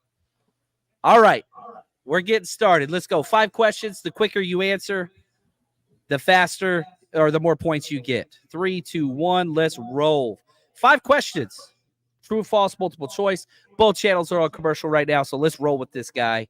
Let's do this. Hopefully you guys all win. Everybody's going to win here. Really just one person. How many All-Pros did the 49ers have this past season? How many All-Pros? 4, 5, 6, 7. Ooh, how many All-Pros?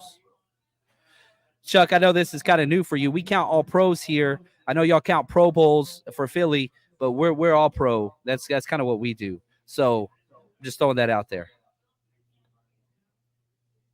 Oh, you're muted. No, thanks for that. I was letting you do your thing, and I was being so courteous to you, and then you decided to, once I go on mute, to insult me, but okay. You're the best. The correct answer is 7. NFL most. That is correct. 7. All right, who's our winner early? Frankie, Mala, Xantho. Question 2, true or false? The 49ers have 12 picks heading into this draft. True or false? 12 picks. Ooh, right here, Golden. Shout out to Golden 510. They got it correct. Melvin got the 7 correct as well. Both networks on, what's it called still? Commercial. So we're not going to skip a pick. So we'll pause this to get to the pick. False is correct. We had 10 picks. 10 picks. Frankie's still in first place. Here we go. Quiz question 3. What round was Joe Montana drafted in? First, second, third, fourth. Notre Dame, the golden helmet.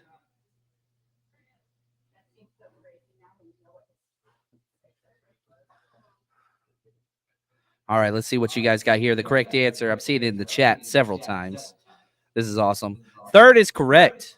That is correct. Third round. Who says you can't get studs in the third round? Kyle Shanahan. Xantho, first place. Wrecker, first place. 4, true or false? Steve Young was drafted in the first round by the 49ers. True or false? I like everybody getting the third right. You guys got all the threes right.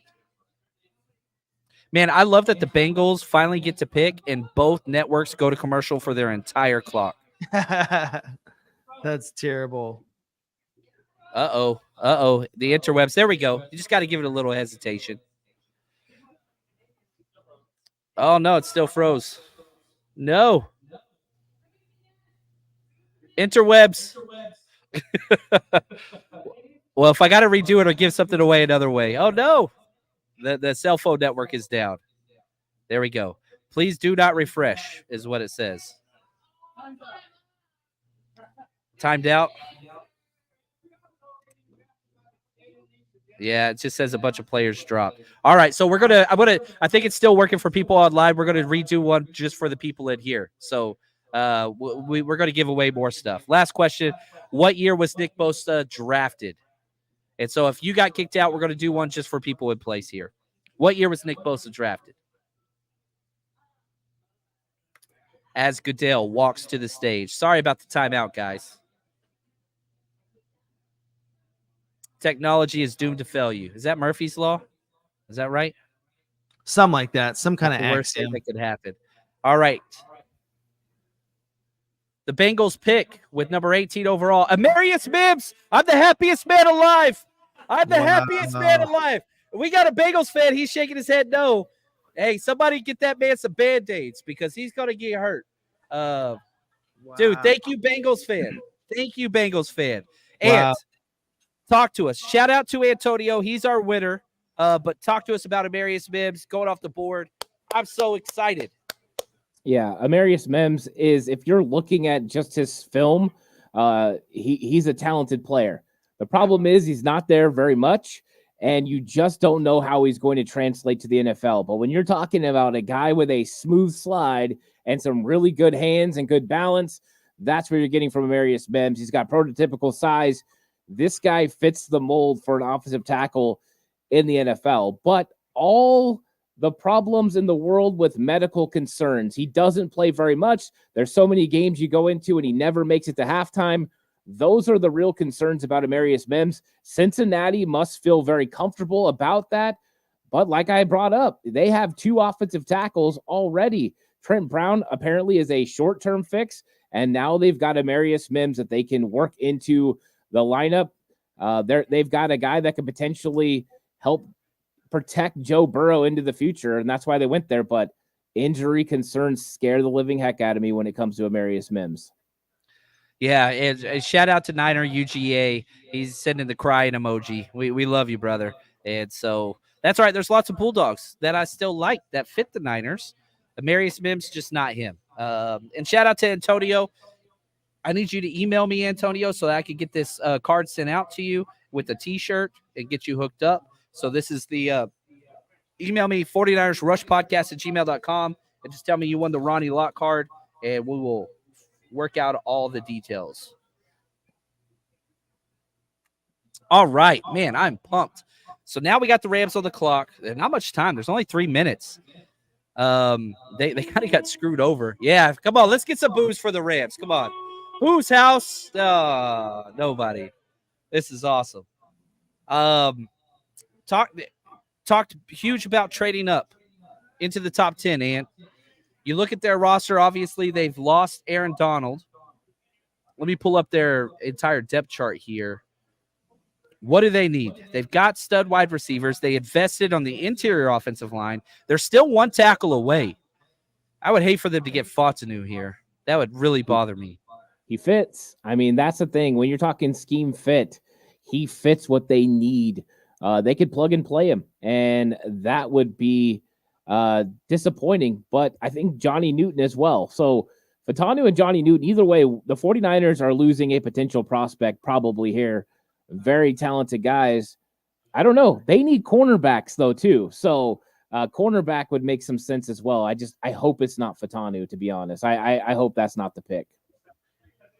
Yeah, I'm with you there. I can see they're at my favorite place in the world, too. They're drafted from Hermosa Beach, which, that's my bar that I would go to. I was there yesterday. Yeah, how dare them in true John Chapman's territory. Not cool. Now, we're at pick 19. I have 10 first-round grades left. We're pretty close. The Cincinnati pick of Amarius Mims was gigantic. We're 1 to 2 picks away of people reaching to guarantee kind of the 49ers get that first rounder, which, I mean, I'm with you. I hate the Rams. Rams taking a DT. Johnny Newton's there. Jared Verse is there. Edge is a need. Edge is a major need. Byron Young, the young guy, and Michael Hoyt, those are their edge players. Like, they need that. They need defensive tackle. Like, edge, defensive tackle, and a tackle, they need big time. Linebacker's an issue. The roster's an issue. It's not a good roster. They just got studs that kind of make up for a lot. I'm thinking Jared Verse. You just read that off. Michael Hoyt, opposite of Byron Young. Jared Verse makes too much sense. He just makes too much sense. Seems like he's going to be the guy. And I wasn't thinking Jared Verse until you read off the comment. So bravo there. But that's going to hurt me. That's going to hurt me. I don't like this if it's Jared Verse. Let's see. So, yeah, we'll see it. You look at what the Cardinals did. I felt like they got better with Marvin Harrison Jr. easily. Right. Like, that's just what they improved. You look at what the Seattle Seahawks did. They got the best defensive tackle, perhaps the best defensive player in the draft, and Byron Murphy. They got better. Are the Rams going to follow suit? You know what I mean? Like, I hate that they're getting the best players at their position. That's what I don't like. Like, obviously, there's quality players, but whenever you have teams in your own division, it doesn't matter because the 49ers are still going to be heavily favored, and they've owned, McVay completely, besides that 1 fourth quarter where we dropped an interception. That was it. Or whenever we play all of our backups and they do too. Man, Tyler Guyton, I would like that pick here. That's what I want to happen. But I don't think it's in the cards. I would love that as well. Tyler Guyton instead of Troy Fatanu. I would love that. I think with Aaron Donald going, I think it's going to be defense. I think it's going to be defensive line. Johnny Newton, Jared Verse, Michael Hoyt, not exactly the guy that's premium for that position, but Byron Young and Jared Verse sounds kind of nice. Luckily for the 49ers, they have Trent Williams, and you better be really, really good on the edge. There we go. Here you go. Rams selection, Jared Verse, edge, Florida State. Yeah. Gosh, they're doing what we want them to do. What we don't want them to do. I know. Solid pick. He's my number 8 overall player. They got at 19. He's my number 8. He was my number 1 edge. He was my number 1 edge as well. So damn good player. That hurts. I only have one top 10 player left, and that was Fatanu. I had a high grade on Fatanu, so he's the only one left. Everybody else is beyond that. Still, every single corner that I had a first-round grade on is still available. Sitting there. Yeah, I had Terrion Arnold 7. I have Fatanu 21, just because I thought he would only be valued by zone teams, unless they want to kick him inside. But for the Niners, I mean, he's high. And you said earlier, you got to wait till 20 to trade up. We're at 20. Fatanu's still sitting there. The Steelers are on the clock. Yeah, I don't think the trade of Brandon Aiyuk is going to happen. But like I've said, if you could trade Brandon Aiyuk for a top 5 offensive tackle in this draft, plus a 3rd rounder or a starter, that conversation needs to be had. Not saying they should do it, and I don't think they should do it. But we're sitting here, and it's like, this is it. This is Aiyuk watch. This is everything. Yeah, this is the perfect storm, right? Everyone said there had to be an offensive tackle that was going to be there for them to be willing to trade Brandon Aiyuk and move up. So we're going to find out if that was the case. If ever there was an opportunity for the 49ers to get the tackle that everyone wants them to get, it would be this move. I still don't think it's going to happen, but I've been completely shocked by most of the picks in this draft when it came to quarterbacks going so high.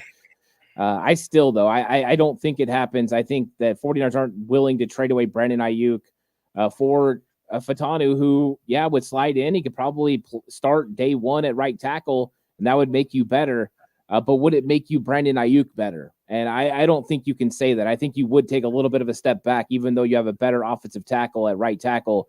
You would be missing something big at wide receiver, and I don't see a replacement for that unless you were able at 31 to get Adonai Mitchell. You go Fatanu and Mitchell. That might be your only way. Still think you struggle in 2024 compared to what you will be in 2025. Yeah, and so I like the way that you put that. I really, really do. And, another player, like if I'm looking at, obviously, Troy Fatanu, everybody's talking about the wide receivers for the Steelers. A.D. Mitchell, Brian Thomas Jr., they're both there. Interior offensive line, the entire interior offensive line's there. Johnny Newton, I mean, there's a lot of – there's talent, man. You just need one or two reaches.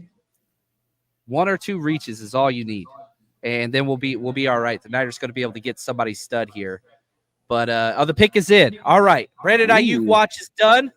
There we go. We're okay. Everything's all right as far as that goes. The pick is in. Wide receiver, tackle. Whew. I'm very happy. I'm very happy now. I do not want to lose Aiyuk at all, man. I really didn't. Right. I don't want to lose him either, not considering what that would mean for 2024. I like Aiyuk. I think he's still got more growth. I think he still get better. I don't think we saw his ceiling yet. So that would make me nervous. They're both on commercial. What's up? We got Chuck B back. We're about to do a raffle. Everybody get your tickets ready. Autograph Frank Gore jersey. Autograph Frank Gore jersey. Get your tickets ready. Here we go. We're giving stuff away here. That's what we do. All right. Juan picked the person, not me. Get your tickets ready. Here we go. 772-096.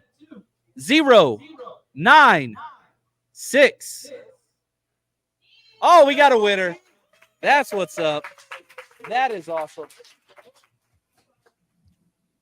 Congratulations. The inconvenient truth. That's awesome. Congratulations. Yeah, sure. Come up here if you want to. Let's go. Let's take a picture. Your call. You're in charge here. We're taking a picture. You good, Eric? All right, here we go. Awesome. Congratulations. Thank you. That's awesome. So let's update the big board. I've got Terrion Arnold 7, Quinion Mitchell 11, Johnny Newton 14, Cooper DeJean 16, Jackson Powers Johnson 20, Fontenot 21, A.D. Mitchell 22, Thomas, wide receiver LSU 23, and Kool-Aid 24. Those are all my first round grades that are left. You have Mitchell over Brian Thomas. I've got him back to back, but yeah, I do. Okay. I think he's more of a complete wide receiver, and the fact that he did what he did with a bad quarterback, and Byron Mitchell did it with the Heisman Trophy winner.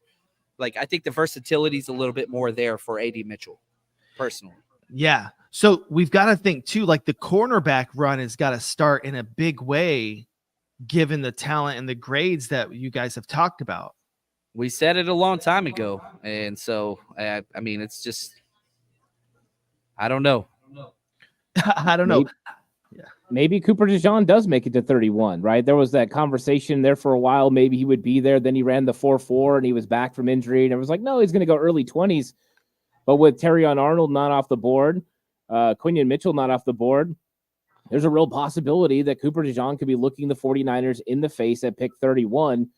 They might get a really good football player. I think the board is playing out pretty nice. Now, we'll see what happens over the next 5 picks, but it's starting to look pretty good for the 49ers getting a talented player at a position of need. Gosh, I would love that. Here we go. Yeah, we're still waiting on the commish. Matt Barrows just put out the 49ers wanted a mid-first round pick for Aiyuk. We're at the stages when mid-round becomes late round. It's clear that any offers San Francisco got today were underwhelming. There we go. This is what we wanted. You're able to get out of this draft and keep your number one wide receiver for your quarterback. Positive news. Now, hopefully you can pair him up with a stud. Still would discount drafting a wide receiver at 31 with Kyle Shanahan. As long as he's our head coach, wide receiver will always be a possible pick. Ooh, Yeah, I don't know. So, biggest surprise of the draft so far, Charles? Like, what's the pick that, I mean, we got to be the quarterbacks, right? Bo Nix. Bo Nix. I think Penix. Yeah, but Bo Nix. So, Bo Nix. yeah. What about you, Ant? What do you think? Yeah, I think it's Bo Nix. I did not see him going in the first round. The fact that we had a run on quarterback 6 in the top 12 is crazy. So, yeah, I think Penix kind of got us all feeling that way, like, oh, my goodness, what is going to happen? And then that was definitely the pick. Bo Nix, just a complete shocker that they actually went and made that kind of leap. That's huge. So the Steelers pick, they are on he's up talking, but they've got somebody with them, so it's probably going to be a minute. Mims was a surprise. We've got Penix in the chat. Quarterbacks. Yeah, Atlanta. Atlanta doing that in the top 8 after just paying all that money. It's crazy. I don't know. That's a fun one. Yeah, another person behind the wheel. I got a question about a player. I don't know, John, how much you broke down with Nealon, the pass rusher, who's kind of been Nealon. He's been, man, I kind of fell in love with that guy's tape, but I don't watch as much as you do. I was wondering. Mean. Every play's the same. Marshawn Nealon is just a wrecking crew. Like, it's a crash every play. Just physicality, bull rush, bull in a china shop. Like, every single play. Is he a top 30 player? Could he be picked in the top 30? He wasn't for me, but he could be. Okay. He could be. I had a 3rd round grade on him, early 3rd, but I think I had him in my 60s, 70s is about where I had him. So, but I mean, a lot of people have been talking about Nealon going early. So here we go. Craig Ironhead Hayward. Or no, this is Cameron. Sorry, this is Cameron Hayward for Steelers making the pick. Troy Fontenot, tackle. Gone. Boo. Boo. They said, if you're not going to give us your Aiyuk, we're going to take your last tackle.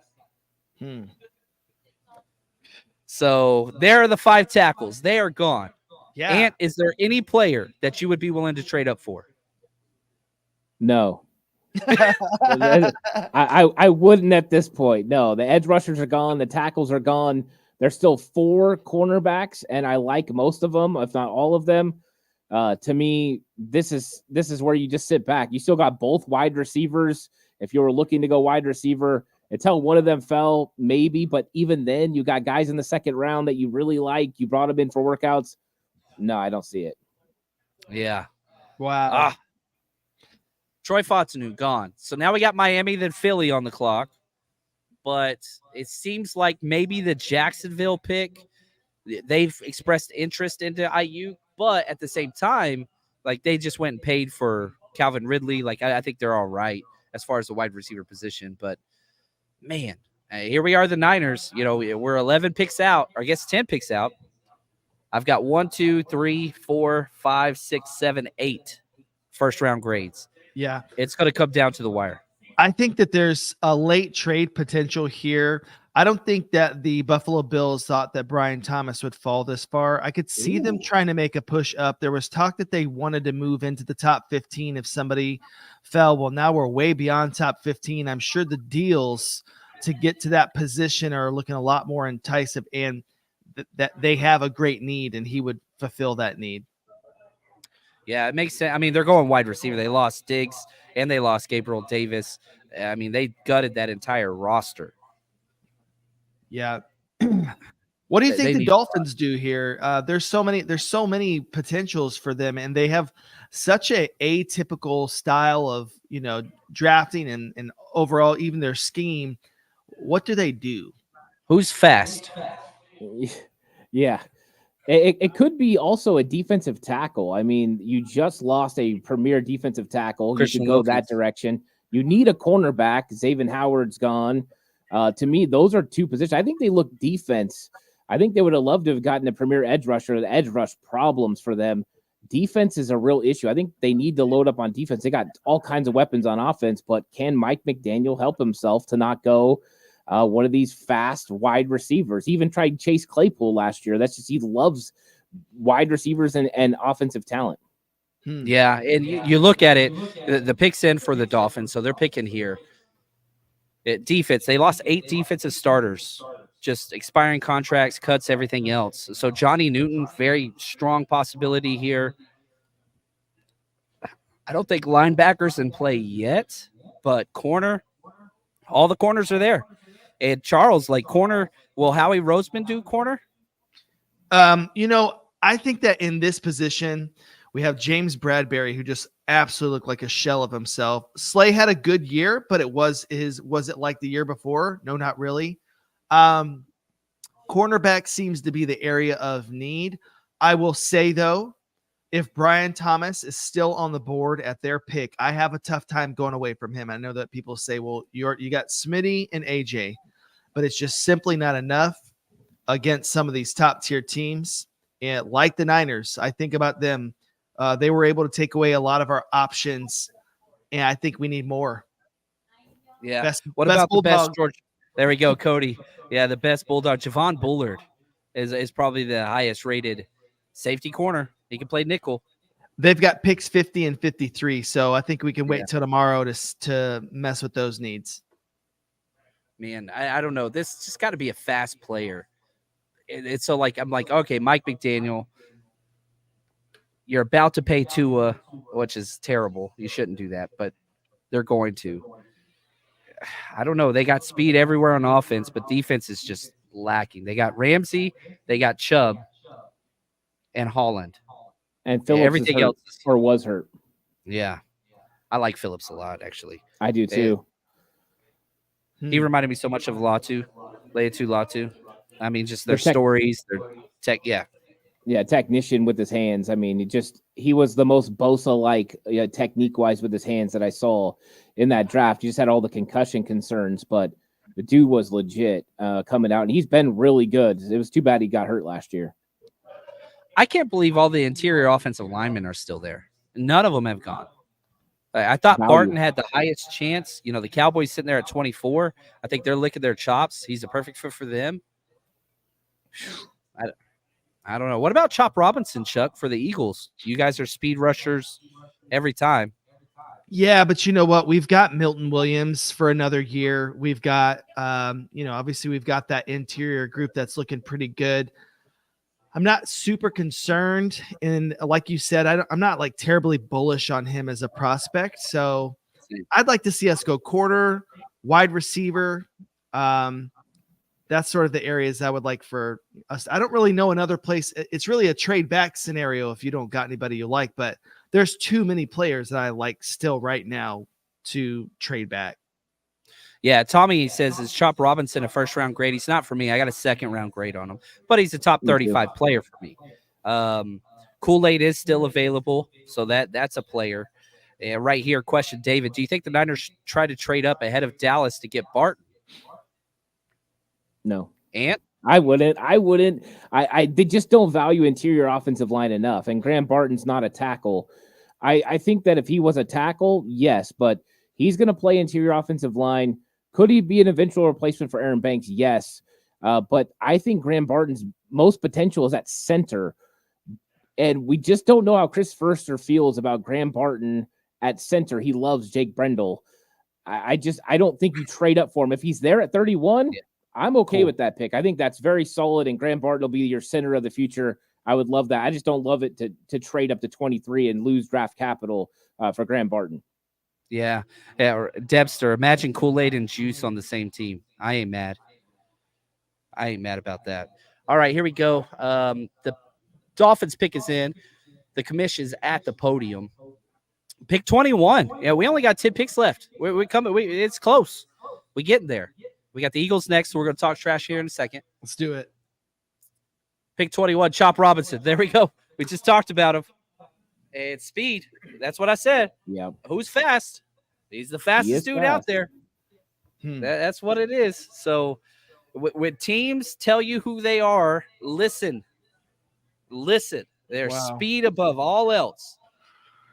And so, yeah, I had Chop Robinson 28 behind, one spot behind Michael Penix, but I had a second-round grade on him. So there we go, edge. Well, here we go. Players. Now, that's another player gone that's not a first-round grade. That helps the Niners. Chuck, take it away, Eagles. Yeah, I mean, who knew we could get the number one corner of this class at 22? So let's see if we do that. It would be such a whiff if we, took somebody who, I don't know. I would not like a Cooper DeJean. I would like to go Arnold or Mitchell first. And if not, I want Brian Thomas. Those are the 3 picks for me. I could understand Newton here as well because they like to invest in the line. As we've talked about, I don't think that there is an offensive lineman that they maybe – it just depends. Do you want to keep Cam Jurgens over at right guard and have JPJ play center or have Barton play center? You could potentially see that if they like Jurgens at right guard. But that I guess we'll see what they're thinking about his position. We'll learn a whole lot more about what the Eagles think with this pick. Yeah, I mean – right now, Devontae Parker's a starting wide receiver for you. It's trouble. Yeah, he's not a good player at all. No, and I think pick 50, 53. Is there going to be a Troy Franklin maybe falling down there? Is there going to be somebody of that caliber, on day 2 and beyond? This is a deep wide receiver class who I believe they will take a wide receiver at 50 or 53 if they don't take one here. And that person will most likely beat out Parker, given how good this class is. Yeah, 2 minutes left on the clock, 2.5 minutes, and the pick's not in. So Howie Roseman likes to trade more than anybody. Yeah. So, this is a strong possibility. But the Vikings are the only team that's done a trade. They've done 2. Here could come the Buffalo Bills. I mean, I think that they're a team but they're desperate. I think that they know – they lost Diggs. That's a big deal. They lost Gabe Davis. I mean, you're talking about an empty cupboard for real. Yeah. Well said. Well said. 2 minutes left on the clock and counting. Here we go. We'll see. I'm waiting to just see that the pick is in, but that clock's still going. It's going down to the wire. Now, this is always a fun one because if the clock expires, the team behind them can submit the card before them. It's happened once before, and you can go get them. Right here, Sin, she says, Chuck, I'm in Delaware surrounded by Eagles fans. Shout out to Joe, her husband. He's a big Eagles fan as well. I'm sorry for you. There we go. The pick is in. I think the pick is in. It looks like it. It's not being reported, but they're all standing around hanging out. So I assume the pick's in. Minute left and counting. Shout out to Phil. Appreciate the super chat. JPJ, Zach Frazier, Cooper DeJean, Mike Sanderstill. They're all still there. They're all still available, which is crazy. What's going on, Howie? Come on, Howie. Put the pick in, man. Just don't play around too much. Just we got the Beagles are trash, Tommy, the trash talker, Tommy. I appreciate that. It's been such a fun rivalry, the Niners and the Eagles. I will say when we went to the game that the Niners won and Trey Sermon almost did his thing. He almost did. He almost died. Yeah. The pick is in finally. So there we go. It's official. That's another. Who do you want, Chuck? Name your person. I want Arnold or Mitchell. I'm good with either of those guys. I probably want Arnold more. He's a damn good. I got a top 10 grade on him. I wonder what's going on with that. The tape is so clean, but yeah, and then he gets a chance to learn. Yeah, I think the opportunity to learn from Slay as well. And by the way, back to Trey Sermon. That's another 3rd round running back for the Niners I fell in love with. He's on your team, isn't he? Is he on the Eagles? No, I don't think so. He was like practice squad on and off. So is he done now? I think he might be done. You know what? Sometimes guys tapes. He's one of the people who he's on the Colts. Oh, yeah, that's right. He actually played a little well for them in JT's absence. Gosh, I can't believe all 4 corners are still there. Terrion Arnold, Quinion Mitchell, Cooper DeJean, and Kool-Aid. Wow. Nate Wiggins, if you want to put his name in there. I thought I mocked Nate Wiggins to you guys here. That would be horrible. That would be somebody I don't want. I have the same feelings as you. I just don't like the physicality piece with him.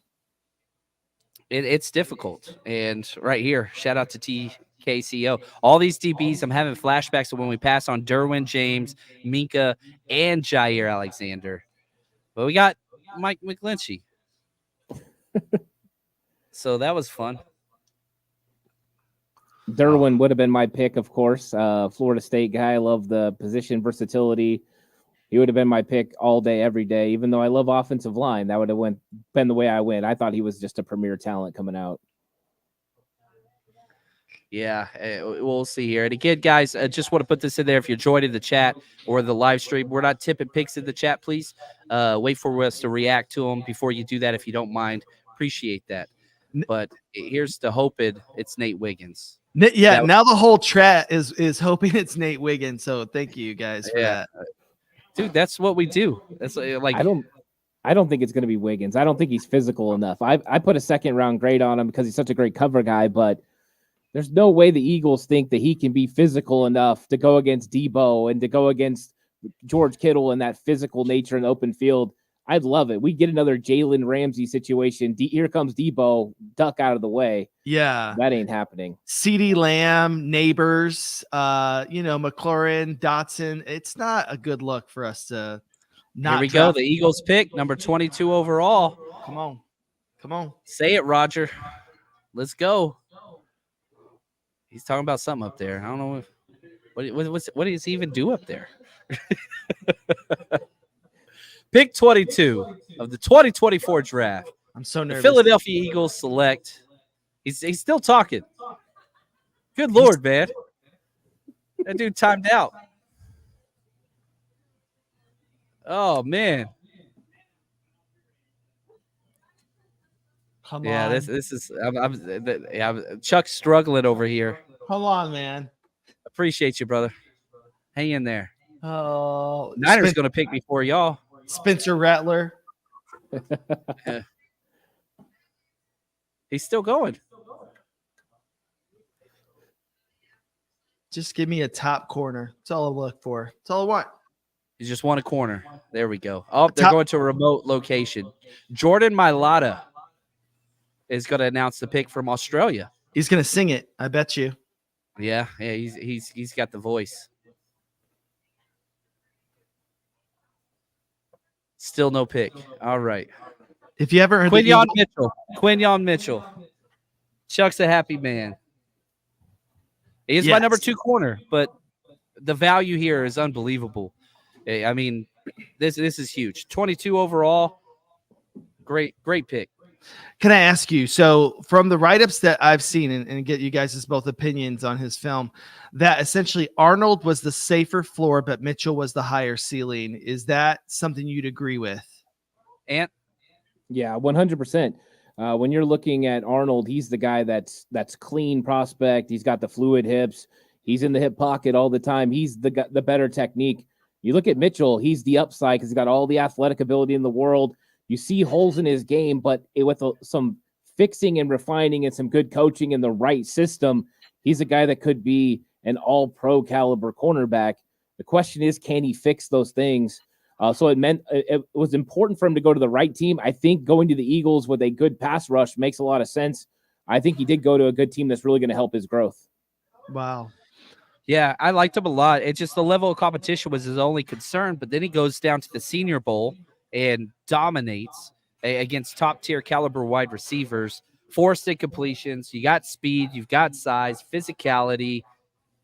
He was a clean player. The only issue was just level of competition, but item number 11 overall. You got him at 22. Yeah, so now does that push any teams at the bottom? We've got, like you say, 3 first-round graded corners still on the board.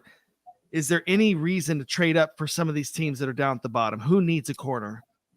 Trading up for a corner is rough in a deep corner draft. Like, there's so many second and third round values. Even for, like, I'm not trading up for corner. Yeah. I'm trading up for, if I'm trading up, Johnny Newton, that would be the player. Like, there's a huge gap after him at the defensive tackle spot. You're talking interior offensive line, all those guys, there's a bunch there, so you're not trading up there. Offensive tackles, they're gone. Wide receiver, maybe, but it's deep. I'm trading up for Johnny Newton or nobody if I'm just a random team. But that's just my own personal whatever. Pick is in for the Jaguars, so that's another Aiyuk team off the charts, even though I didn't consider them one. But pick 23 for the Jags is in. Aiyuk is staying. That's the good news of today. That's right. That's right. He's not going anywhere. Glad you got your Quinion Mitchell. Yeah, see, this is how it goes. We can compliment each other, be friendly. I was about to insult you after you said that. That's okay. I'll stop. You still can. It's fine. I was going to say, like, the only way we can play you guys if we make the playoffs. But, like, y'all, I don't know. I think we're going to be better than Dallas next year. I think that Dallas still has not re-signed their cornerback.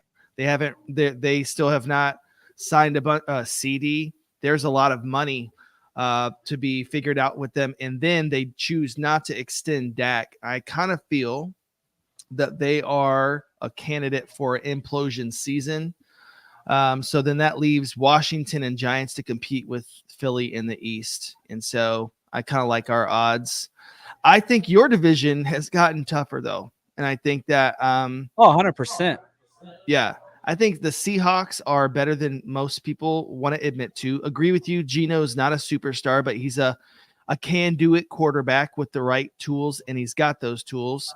You've got the Rams with Stafford still. I mean, he's got Puka and Kupp. That's tough. You got Kyler now with Marvin Harrison Jr. So the Niners come back. We're losing Chuck. Oh, sorry. Let me know when I'm back. You're good.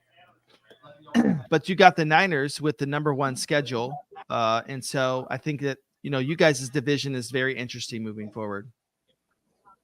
It is. I think the Rams are the scarier team out of every one of those teams because they've got offensive talent, and now they added Jared Verse to go with Byron Young as edge defenders.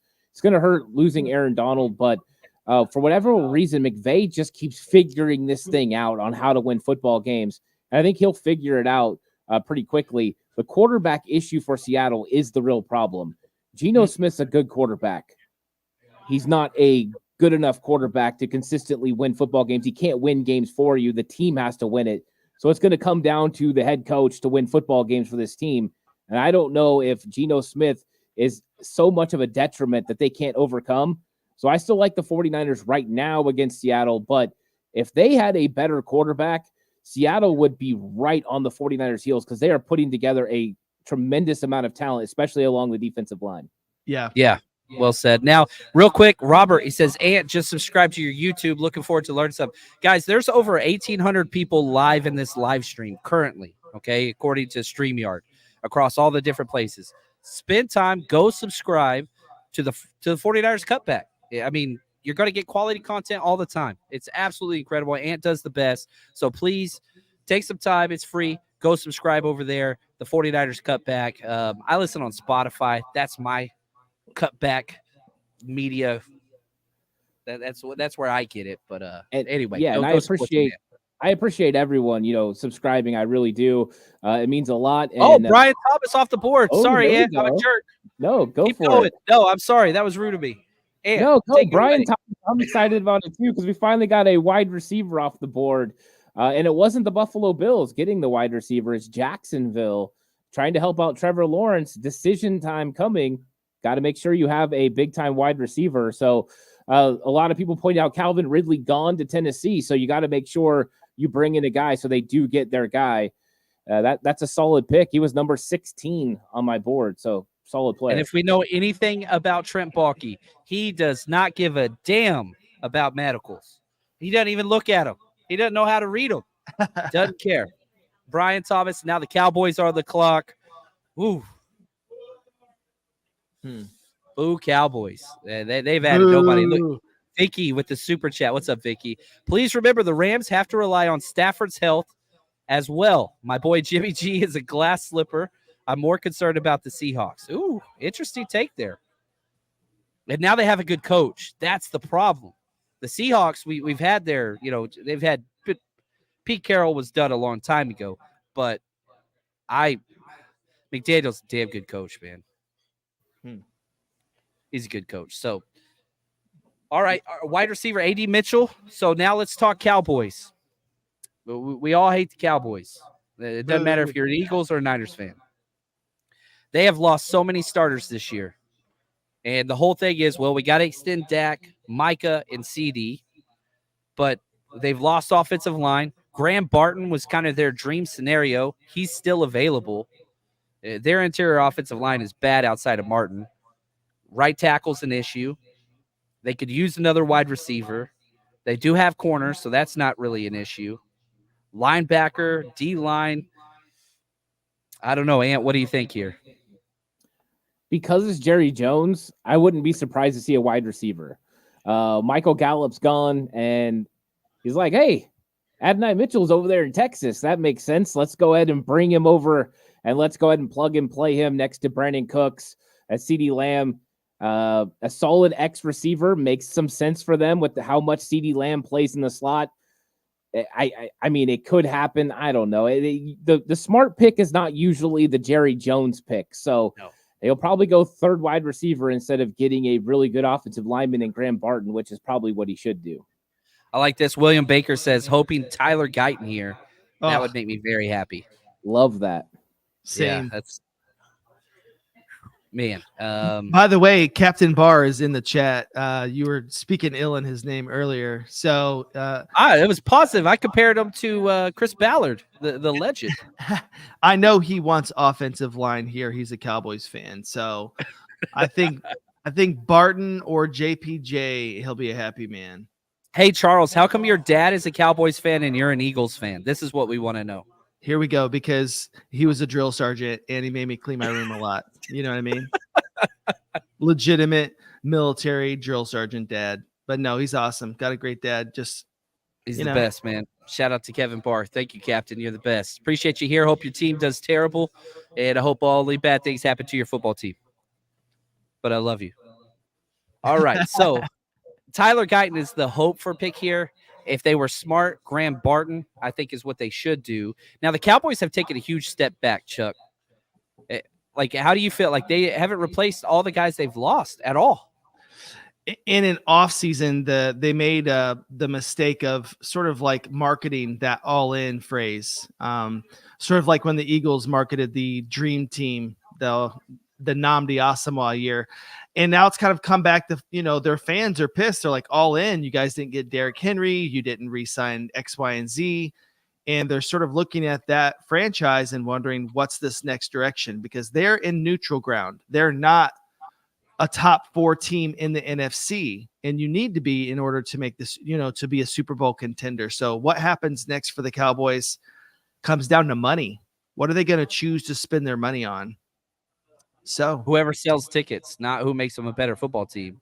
That's right. And whoever sells tickets. And Jerry Jones also, Bleacher Report was, roasting him because he thought that they had the 24th best pick because they were the 24th best team. So, Oh, Jerry. He also wanted John Paxton, or what was that? Paxton Lynch. Paxton Lynch, just get him out of the draft room, basically, and the Cowboys could be okay. Yeah. Now we got a good question here. How many first round value players do you think were still available for the 49ers? Shout out to David Wright. How many round 1 picks do you think the 49ers still have left on their board? And what would you say? I have 5, so I'm guessing they have probably 3, 3 or so. I would guess they're probably a little bit lower on some of the guys. They have medical, that kind of thing. So to me, that would be my guess. There's probably 3 guys they really like at 31. We'll see if one of those guys can make it there. Yeah, I've got 6. Ant's got 5. He's guessing 3. Yeah, not a bad idea. We'll see. And now you can trade up after this. Like, to trade from pick 31 up to 25 is easy. That's 120 different draft points. That's our 3rd rounder. Back into this is easy. If there's a guy there, let's say you only got 1 first round grade available, you could jump up easy. And John Lynch talked about that. Now he also talked about we'd like to do the trade. The Lions traded up with the Cowboys. We got to trade, ladies and gentlemen. All right. There we go. Man, all in my rear end. Like, you got to be kidding me. They're not doing jack squat. All out. That's good. So they traded out. Detroit traded up into number 24. They're on the clock. So the Lions are picking their next pick. 29. So they jumped up 5 spots, just like I was saying with the 49ers could do. Probably cost a little more than a third. But the Cowboys didn't have a 4th rounder because they gave it to us for Trey Lance. They have a 3rd rounder, 87. So I'm guessing that's probably what they gave up, just straight up. Their 1st and their 3rd. Oh man, do the Lions go Arnold here and just hurt the league? I think you're right. I think you're right, Chuck. I think they just traded up for cornerback. Terrion Arnold, too good at this point. They got themselves a good player. I think you're right. I think they did go Arnold right here.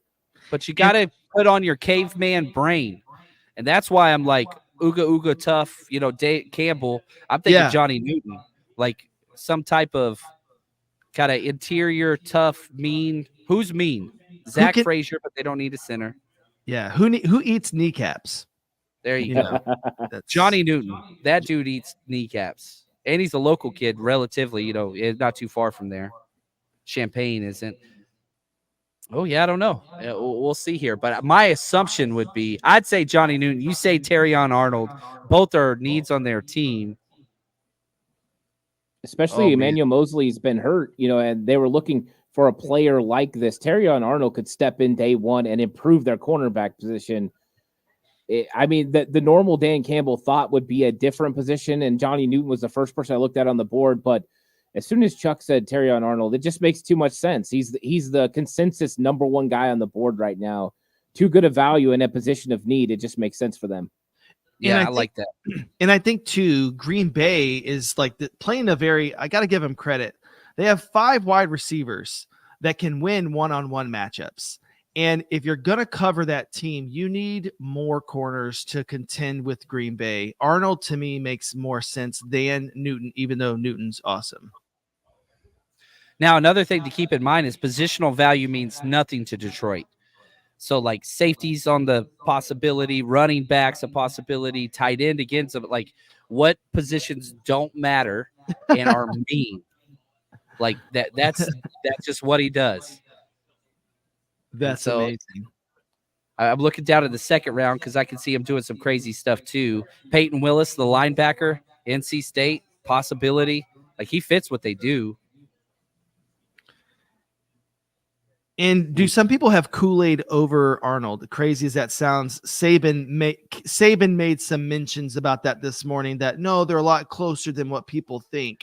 You watch any game, the game tape, and you'll see teams throw away from Terrion Arnold. You'll never see teams throw away from Kool-Aid.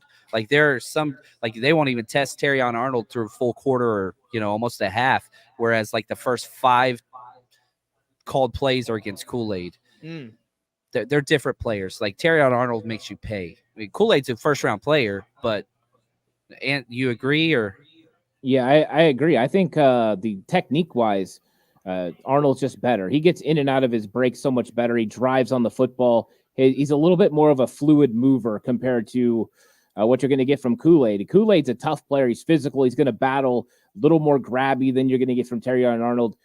These guys are both first-round talents. It's just they're at opposite ends of the spectrum as far as cornerbacks in the first round.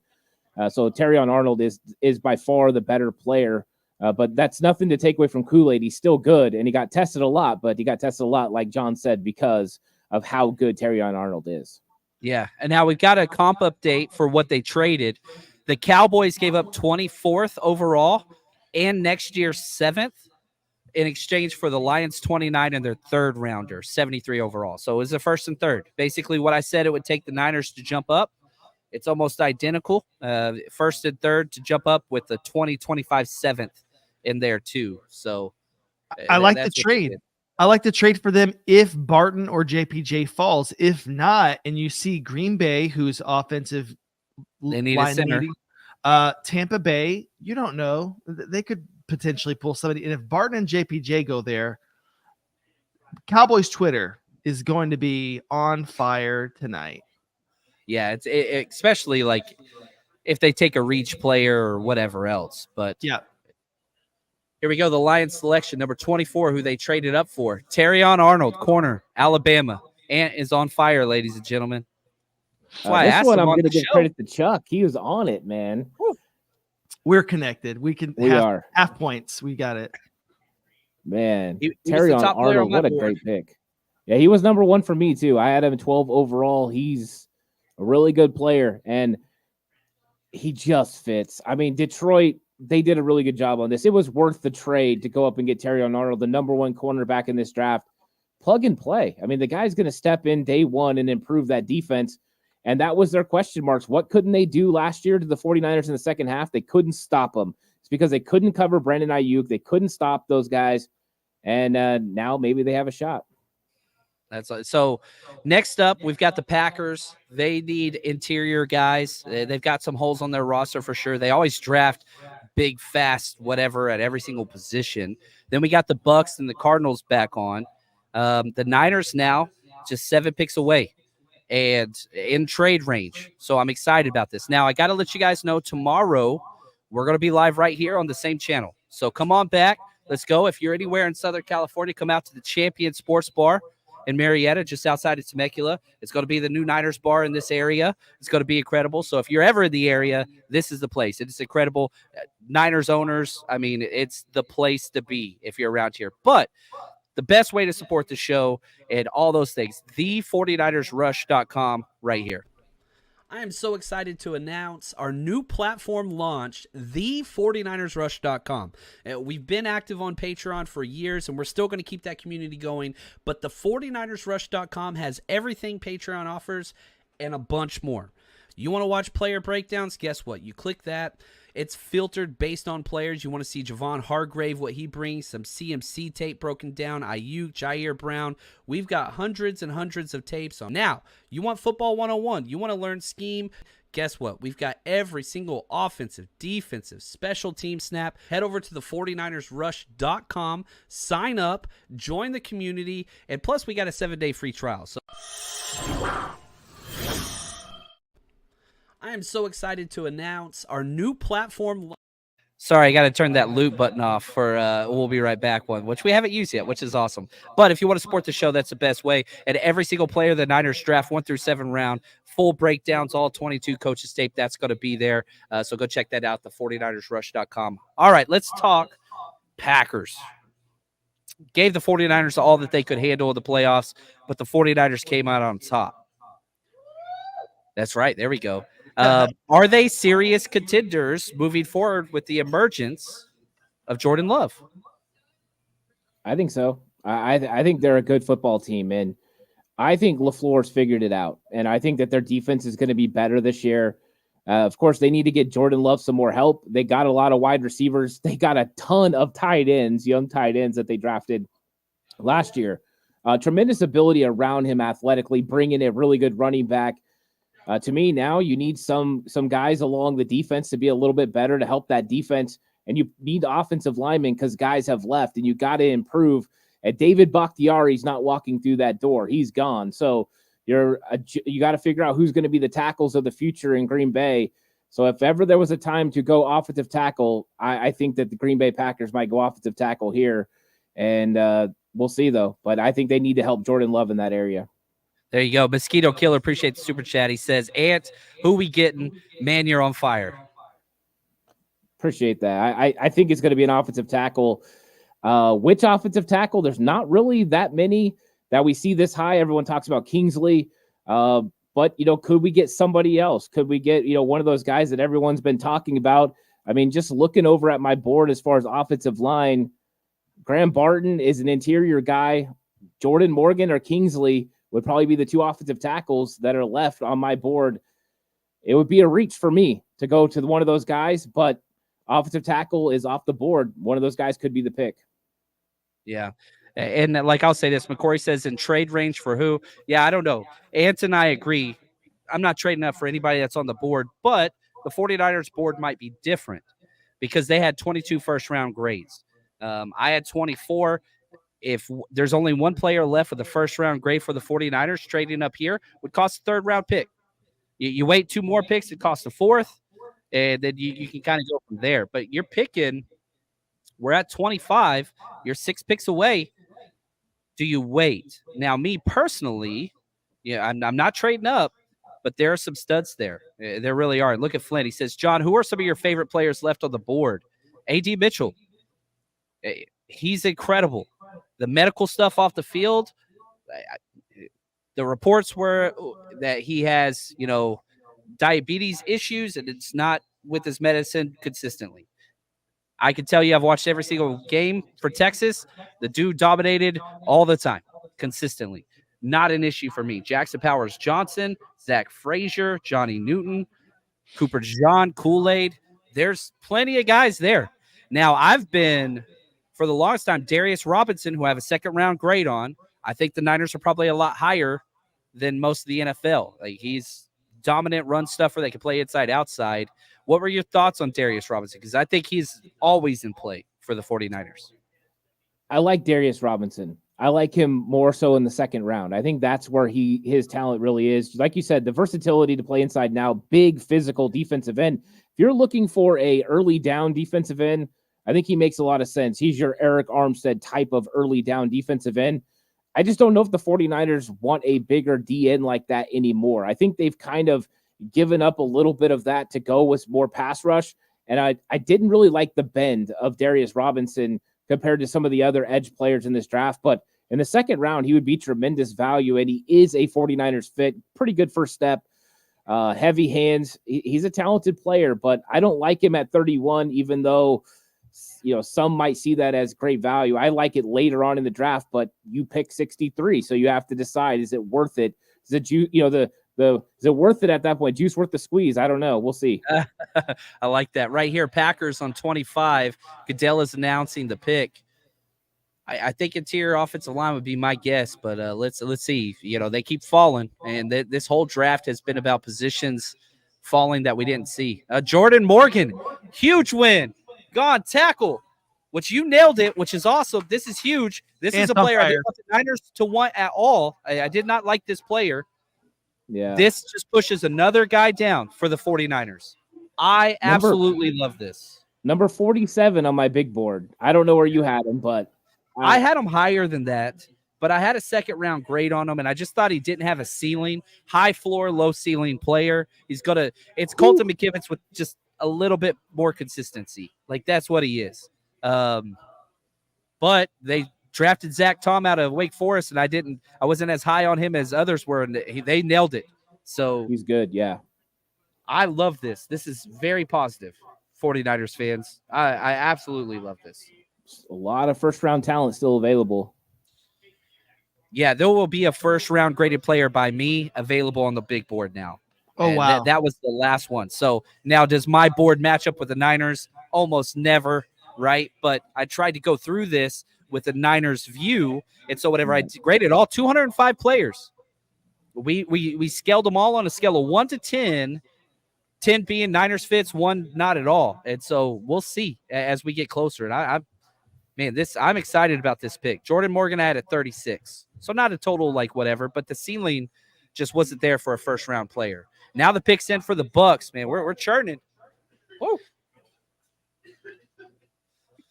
It's like 5 picks away, right? Yeah, you guys we're close. Yeah, I mean, you're right there. And so, yeah, you want to trade up here. Now you're not paying a third to jump up to 27. Like, again, all teams use this Jimmy Johnson draft trade chart, except for whenever it's quarterback trades. But to jump up to 27, now it's Arizona. Are you going to trade up with the team in your division? It happens sometimes. It's a 180-point difference. It's a little bit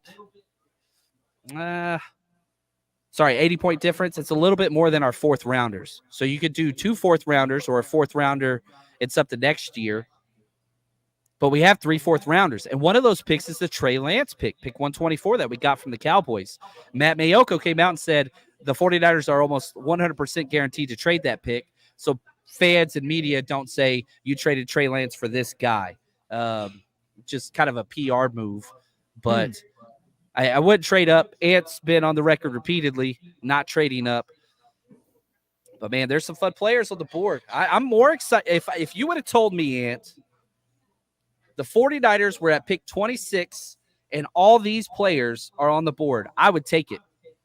I'm just like, you know what? I'm taking it. Johnny Newton. You lost Armstead. Like, defensive tackle is a concern. You've got depth there. Johnny Newton's incredible. Corner, Cooper DeJean, I thought for sure was going to go in the top 20. He could play nickel corner. He could play corner outside. He could play safety, returner. He might be the best returner day one of the NFL. Like, he's that dynamic. Jackson Powers Johnson, are you kidding me? Adonai Mitchell, I love. Kool-Aid, solid starter. But those are all first-round graded players. 2, 4, 5. I've only got 5. I don't have 6. I was wrong. I need one more. No, it's a lot of talent. And Johnny Newton, I mean, he's not going to start day one, but he's going to be a part of your full rotation. He replaces Kevin Givens in your rotation, and now your second group is crazy. Jordan Elliott and Johnny Newton to go behind what you already have with Hargrave and Collins, like that is a legit starting rotation. And then you're talking Kevin Givens or Clea Davis battling to who makes this roster. That would be tremendous value. But you also have a legit wide receiver in Mitchell. He could be in there, be your 4, and then next year take over Jawan Jennings as your 3. He's got a lot of talent. Wide receiver 4 gets on the field a lot for the 49ers. So you have a lot of potential and talent here. And we still have, like you said, Cooper DeJean, who could start day one at your nickel corner spot if you wanted to keep somebody outside like Deommodore Lenoir. Physical, can turn on the dime, quick change of direction. He's got a lot of versatility. And if you're looking for a star position player with what they're going to do on defense potentially, Cooper DeJean fits that role. There we go. I like it. And, you know, somebody asked, like, who's my highest rated player? It's Johnny Newton, the defensive tackle, Illinois. I would love that. Dean, shout out to Dean. Ain't seen you in a minute, man. He said had to leave Twitter. He didn't like it there. I get it. Twitter's gone downhill big time, but my job, I kind of have to. Graham Barton. I have a second-round grade on Graham. I didn't think his ceiling was as high, but as far as versatility, he's the most versatile player maybe in this draft. He can play 4 out of 5 offensive line positions. He's incredible. And high IQ, tough as hell, mean, nasty. I would love it. I just don't think right tackle's a spot he would play. I want him at a center, but he hasn't played center in 3 years. And there's a lot of stud second-round guys, too. And so, like, if I'm just looking at top-end second-round players, there's 3 stud wide receivers, Xavier Worthy, Troy Franklin, Ladd McConkey. Tight end, Jatavian Sanders out of Texas, but it's too early for him. Kingsley Suamatia, Zach Frazier. He's my number 1 rated second-rounder. Chris Broswell, Darius Robinson, Javon Solomon, Rook. I mean, come on, man. Like, there's some dudes there. Javon Bullard. And Nate Wiggins. You know, I called you about a month ago. I don't know if you remember, and I said there was one player I didn't want the Niners to get. It was Cooper DeJean. Yeah. And then I think that in that scheme, because he's so instinctive, and you've got the most instinctive player in football in Fred Warner. I believe that. Then you put Cooper there. I think it's just then all of a sudden that, you know, the cover 3 mixes that they're running, they're just it's that much tougher sideline to sideline to run on them and pass on them. I think he makes the Niners better day one. I would love it, especially with the returning upside. That dude, I mean, he could play wide receiver. He could he's that talented. You go watch Cooper DeJean's highlights. Just type in Cooper DeJean basketball. Basketball, yes. Watch that dude dunk for like 4 straight minutes, man. It's incredible.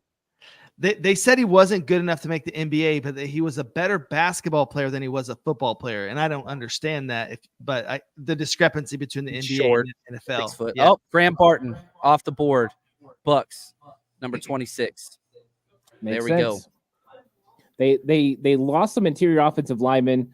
They were going to have to go there. My guy, Aaron Stenney, don't know how we met, but we're friends on Instagram, and I appreciate him. He left this year from Tampa Bay, so knew they were going to need an interior offensive lineman. Graham Barton makes a lot of sense. This is a guy that could eventually be the full-time starter at center if that's what they need, but they have question marks at center. They have question marks at guard. Besides Christian Wirfs, there's a lot of question marks there. I like Luke Goedeke enough to play right tackle for them, but they need some guys to help them out on that team. So this was a nice selection for them. There we go. And so now the pick is in for the Cardinals at pick 27. The 49ers are 5 players out. I have 5 first-rounders left, so 1 will be available. If the 49ers take that or not, that's another issue. But like, this is the correct take, McCory. The 31st pick is basically a second rounder. In today's NFL, 49ers had 22 grades. Now, because the guys taking Bo Nix and Penix and all these other players, you're getting a lot of the guys dropping that you were hoping would drop.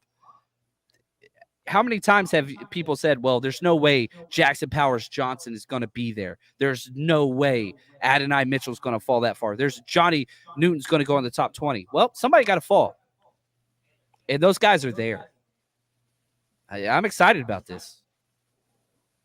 Yeah. When I did my first mock draft, I selected Cooper DeJean at pick 31, and everyone kept saying he's not going to be there. That's not going to happen. Well, here we are. We're getting real close, and here he is. And if ever there was a player that looked like he was made for the 49ers, it's Cooper DeJean. I think the problem is I have a little bit of mixed feelings because I love Adonai Mitchell as well at wide receiver. I think the nickel corner is the best for best player available meets need, but both those guys are tremendous value at 31. 49ers right now have guys who have first-round grades still on the board, and I didn't think that was going to happen in this draft. Darius Robinson just went off the board. Woo. Arizona got Darius. They are using the 49ers. Now, that's who I assumed. That was my highest percentage player I thought the Niners would take. I had a second-round grade on him. He's my 44th overall player. But in today's NFL, which is tough run stuffing, man, they got a stud. It was a reach, but I thought the Niners were going to take him. And now we got the Buffalo Bills on the clock. But you look at the Cardinals, they got Marvin Harrison Jr. and Darius Robinson. That's quite the pairing. Whew, direct correlation, right, to stopping the 49ers, right? We've seen Seattle do it. Got to get a defensive lineman. Now you see Arizona do it. We got to get defensive line help. We got to stop Christian McCaffrey in the run game. These are what these teams are doing. All three NFC West teams have now addressed defensive line in the first round. And it's no shock. When Christian McCaffrey runs for over 1,500 yards and gashes these teams, they're going to decide to go defensive line, and that's what they've done. Yeah, there we go. Vicky, what's up, girl? She says, guys, loving the show so far. Do you feel like the success of Brock Purdy has changed the way the draft is playing out this year? Chuck, we'll go to you first, then Ant. I would almost say kind of the opposite in the sense of that we have so many quarterbacks taken at the top where Purdy was taken at the end. You see teams not waiting. They waited on Purdy to the very last pick.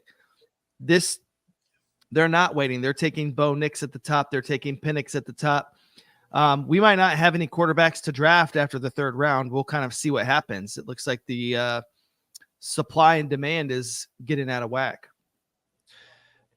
Yeah, it's going quick. What do you think, Ant? Like, is it changing all of the way we all do everything? No, I don't think so. I mean, it was just a few years ago. Everyone traded up, right? The 49ers got up there to get Trey Lance. 3 quarterbacks went in the top 3 picks. You still had Justin Fields and McCorkle go within the top 15 picks. So I think it's pretty similar to what happens in the NFL today. I think there's just more teams that are going to be willing to take swings on players that don't fit the athletic profile of NFL quarterbacks later in the draft. Maybe like guys like Austin Reed or somebody like that from Western Kentucky that's like, hey, we'll just take a shot at him in the 7th round instead of trying to get him as a UDFA to make sure we have a shot to see what he looks like in our system. Yeah, I like that. Okay, so I'm going to put a top player at each position. I want you guys to put this in the chat. If all these players, obviously some's going to disappear in the next 3 picks, but I'm giving you the top player at these, and you guys tell me who you want out of these players, okay? Cooper DeJean, Johnny Newton, Chris Broswell, the edge, who's met with the Niners, Jackson Powers Johnson, Kingsley Suamataia, Adonai Mitchell. Out of those players, I want you to put their names in the chat of who you want the Niners to pick. Coach Cruz, my man, the legend. Have a few beers on me. Might want to make them shots of Fireball, but thank you. Desperate Housewives of Santa Clara is finally over. That's awesome. Bring me a starting center or Kool-Aid. I love it. Coach Cruz is the best, man. Appreciate you, brother. Thank you so much. All right, man. Yeah, the chat is all over the place. Newton, Cooper, Newton, DeJean, JPJ, a lot of JPJs. Kingsley, Newton. Yeah, DeJean. I mean, this is It seems like Newton and JPJ. I don't know. Cooper's getting a bunch, though, too. So let me ask you this. And, sorry, Chuck, go ahead. I was going to say, and if you think about how the NFC West is countering the Niners, they're going defensive line. I get it. I would, if I were a Niner, I'd want Cooper too. But then you think of the other side, we have to counter them. We have to get JPJ to block whoever they're bringing at us on the defensive side. So we got to trade. Uh-oh. Chiefs traded up. Did the Chiefs just trade with Buffalo? Is Buffalo that dumb? Like, isn't that the same team that knocked them out of the playoffs like every year? Mm-hmm. And you both have the same positional need? Mm-hmm. Wow. Good Lord, man. You know who the pick's going to be, right? Everyone knows who this pick is going to be. They came up. They're getting the fastest wide receiver in this draft. That's exactly what they're doing. Exactly. It's Patrick Mahomes throwing the ball really far and Xavier Worthy running underneath it. That's what they're doing. But Patrick Mahomes broke the record for lowest average depth of target ever last year. So you're thinking this changes that? Fix that. It's going to help the tight end position, Travis Kelce, get more space. And they have a real need. I mean, they have no idea what's going to happen, at the wide receiver position because Rashee Rice, I mean, that's just a whole other story. But they have a need. And since Tyreek has been gone, that offense hasn't been as dynamic. Adding a player with this kind of speed makes sense. I would prefer Mitchell. I think he makes more sense as size and physical and everything else, but Worthy just fits everything they like to do. Just look at their signings. It's always small, quick, fast guys, and I think he fits. All right, so here's the trade. It's 3 picks for 3 picks. Kansas City gets 28, 133, and 248. Buffalo gets 32, 95, and 221. So they jumped up 40 picks in the 3rd or 4th round and 20 picks in the 7th. So they got value out of it. But you don't – what's the Napoleonic War Code? Don't do what your enemy wants you to do. Like, come on, man. You know what we should do is trade back so Patrick Mahomes gets another player to beat our ass again. Like, seriously. It's ridiculous. And that's a wide receiver needy team that went to 32. You know what I mean? Right? So you need the same thing. Well, like, why don't you just ask Andy Reid which wide receiver you're going to draft and draft him? Like, that would have been a better. Andy Reid probably would have done that. But so I know we think Xavier Worthy, and I think it makes the most sense too. But weirdly, the wide receiver I'm more scared of going to the Chiefs is Ladd McConkey. I actually think he would be much more effective with that specific offense. I know that just in terms of getting open, but I agree with you, Ant. Worthy sort of replicating that screaming across the field like Tyreek, that does make the most sense. But Ladd McConkey is a shaker. He's going to beat man-to-man coverage and then make people pay. He's just a playmaker. So yeah, I like Ladd McConkey. I think you're right. I think you're right, Chuck. Ladd McConkey would make a lot of sense. I think that they, for whatever reason, they've lacked that speed element. They've tried Sky Moore. They've tried to bring back Mecole Hardman, and they just haven't got it. And I think that's why they do it. But Ladd McConkey, you're right, is the better technician as far as wide receiver and would make them dangerous the way Travis Kelce does at tight end. But I don't know. I think you're onto something there. I don't think they're going to pull the trigger on McConkey. I think it's going to be one of the speed guys. And Worthy has just been too obvious a choice. I think since he ran a 4.21 at the combine. And I mean, John would know him a lot better than me. I don't watch a lot of Texas during the college football season. Me neither, brother. I'm just joking. I mean, a lot of people see the speed of Xavier Worthy and they immediately just labeled him John Ross and all that stuff. And it's like, whoa, bro, this is a 3-year producer at Texas with suboptimal quarterback play. Like, you cannot say that. Now, his body is small. I get that, but he never missed a game. Never missed a game in 3 years and dominated on bad Texas teams and good Texas teams. Like, he's a stud, man. He's an absolute stud. And now the body type I don't like, but then you see people like Smith for the Eagles and Waddle. It's a thing now. Tank Dell, like, People are like, oh, he got injured. Dude got bent. His leg got bent halfway in a pile in the goal line. That had nothing to do with how big he was. Yeah, my hot take is that I actually like Worthy over Adonai Mitchell. I'm definitely no issues with that. I'm in the minority there, but one of the things for me about Xavier Worthy is that he doesn't go down on first contact and he's small. And you see this sort of like, it doesn't make sense with physics sort of bouncing off of tackles. I think he has higher upside than Zay Flowers personally. Ooh. Yeah. I like that. I like that a lot. Route running, speed, hands, playmaking. He has at what Zay had coming out, I think, and I think he's got more with speed. That's what's up. So we're about to get the Chiefs pick. Goodell's handed the stage off to a Make-A-Wish winner. How cool is that? Shout out to Justin, man. That is incredible. So Justin's making the pick for the Make-A-Wish Foundation. Chiefs pick. They traded up for him with the Bills. Watch it be. Here we go. Pick number 28. Xavier Worthy, wide receiver, Texas. Ant's on fire. Bet with Ant. Yeah, man. Dude's killing it. Dude, that's pretty great. Yeah, they weren't going to let him get to Texas. I can't believe that they did this. Now, for we are just 2 picks away from the 49ers. So I need you guys, everybody that's here, everybody make sure if you don't have a drink, go order a drink so we can do a toast right before we do our pick. I also need another beer whenever I get a chance. That was a selfish play there. But make sure before you tab out, take care of your bartenders, take care of your people here. We're going to keep going. We're not leaving. But before you guys do, make sure you take care of your people. Yes, please. Thank you so much. All right, so now we got on the clock. Man, we're just a few picks away. You got Cowboys, Ravens, Niners. Yeah. Cowboys, Ravens, Niners. No way the Niners are trading up. Cowboys picks in. So now the Ravens are on the clock. You're sitting right there. Thank you, Chris. Oh, man. Ant, who do you want? You're the GM. And I know Ant's going to have to leave soon because he's going to go over to his channel and everybody's going to subscribe over there and watch that. But, Ant, before you do leave, like, walk us through what you would do here.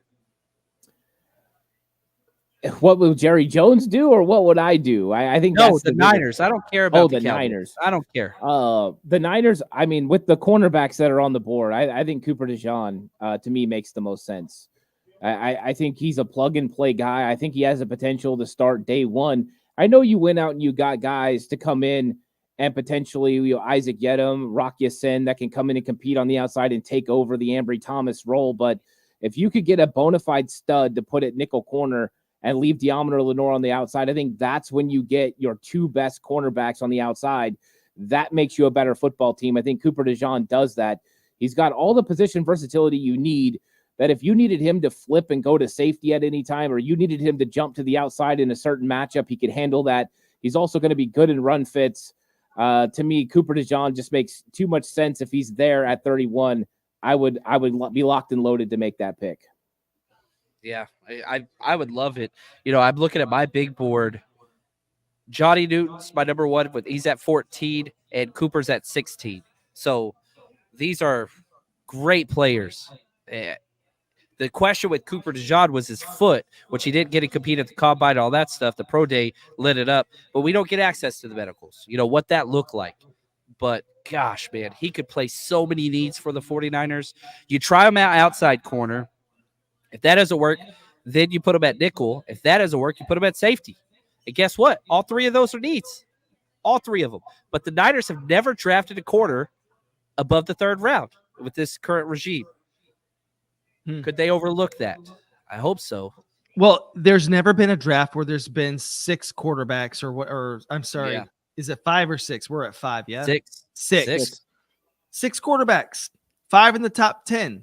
I think if Shanny went to the podium and they said, hey, you've never taken a quarterback in the first, say there's never been 6 quarterbacks taken in the first. So we took what came to us. Yep, I like that. Here's the Cowboys selection at 29 overall. Remember, they traded back for this. JPJ. Tyler Guyton. They got Tyler Guyton. Oh, I'm loving this draft, baby. I'm loving this draft, baby. Woo. Oh, yeah. I'm so happy.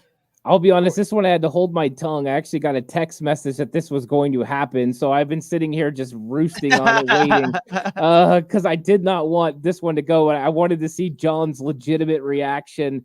Freaking hilarious. I can't believe they traded back and got Tyler Guyton. I just can't believe it. The number 58 player on my board. Whew. Sorry, Dad. What can you do? Thank you, Cincinnati. Thank you, Dallas Cowboys. I don't know. I'm just going to sit here. I don't think the Niners can hurt me. And that's a dangerous position to be in. Oh, don't. Because Yeah. the kicker, it's happened in the past. But, like, come on. I'm looking at, like, the top 50 players. And let's even say they go Roger Rosengartner, the tackle. Like, that wouldn't – he's a good player that's going to be there. So, look at this. Jack, my man, what's up, brother? Appreciate the super chat. He says, "I'm back, John. Had to get my head right after Super Bowl heartbreak. Good to see. Great to see you, brother. Good friend, good man. I look forward to seeing you piss people off on Twitter, man. Looking forward to it. Chuck, go ahead. I just, I was just trying to warn you. I'm trying to pull you back a little bit that the Niners can't break your heart. They can, and they have. You just gotta, Hey, the Niners are on the clock currently. I am pulling down the chat, so I'm not looking at the chat. Yeah, I don't want anybody tipping anything. We're live. We've got 3,000 people live watching right now, which is incredible. Shout out to the people there. Hit subscribe. We're here every freaking day. This is all we do. The pick is in for the Baltimore Ravens. The 49ers are on the clock. If we're looking at big board, again, I got Johnny Newton, Cooper DeJean, Jackson Powers Johnson, A.D. Mitchell, Kool-Aid, Zach Frazier. Now, if you're one of those offensive tackle only people, Kingsley Suamati is still there. We'll see what the Ravens do, but there's a lot there, man. Ladd McConkey, wide receivers. Oh, this is awesome. Trade back's not a bad idea. I know nobody wants to hear that. There's a lot of guys I like right now. I'm just thankful somebody's there. And the Niners had 22 first-rounders. Anthony, is one of their 22 first-rounders still there? I think there is. I think there's at least one, maybe two. Just looking at the list, I think there's probably a couple guys I like there. I would think Johnny Newton would be one of them, minus there being something really wrong with the medical. I think he would make a lot of sense as far as being one of their guys, and probably Cooper DeJean as well. If anyone's going to like a nickel cornerback prospect, it's going to be Nick Sorensen, who works with nickel corner as a specialist. So that makes sense to me. There we go. And, I mean, he's been with the nickel program for a minute. Now, we're about to raffle off a jersey for the people here. We're giving away a Fred Warner jersey. Get your tickets ready. Linebacker 1, the best in the business. 772-068. 772-068. Nobody? Did they leave? If they left, we'll give it to somebody else. 772-068. Going once. Going twice. I like how everybody's like quickly, like they left. Oh, we got a winner. Hey, don't get rid of your tickets. We're going to give away some more. Here we go. All right, the pick is in for the Ravens. Here we go. Congratulations, man. All the way from San Francisco. That's what's up, man. Congratulations, brother. That's awesome. We got another one? We're giving away. We got another one. We got a Christian. And then we have so we're going to do just this on this. So we got another Christian McCaffrey jersey as the picks. They're a commercial. We're waiting. Do the ticket. We're not having a trip. Yeah. Here we go. So this one goes to, here we go, CMC jersey. 772-194. CMC jersey. 772-194. Uh-oh. All right, the Ravens pick is in. Here we go. Goodell is up there. If nobody's got it, we'll give it away after the pick. Here we go. Ravens select. Gosh, man, I'm so excited. There's so many good players left. Nate Wiggins. It got better. It's getting better. The Niners are getting somebody, man. All right, let's go. Niners are on the clock. We're good to go. I haven't seen anything with the pick being in or anything, but I've got Twitter down. I've got chat down. Not looking at the chat right now. Yeah, don't look at the chat. Don't look. Not doing that at all. Chuck, is there anybody that you don't want the Niners to get? Yeah, it's Cooper DeJean. I don't want that to happen. I don't want you guys to see Lad McConkey either. And you know what, Newton, I don't want you guys to get him either. But for you, because you're my friend, I hope you get Newton. I hope you do.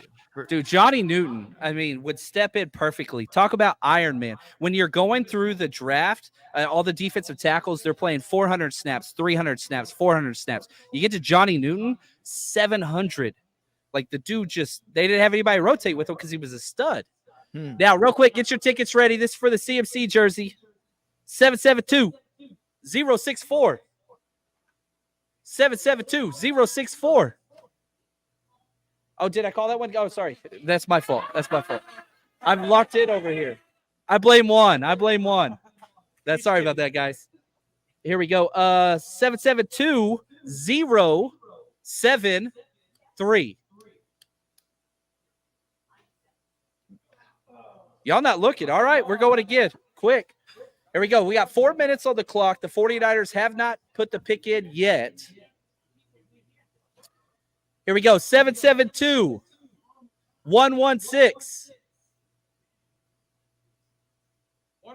772-116. If not, we'll announce the next one afterwards. Right here. Oh, we got a winner right here. Thank you, Juan. Appreciate that, buddy. Still no pick in. I think the Niners are working this clock, Ant.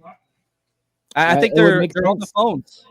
Yeah, I was looking at who was coming up, in the beginning of the first round or second round, and it looks like, if they wanted to trade back, New England would be a possibility. Washington at 36. You move back a little bit of spots. There's still a lot of talent you could probably get in the second round and then pick up additional prospects. Maybe you get 2 in the top 50 instead of 1. I'm not against it. I'm really, really not against it. If I'm staying here, I want Adonai Mitchell or Johnny Newton. Man, I'm going Johnny Newton. But if you got one of those two or Cooper DeJean, I'd be so happy. But really, there's a lot of guys. Like, you could take Kool-Aid here, I'd be happy. There's so many Rook, I'd be happy. Roger Rosengartner is probably the biggest reach, but I like him way more than a lot of those other guys, Tyler Guyton, Mims, whatever else. He's a cleaner player. 2:50 on the clock. Niners fans, put in the chat who you want to pick. Throw in the chat. Hey, they still don't have the pick in. They're working the phones, man. I like that. I would love to get a possibility of getting 2 picks in the second round. I think there's tremendous amount of value in the second round. And with so many guys available, you're talking the top defensive tackle for a lot of people on their boards, the number 1 corner, the number 3 or 4 wide receiver, and then Jackson Powers Johnson. That's 4 guys right there. If you go back to 34, you have a pretty good potential possibility to get one of those guys in the second round. Yeah. I mean, it's going to be there. And so the value actually is much better than I thought it would be. The draft's always weird, but out of 24 players that have first round grades on, there's still 5. Now, we don't know off the field. We don't know medical. We don't know those things, but we're sitting at 140 on the clock. The pick still isn't in. Oh, pick is in. There we go. The Niners are selecting. Everybody, you guys get your drinks ready. When Goodell goes up there, we're going to cheers together before they announces the pick. Woo! If you're at home, grab whatever it is, your drink of choice, water, Kool-Aid, whatever. Oh, look at that cup. Nice cup, Chuck. Yeah, I got my Niners Rush podcast mug. So this is what it's about, baby. We'll be back tomorrow, too. We're staying here till the end of the draft and probably a little after. It's going to be hard to shut me up after, the Niners add a new player. It's our first-round pick since Trey Lance. It's been a minute. We've been waiting for a while. And so to be able to add a premium player with a first-round grade, which I guarantee you, and every team says this, when they come off and they host their press conference, we had a first-round grade on them, whether it's true or not, I guarantee you that's what John Lynch is going to say. I'm minimizing all these things. I don't want to see anything. Nobody's ruining this experience for me. Shout out to everybody in the chat. Man, we're up to 3,500 people watching this live right now. Shout out to the Niners faithful. Really appreciate you guys. And Chuck, you are the absolute best. And one of the networks is still on commercial. Oh, they're back. Here we go. But, here's the takeaways. A.D. Mitchell ain't going nowhere. Like, he's here. I'm sorry. Look at Freudian slip right there. Brandon Aiyuk, he's not going anywhere. Wide receiver, strong possibility here. But if you're looking at best value, they're showing the Niners War Room on NFL Network right there. There you go. Jed York's talking to him. You can see that bald spot. Appreciate you, Jed. He came to one of the Rush Road trips one time. I doubt he comes back. Not a comment. He's on the phone. How can he watch us? He's on the phone. All right, so the pick's in. I'm excited about this. The best team in the NFC. You look at what the other NFC West teams did. They got better today, obviously. But can the Niners keep pace with that and step up? And with these players that are on the board, I think that opportunity's there. I really, really do. Oh, man, this is awesome. Yeah, the Niners are still a problem. They still take what they want with CMC as the running back. They've got stud wide receivers. Everybody's drinks up. Let's go. Whether you're at home or you're in the bar, let's do it. Drinks up. I don't want to spit my drink out. Here we go. Goodell's up there talking with the first pick. The first round pick for the 49ers since Trey Lance at pick 31. Ricky Pearsall, wide receiver, Florida. It's a little bit of a reach, but I don't hate it. I didn't like him as much as other people. Somebody put that in your chat. Somebody put that in the chat earlier. Yeah. Wow. He was a lot of people. Antonio, a good friend of the show. They love him. Let me go to my what do you think real quick, Ant, before I don't know if you can hang around or what you got going, but yeah, I'll hang around for a little bit, but Ricky Pearsall is actually one of my guys that I like. I like Ricky Pearsall. The ability to catch the ball in traffic, one-handed catch, great hand strength. He's a guy that runs good routes, good with the ball in his hands after the catch. This is a little high for what I thought. I thought second round Ricky Pearsall made a lot of sense. 49ers obviously feel something different, but this is a guy that you can plug in, and he fits the Ray McCloud type role. He can do some of those things that you want from a player. I like him. I think it is a little high, but this is what the 49ers do. They give value that's way different from everybody else, and I think that's why they took Ricky Pearsall here. Yeah, I mean, my write-up on him, so this is in my draft book, 6'1", 203. Okay, that's awesome. Yeah, he could play all of the spots, 4'4", 140, 42-inch vertical. Routes and hands. Like, he is a circus catch magician. The best catch of the year. Oh, we got a trade. The Carolina Panthers traded up to 32, but I want to keep talking about Ricky Pearsall. Wide receiver. I mean, this dude ran a 6'6" cone. Kyle Shanahan has said so many times he wants change of direction. That is elite, elite, elite. Routes and hands, catches everything. Tough player, just moves the chains consistently. This is a Brock Purdy pairing. It's not an Aiyuk replacement. That's not what it is. This is somebody that can play all three spots. So smooth. Great Senior Bowl. Shanahan loves Senior Bowl players. One of the best route runners in the draft. Maybe the best change of direction wide receiver in this draft. Wish he played as big as he is. That was my one question mark. And while I bumped him down, I had a top third-round grade on him. It's a reach. I did not have a first-round grade on this dude. There's a lot that makes sense about it. The people that like Ricky Pearsall love Ricky Pearsall. Like, the Ricky Pearsall fans love this dude. Tape is good, consistent. Led the SEC in yards per reception. That's a Shanahan trait. Began his college career at Arizona State. And how many Arizona State players we got?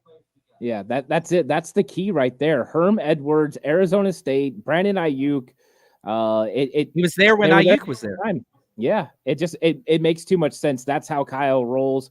And John when he has a familiarity with a coach, he really relies on that coach to give him good intel. Probably what happened with Pearsall. Yeah, and, SEC academic honor roll, that's a must for 49ers early on. You don't have any issues with, injuries and all that stuff. There's more that I want to look up on him. Now, I do want to see this trade, what the Carolina Panthers gave up to jump up. So, man, the Buffalo Bills trade out twice. There's probably a few different wide receivers that they have there. By the way, I want to say one thing I know about Ricky Pearsall watching his film is that his acceleration to me is one thing that's a big difference maker for him and other wide receivers. It feels like once he gets the ball, his acceleration is at the top of this class. He gets from 0 to 100 real fast. He takes angles and he gets the most out of what's given to him. In a Kyle Shanahan offense, this man could eat up a lot of yards. So I don't hate it. I think people in the chat are, they're doubting it, but you got to trust the NFL scouts to maybe go a little bit further than what we can do and know and maybe trust what they're seeing. He's a ceiling play. Yeah. I mean, freak plays. I mean, this dude he's a highlight reel waiting to happen. He played in 55 games at Arizona State and Florida. Injuries they're not there. Health history, that's there. Academics, IQ, that's there. Change of speed, big plays, that's there. Versatility, that's there. Position of need, 100%.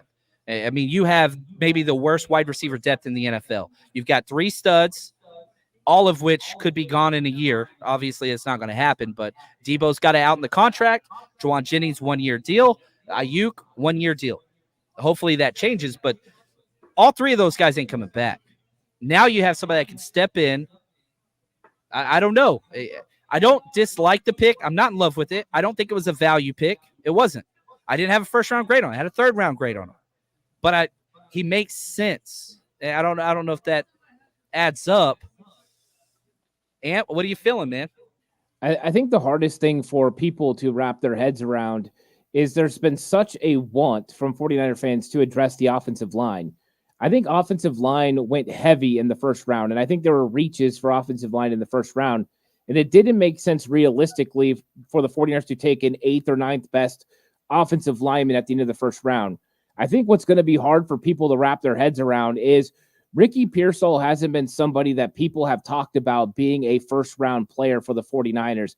We've seen Ladd McConkey. We've seen Adonai Mitchell.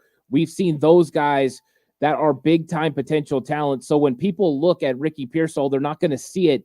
But this is definitely a coaches and scouts kind of pick where they got together and they found a player that fits the system to the T, and they decided that that was worth it no matter where they were going to take him. This made sense, and they thought enough value was at 31. The Panthers selected Xavier Legette, wide receiver. Again, another guy that I had kind of a similar round grade on Pearsall, but he's not a consistent player. He's a gamble player. Pearsall, high floor, high ceiling. Legette, higher ceiling. I would say that. But so that's where we are. Matt Barrows put out Ricky Pearsall handled punts last year at Florida, 11 returns, 126 yards. So that's there as well. Man, there we go. This is a fun one. We got another raffle we got to do real quick. Last one, autograph Trent Williams. We got Silverback. This one's quality. Here you go. Get your tickets ready for an autograph Trent Williams. 772-079. 772-079. Oh, here we go. That's what's up. Now, tomorrow, we're going to be live 15 minutes. Now, the draft starts sooner tomorrow. So we'll be starting at 3:45, 15 minutes before the first pick. We'll be live all day, too, which is going to be fun. Chuck hopefully makes an appearance. Ant's going to be back with us as well. But let's do some closing remarks. Chuck, how we feel about this draft, day one, man? I mean, it's definitely one for the books. It's one for the history books. We've not seen anything like it before. It's going to change the precedent of what we see. I think that this next year, the performance of these rookies and the quarterbacks especially, it's either going to teach us a valuable lesson, which I think is what's going to happen, or it's going to continue on and we're going to see quarterbacks go even more so in the first round next year. I'm blown away by how the first round went this year. Yeah, same. Ant, what do you think, man? Niners and just kind of overall. Yeah, I think first off, sorry, Trent Taylor, that you're probably not going to make the 53-man roster now.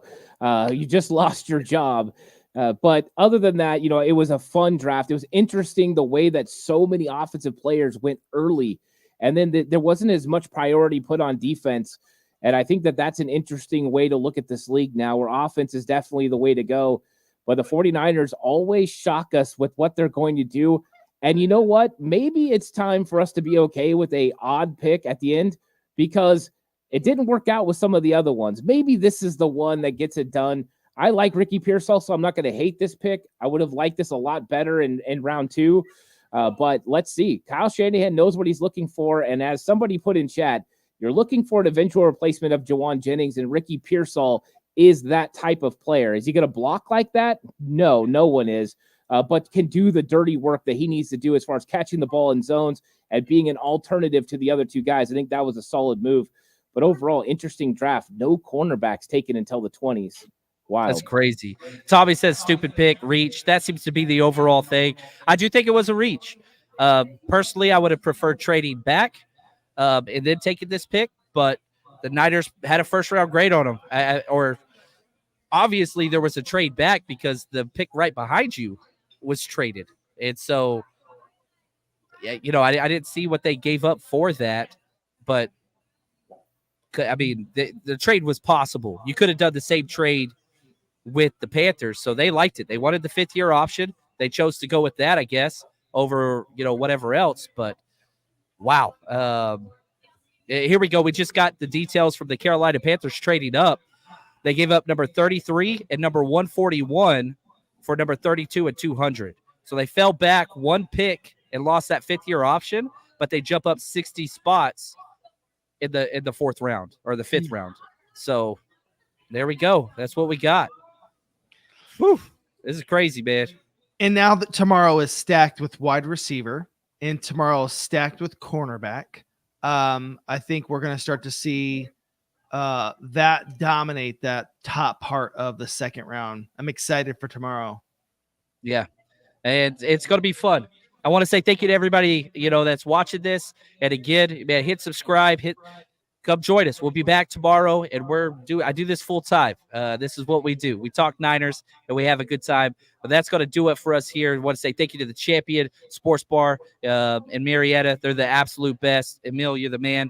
And excited for tomorrow. Everybody here hopefully had a good time. We'll be back tomorrow. That's going to do it. Thanks, Chuck. Thanks, Ant. Everybody else. Stay strong, faithful.